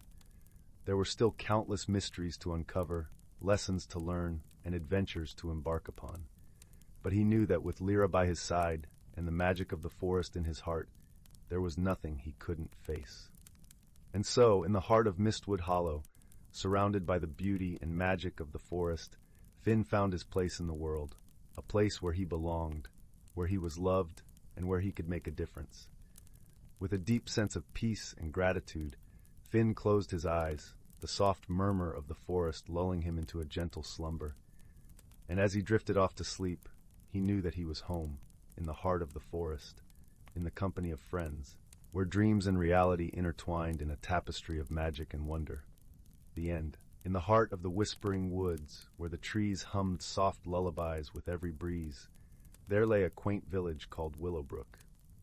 Nestled amidst blooming wildflowers and the gentle laughter of babbling brooks, Willowbrook was a place where time seemed to slow, and the world's worries melted away like morning mist. Every evening, as the sun dipped beneath the horizon, painting the sky in hues of lavender and rose, the villagers would gather around the great old oak in the village square. It was here that stories were shared, laughter echoed, and the bonds of community grew ever stronger. One such evening, As the villagers settled beneath the oak's sprawling branches, a peculiar thing happened. A series of soft, shimmering lights began to dance above them, weaving intricate patterns in the air. At first, they thought it might be fireflies, but these lights were different, more vibrant, more alive. Among the villagers was a gentle soul named Mira. With her chestnut curls and warm hazel eyes, Mira was known for her kindness and her curiosity. She watched the lights with fascination, noticing how they flickered and swirled as if they were trying to communicate something. Intrigued by the mysterious display, Mira decided to investigate. The next morning, she set out into the woods, where the lights seemed to have originated. The air was crisp and carried the scent of pine and earth. Birds sang cheerful tunes as she walked along the winding paths, their melodies mingling with the rustling leaves. As Mira wandered deeper into the forest, she stumbled upon a clearing she had never seen before. In the center stood a small, shimmering pond, its surface glistening like 1,000 diamonds in the sunlight. Surrounding the pond were delicate lilac flowers that swayed gently, as if dancing to a silent song. "Hello, young seeker," came a soft voice, as warm and inviting as a summer breeze. Startled, Mira turned to see a creature unlike any she had encountered. It was a luminal, a rare and magical being with wings that sparkled like the night sky. Its eyes were deep pools of wisdom, and its presence exuded a comforting aura. "I am Selwyn," the luminal introduced itself, its voice a gentle melody. "I see you are curious about the lights." Mira nodded, her curiosity piqued. "Yes, they were beautiful and unlike anything I've seen. Do you know what they are?" Selwyn nodded, its expression serene.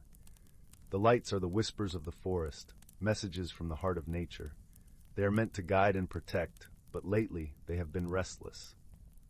"Why are they restless?" Mira asked, her brow furrowed with concern. "There is a disturbance in the balance of the woods," Selwyn explained, "a hidden sadness that needs healing. The lights seek someone with a pure heart to help restore harmony." Mira's eyes widened with determination. "I want to help. How can I do that?" Selwyn fluttered its wings gently, the air shimmering with stardust. "You must listen to the forest, feel its rhythm, and uncover the source of its sorrow. Trust in your heart, and you will find the way." Buoyed by Selwyn's words, Mira closed her eyes and allowed herself to attune to the forest around her. She listened to the rustle of leaves, the whisper of the wind, and the distant call of a lone owl.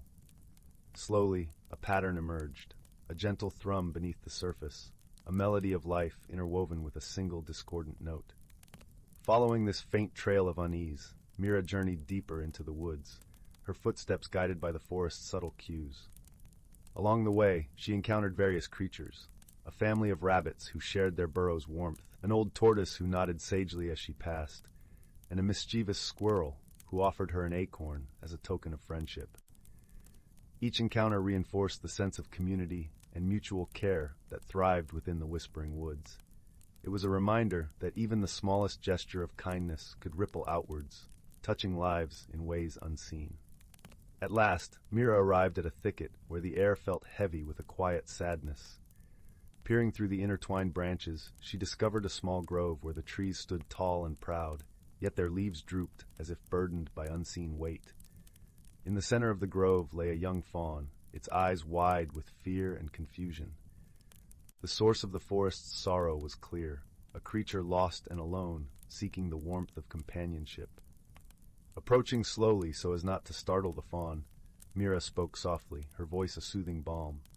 "Hello, little one. You're not alone anymore. I'm here to help." The fawn blinked, its ears twitching as it listened to Mira's kind words. Gradually it relaxed, sensing the genuine care in her tone. With gentle hands, Mira guided the fawn out of the thicket and back towards the heart of the forest. As they walked, the trees seemed to sigh with relief, their leaves lifting as the weight of sadness began to dissipate. Selwyn appeared once more, its eyes alight with gratitude. "You have done well, Mira. The forest thanks you for your kindness and courage." Mira smiled, feeling a warmth spread through her chest. "I only did what felt right. The forest is a magical place, full of life and wonder. I'm grateful to be part of it." Under the luminal's watchful gaze, the shimmering lights returned, dancing joyfully through the trees. They twirled around Mira and the fawn, a celebration of restored harmony and newfound friendship. As the sun began to set, casting golden rays across the forest floor, Mira made her way back to Willowbrook, the fawn trotting happily by her side. The villagers welcomed them with open arms, their hearts touched by the tale of the gentle mystery that had unfolded in their beloved woods. That night, as the stars twinkled above and the village settled into peaceful slumber, Mira lay beneath the great old oak, the fawn nestled beside her. She closed her eyes, her dreams filled with shimmering lights and the whisper of a forest at peace. And so, in the heart of the whispering woods, where the trees hummed soft lullabies with every breeze, the village of Willowbrook continued to thrive, its people bound by tales of wonder and the gentle magic that surrounded them. Here, under the watchful gaze of the luminal and the twinkling stars, harmony reigned, and the world felt just a little bit brighter. In a quaint village nestled between the lush, rolling hills and a gentle stream that sang softly as it wound its way through the countryside, there lived a young woman named Linnea. Her home was a modest cottage, its roof adorned with moss and ivy, and its windows framed by cheerful boxes bursting with lavender and daisies. Linnea was known for her kind heart and gentle spirit, yet she was often troubled by the winds of change that seemed to blow ever stronger in her life. Each morning she would awaken to the sweet melody of birdsong, the air alive with the scent of dew-kissed grass and blooming wildflowers. But beneath this serene surface, Linnea felt an unease growing within her, like a vine creeping through her soul. She feared the unknown changes that loomed in the distance, much like the approaching autumn wind that rustled through the trees, turning their leaves to gold. Her life had been simple and predictable, revolving around the village and its gentle rhythms. She tended her garden, baked bread, and often helped her neighbors with their daily tasks. However, as the seasons turned, she felt a stirring within her, a yearning for something beyond what she knew, yet she was hesitant to embrace it, fearing what it might bring. One crisp, clear morning, as Linnea wandered through the village square, she noticed an unfamiliar figure setting up a colorful stall draped with vibrant silks and shimmering trinkets. This was Marisol, a traveling enchantress known for her wisdom and the magical wonders she carried in her caravan. Intrigued yet apprehensive, Linnea approached, her curiosity piqued by the mystical aura that surrounded Marisol. Marisol welcomed her with a warm smile, her eyes twinkling like stars.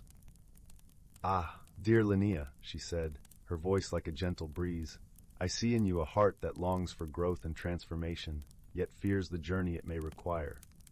Linnea nodded, her voice barely a whisper.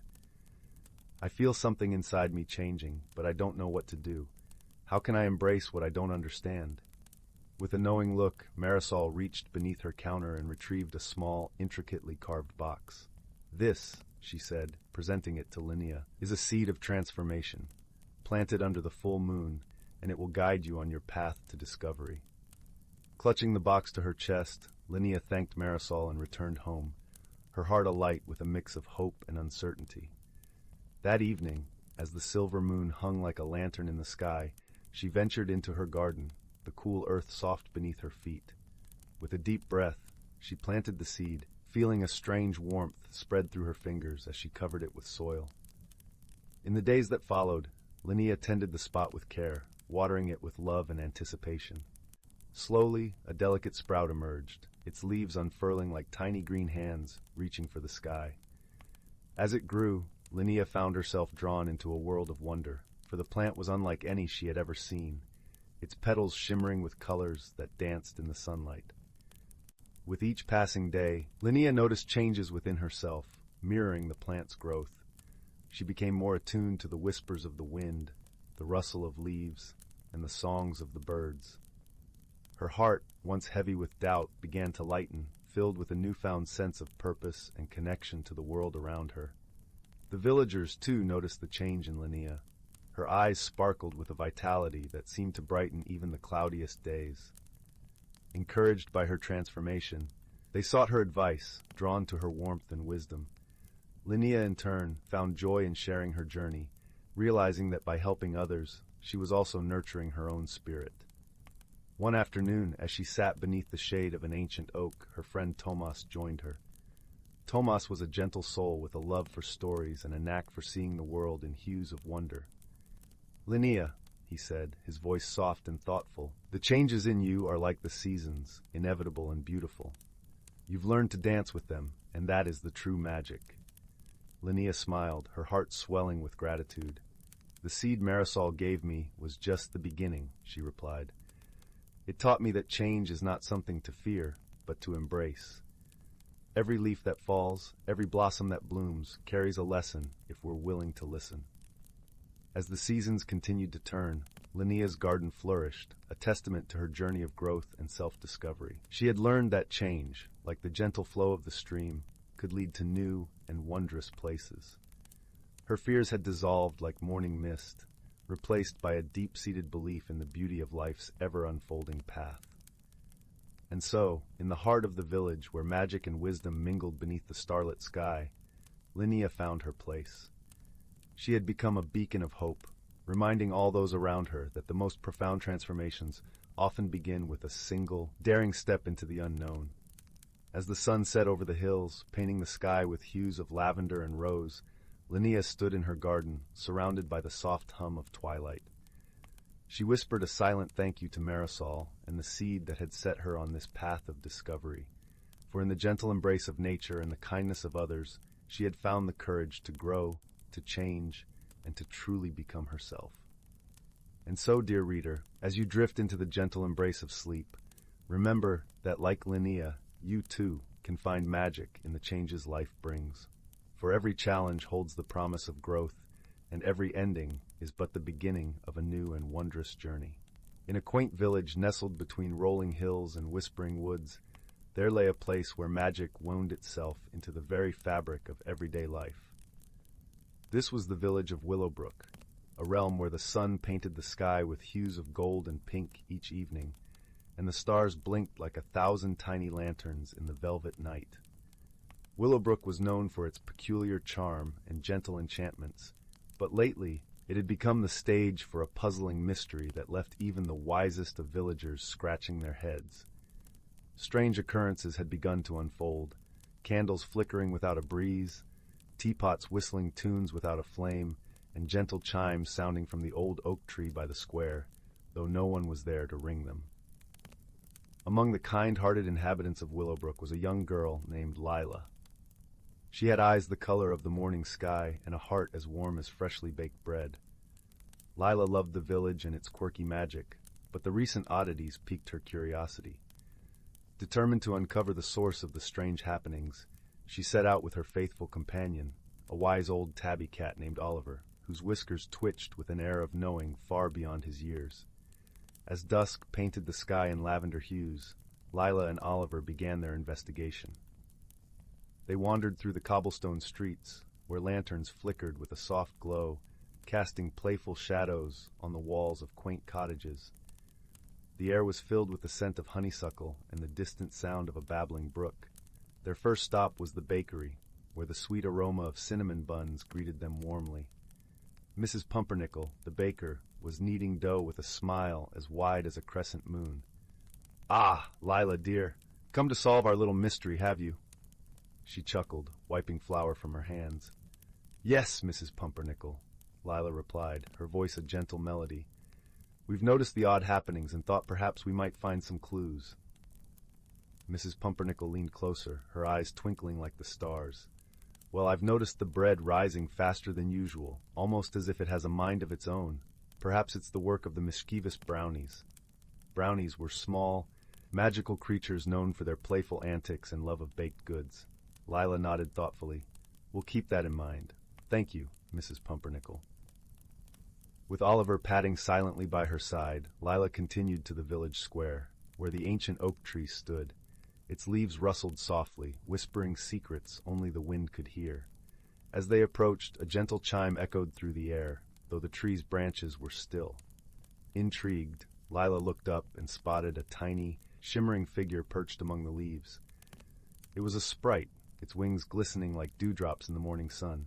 "Hello there," Lila called softly, her voice filled with wonder. The sprite fluttered down, landing gracefully on Lila's outstretched hand. "Greetings, child of Willowbrook," it chimed, its voice like the tinkling of distant bells. "I am Sylvan, guardian of this tree. What brings you to my realm?" We seek to understand the strange occurrences in our village, Lila explained gently. Do you perhaps know what might be causing them? Sylvan's wings fluttered with delight. Ah, the magic of Willowbrook has been mischievous of late. The brownies have been restless, their playful spirits heightened by the full moon's approach. They mean no harm, only seeking to share their joy. Lila's eyes brightened with understanding. Perhaps we can find a way to help them channel their energy without causing confusion. With a nod of agreement, Sylvan whispered a plan to Lila. They would host a moonlit festival for the brownies, a celebration where their antics could be welcomed and enjoyed. That evening, as the moon rose full and bright, Lila and the villagers gathered in the square. Lanterns were hung from every branch, casting a soft, inviting glow.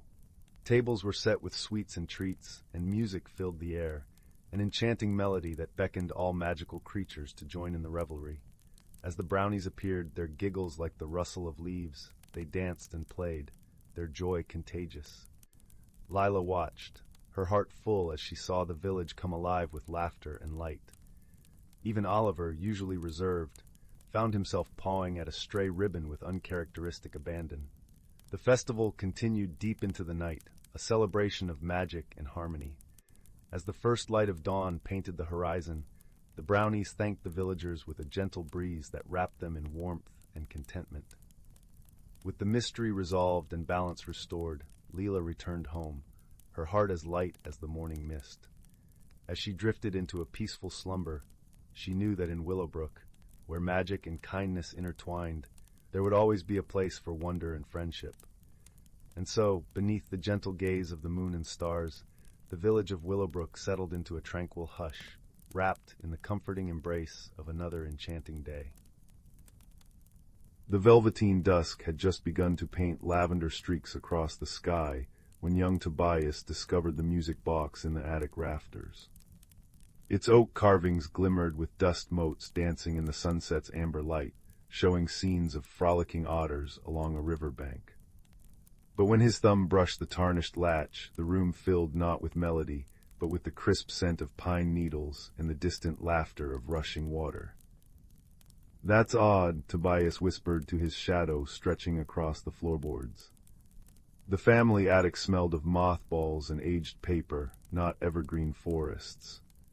Yet as he lifted the lid fully, his woolen socks suddenly sank into cool moss. Before him stretched a moonlit river where the attic wall should have been, silver fish leaping in arcs that left trails of bioluminescent bubbles. A throaty chuckle made him spin.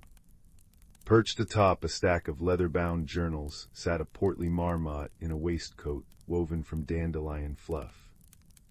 "Took you long enough," the creature said, polishing spectacles made of ice crystals. 7 years this portal's been waiting behind the holiday decorations. I nearly ate all my emergency acorns. Thus began Tobias's understanding that the world contained more wonders than his 10-year-old eyes had imagined.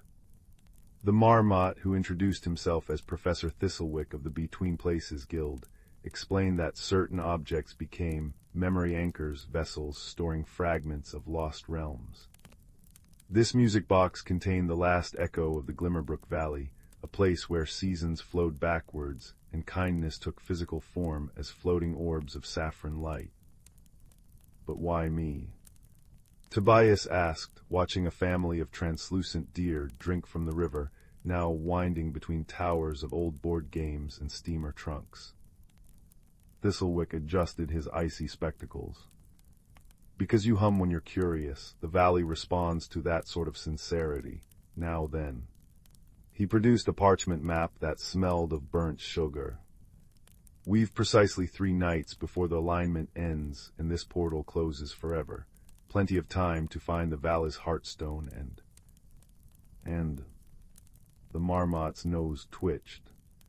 "Apologies, fell asleep mid-sentence last Tuesday, still catching up.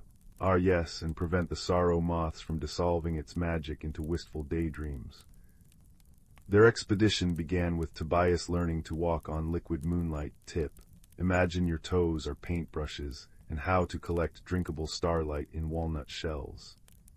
They met a heron maid of folded newspaper who recited forgotten recipes, and a pebble-sized elephant who demonstrated how rainbows sound when unraveled.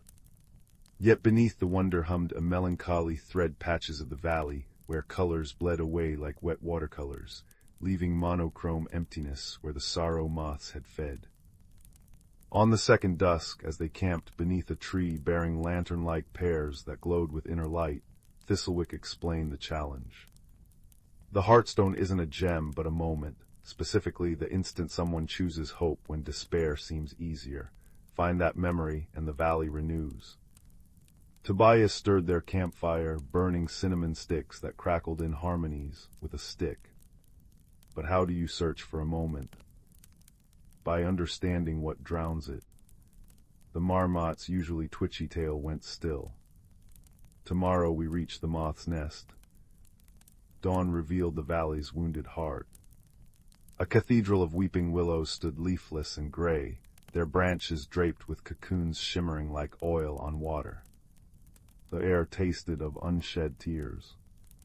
Between the trees floated the sorrow moth's creatures of exquisite beauty, with wings mirroring viewers' happiest memories, yet whose touch left frostbite on the soul. Standard tactics won't work here, Thistlewick murmured, paw gripping Tobias's sleeve. Anger fuels them, fear nourishes them, but they've never learned to digest. He glanced meaningfully at the boy's hands. Tobias looked down. Clutched in his fingers was the music box, now warm to the touch. He'd been unconsciously winding it as they traveled. Understanding bloomed like the valley's dawn chorus flowers. They don't know songs, he breathed. The first moth descended in a spiral of reflected memories. Tobias's 6th birthday party, his grandmother's hands kneading dough, the summer afternoon he'd nursed a fallen starling back to flight. Its beauty ached. Tobias closed his eyes and hummed. Not the complex melodies of the music box, but the simple tune he'd invented while watching soap bubbles as a child, a warble of pure, unguarded joy. The moth froze. Its wings flickered. They are mirrors, Thistlewick urged softly. Show them what they've forgotten to reflect. One by one, Tobias gathered their odd caravan. The newspaper heron beat its wings in rhythm. The tiny elephant trumpeted rainbow scales. Thistlewick drummed a hollow log with maple seed drumsticks. Together they played the valley's forgotten heartbeat, not perfect harmonies, but the messy, vibrant music of living things trying their best. The cocoons began to glow. As the last note faded, the moth's wings darkened into velvety indigo scattered with starlight specks. Where they alighted, color seeped back into the world, grass blades regaining their emerald vibrato, river rocks shimmering like scattered opals. And there, beneath the central willow, materialized the Heartstone, a frozen dewdrop containing the image of a young girl long ago, another anchor-chooser, sharing her last biscuit with a starving fox. When Tobias placed the dewdrop against the music box's mechanism, the entire valley exhaled. Seasons rippled outward, autumn leaves burning to green flames, snowbanks blooming into dandelion clocks. The portal behind them stabilized into an archway of intertwined roots. It'll need occasional tuning, Thistlewick said as they stood again in the attic, now permanently scented with fresh rainfall. He adjusted his dandelion waistcoat. Say every full moon, I'll bring the acorn cakes. As weeks turned to months, Tobias's quiet life gained gentle magic. Mornings might find otters made of cinnamon steam helping stir breakfast oatmeal, or his little sister's tears transformed into fireflies before they could fall. The music box became village legend, though only children and kind-eyed elders ever saw its true nature. On the eve of his 11th birthday, Tobias found a new carving on the box's lid. A boy in marmot standing back-to-back with arms outstretched, conducting an orchestra of seasons. That night, as the first snow quilted the world in silence, he placed the music box on his windowsill. Its ever-changing song now featuring a certain tiny elephant's triumphant toot, wove through the dreams of every sleeping creature within 7 hills.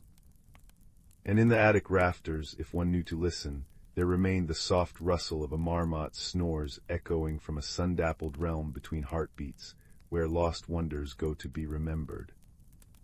Once upon a time, nestled between lush, rolling hills and the whispering babble of a crystal-clear brook, lay the quaint village of Meadowdown. This little village was known for its charming cobblestone streets, the scent of sweet lavender drifting from cottage gardens, and the gentle chime of bells from the old stone chapel at the village square.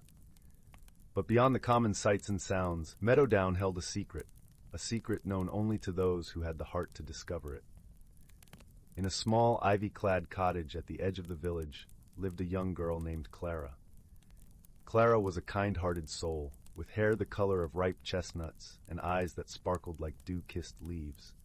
She was known throughout the village for her gentle nature and unwavering curiosity. Her days were filled with helping her neighbors, tending her garden, and dreaming of adventures beyond the horizon. One crisp autumn morning, as Clara wandered through the golden-hued forest that bordered Meadowdown, she stumbled upon an object unlike any she had seen before. It was a delicate, silver key, its surface intricately etched with swirling patterns that glinted in the dappled sunlight. Intrigued, Clara picked up the key, feeling a gentle warmth spread through her fingers as she held it. As she examined the key, a soft voice broke the gentle rustling of the leaves. "Ah, you have found it," the voice said, seemingly coming from nowhere and everywhere at once. Startled, Clara looked around until her eyes fell upon a small rabbit with fur as white as freshly fallen snow and eyes as blue as the summer sky. This was no ordinary rabbit, for it wore a tiny emerald-green waistcoat and a pair of spectacles perched upon its twitching nose. "Who are you?" Clara asked, her voice filled with wonder rather than fear. "My name is Thistle," the rabbit replied, adjusting his spectacles with a practiced paw. "I am the guardian of the Whispering Woods, and it seems you have found the Key of Whispers." Clara looked at the key in her hand, now understanding its significance. "What does the key unlock?" she asked, her curiosity piqued. Thistle hopped closer, his whiskers twitching with excitement. "The key unlocks the Door of Secrets, a magical portal that reveals the hidden wonders of the forest. But beware, only those with a pure heart and a wise mind can truly benefit from its magic." With Thistle guiding her, Clara embarked on a journey deeper into the forest. The path was lined with towering trees whose branches formed a canopy of vibrant reds and oranges, and the air was filled with the earthy scent of fallen leaves. As they walked, Thistle shared stories of the forest's hidden magic, of creatures that sang to the moon and flowers that bloomed only under starlight. Their journey was not without challenges. At one point, they came upon a wide, rushing stream, its waters too deep and swift to cross easily. Clara paused, thinking deeply. Instead of attempting to force her way across, she noticed the pattern of stepping stones hidden just beneath the surface, revealed only to those who took the time to truly observe.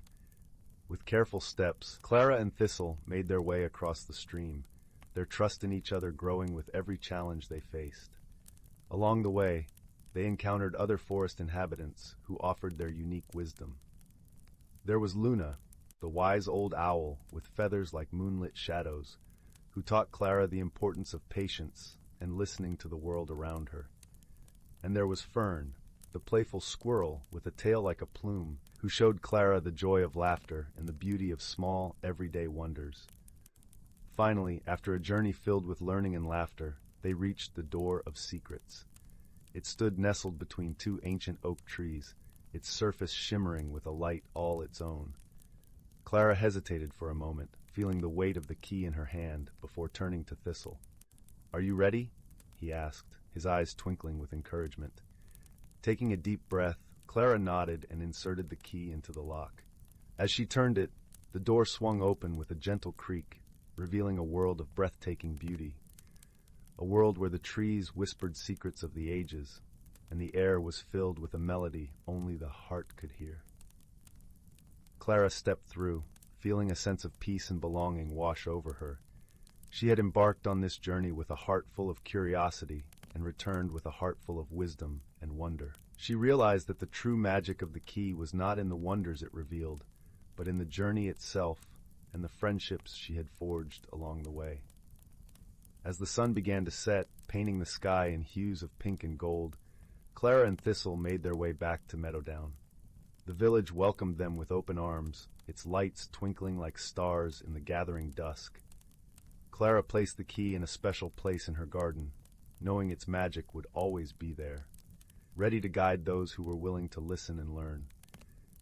And every evening, as the village settled into the comforting embrace of night, Clara would share stories of her adventures, her voice a gentle melody that lulled the village to sleep. And so in the heart of Meadowdown, where ordinary objects held extraordinary secrets, Clara's story of discovery and wonder was whispered from generation to generation, a reminder that the true magic of life lies not in the destination, but in the journey itself.